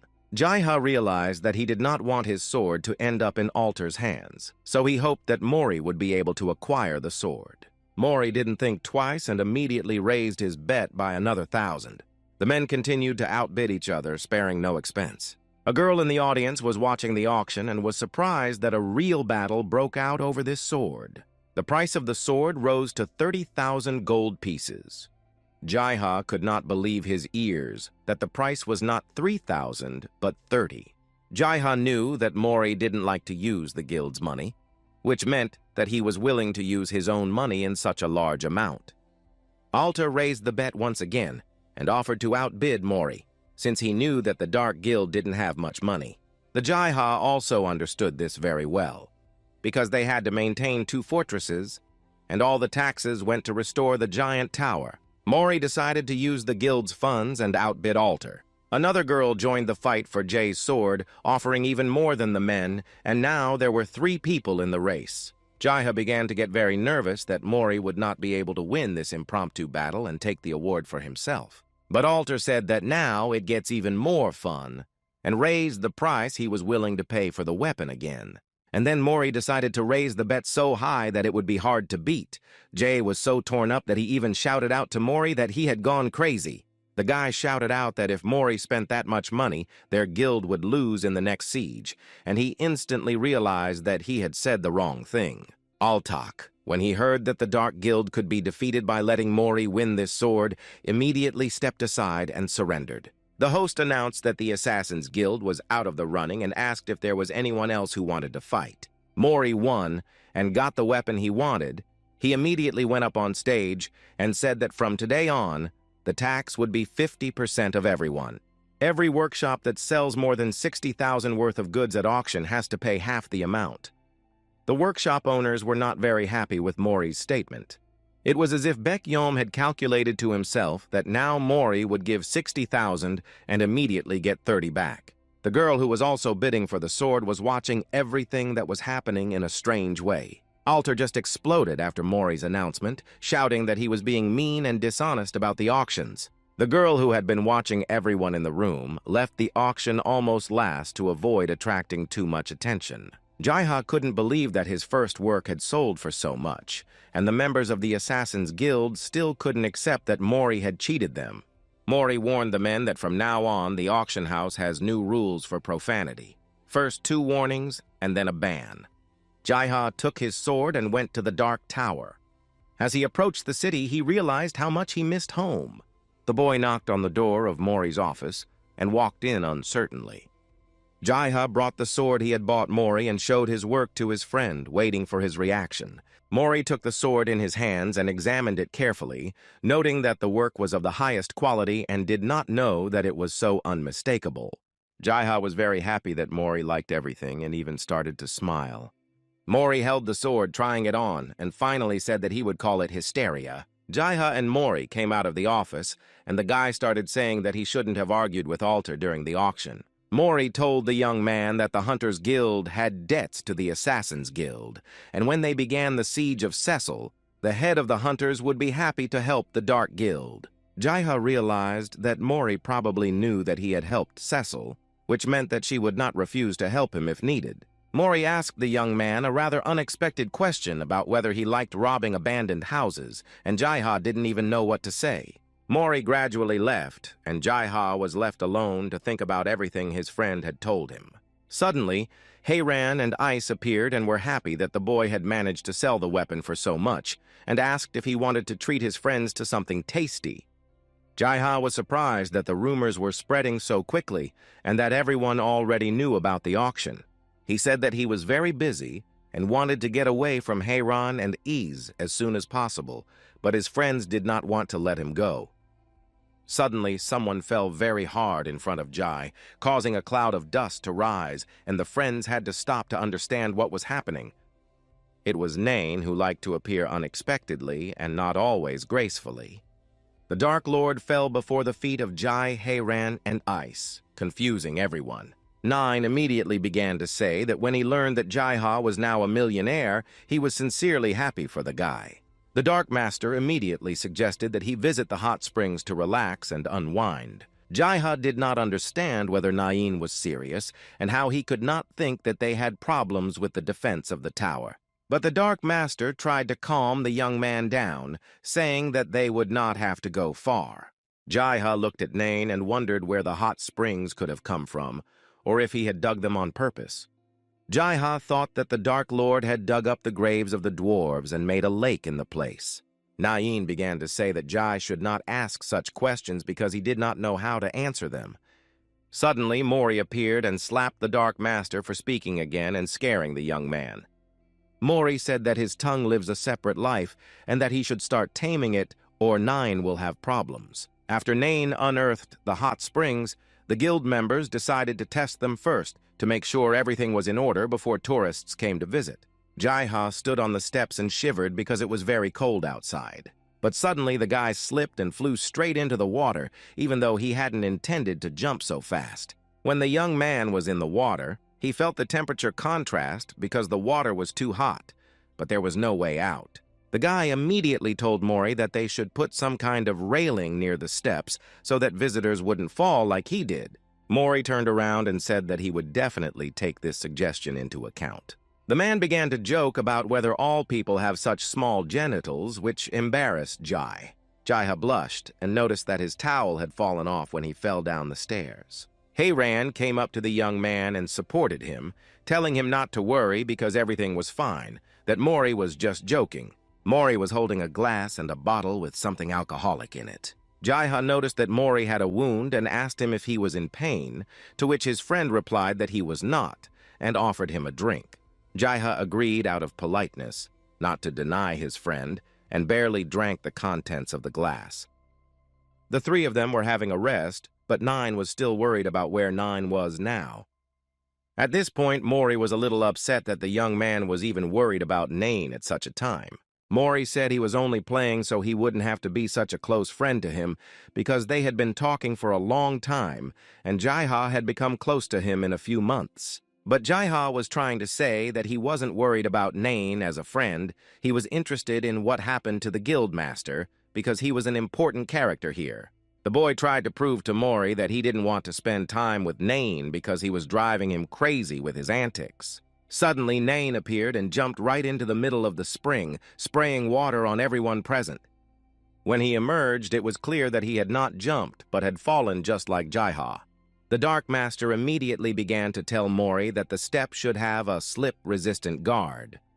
Mori asked if Jaiha and Nain really do everything together as a comedy couple, and Heiran said that like the teacher, like the student. Nain gathered his hair into a pile and pinned it with a barrette so that it would not interfere with his swimming. When he finished his hairstyle with a smile on his face like a girl, he asked me how he looked showing off his hair. Jaiha immediately said that Nain looked great on him, and the Dark Master said that Ys had taught him, and Heiran was just tearing up, screaming that they probably needed to go to the women's bathroom.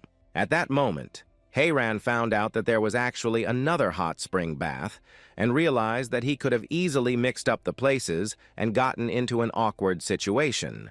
Nain looked out for a second, surveying everyone with a smile as if he had thought of a joke. Unexpectedly, he called his student and pointed to a bar of soap. He asked the guy to hand him soap so he could take a bath properly, and Jai was a little scared because he didn't have a towel on. Mori silently got up and went to get the soap that Nain had asked for, so as not to embarrass Jai. Mori gave the soap to Nain and asked him why he asked for soap and for Jai.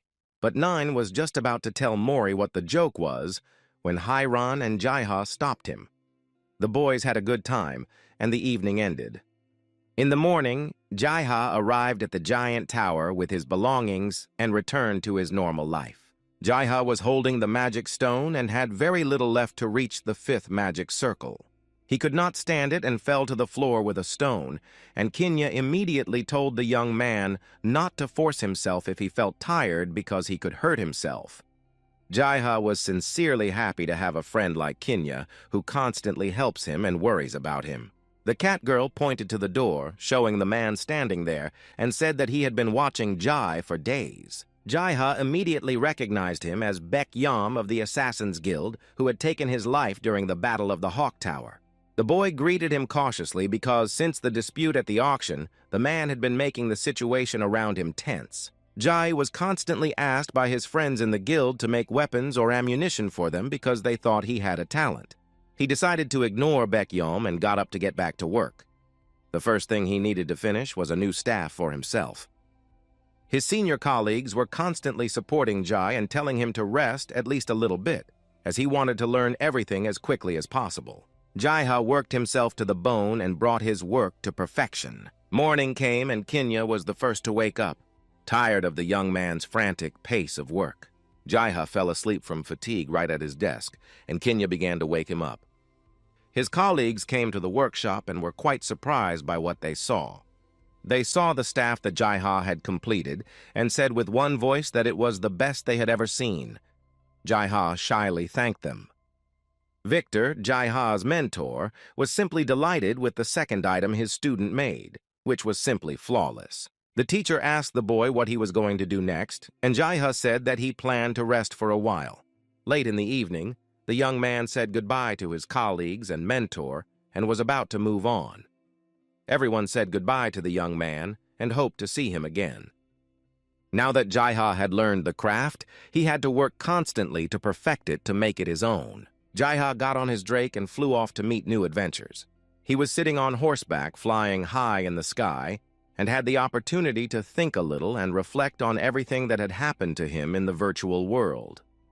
Jai-ha started with the fact that he could not overcome his anxiety during exams because of his social phobia. Then he talked to a friend who suggested he meet an expert in virtual games, and his journey began. He met a lot of cool people who constantly supported him when it was hard. He met Kinyu, who became his right hand, and without her help, he would not have been able to cope with learning the craft. He even fought with his mentor when he felt that he was acting unfairly. Most importantly, he was lucky enough to see another world and learn a lot of new things. Jai even had to fight with himself to keep his humanity and do the right thing. The guy rejoiced like a little child. He had never felt so happy in his life as he did now. He leaned over to his drake and asked if his favorite silver rock could go even higher. They flew higher and higher, and Jai-ha felt as free as he had ever been in real life. After a few moments, the boy realized that they had climbed so high that the moon was very close. Jai-ha mentioned that magical abilities become more concentrated when you get closer to the source of the moon's energy. Magical circles began to appear around the boy, and a notification came that the circle had increased to the 5th one, which the young man wanted so much. Now the scenario of the second chapter was open to the boy, and the first chapter was over. After all, no game can last forever. Jai-ha agreed to complete the first chapter and was informed that he could now change, and the young man was not upset and was open to new adventures. Kim Ji-ha found himself in the real world, and his phone suddenly rang. Jai-ha picked up the phone and heard a familiar voice. It was Mori, asking him to come as soon as possible. He said that it was urgent, and he would send the young man the address, or better yet, come to pick him up, and Jai-ha told Mori to calm down and send him the address. The boy came to Mori's house, where Nain and Nain lived, and the boy did not understand how he could help his friends. Jai-ha went to the house where he was met by Nain and Mori, and the young man asked what was urgent and what he needed help with. Mori's real-life name was Hanuel, the son of wealthy parents, and he was at an age where he was supposed to meet with women who were interested in becoming engaged to him. Nain, or Moon Siu, was his complete opposite and did not worry about anything in this life at all. Moon Siu asked Jai to disguise himself as a girl and added that he would succeed, but Jai-ha flatly refused to do so. And Moon Siu continued to insist that nothing bad would happen and that he would definitely help him in this matter.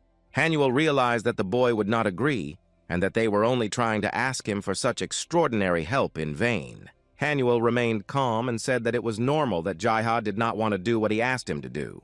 But the young man pulled himself together and could not refuse Mori, and agreed Nain at that moment was glad that Jai-ha had not left them and told them to follow him. The boys were going up to the second floor, and Jai-ha embarrassedly told Moon Siu that he was entrusting himself to him. They entered a room with women's dresses hanging in it, and Jai-ha couldn't help but ask why there were so many women's things. But Nain joked that it's better to have everything at hand than to search the whole city in case you need it urgently. All this time, Jai-ha thought he was being deceived and still did not understand why two men would need women's things. The door closed, and Mori said that now Jay would not be able to escape from this house. Mori confirmed Nain's words that they have all these women's things just in case. The men gave Jai the things they had chosen and told him to put them on, and then it was time for the cosmetics. Nain applied Jaiho's makeup as if it was not the first time he had done so, and his movements were quite confident. Moon Siwoo asked the boy not to close his eyes and added that if he did, he would kiss him. At this point, Jaiha clearly began to get nervous. Nain finished the makeup and said that everything was ready and smiled sweetly. Moon Siwoo pulled out his phone and offered to take a photo as a souvenir, but Jaiha didn't want to remember this moment for long. Nain opened the door and told Mori that everything was ready and he had completed the transformation. Mori went into the room where Jaiha was to see what they had done. There was a beautiful, fragile girl standing in front of the man, and no one would have ever even guessed that she was a boy. Mori didn't even know what to say because he was so pleased with what he had done. Nain supported Ji because the young man was very shy and insecure. Someone rang the front doorbell and Mori asked the boys to hide for a while and went to open the door. Mori's parents came to visit him. As soon as he came in, his father asked how his meetings with potential candidates for engagement were going. Mori said that he was not interested in these meetings, and his father said that he had to interfere in his personal life.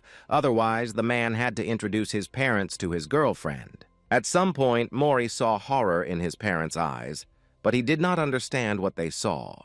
Behind Mori stood Nain, trying to parody their son's girlfriend, and greeted the man's parents.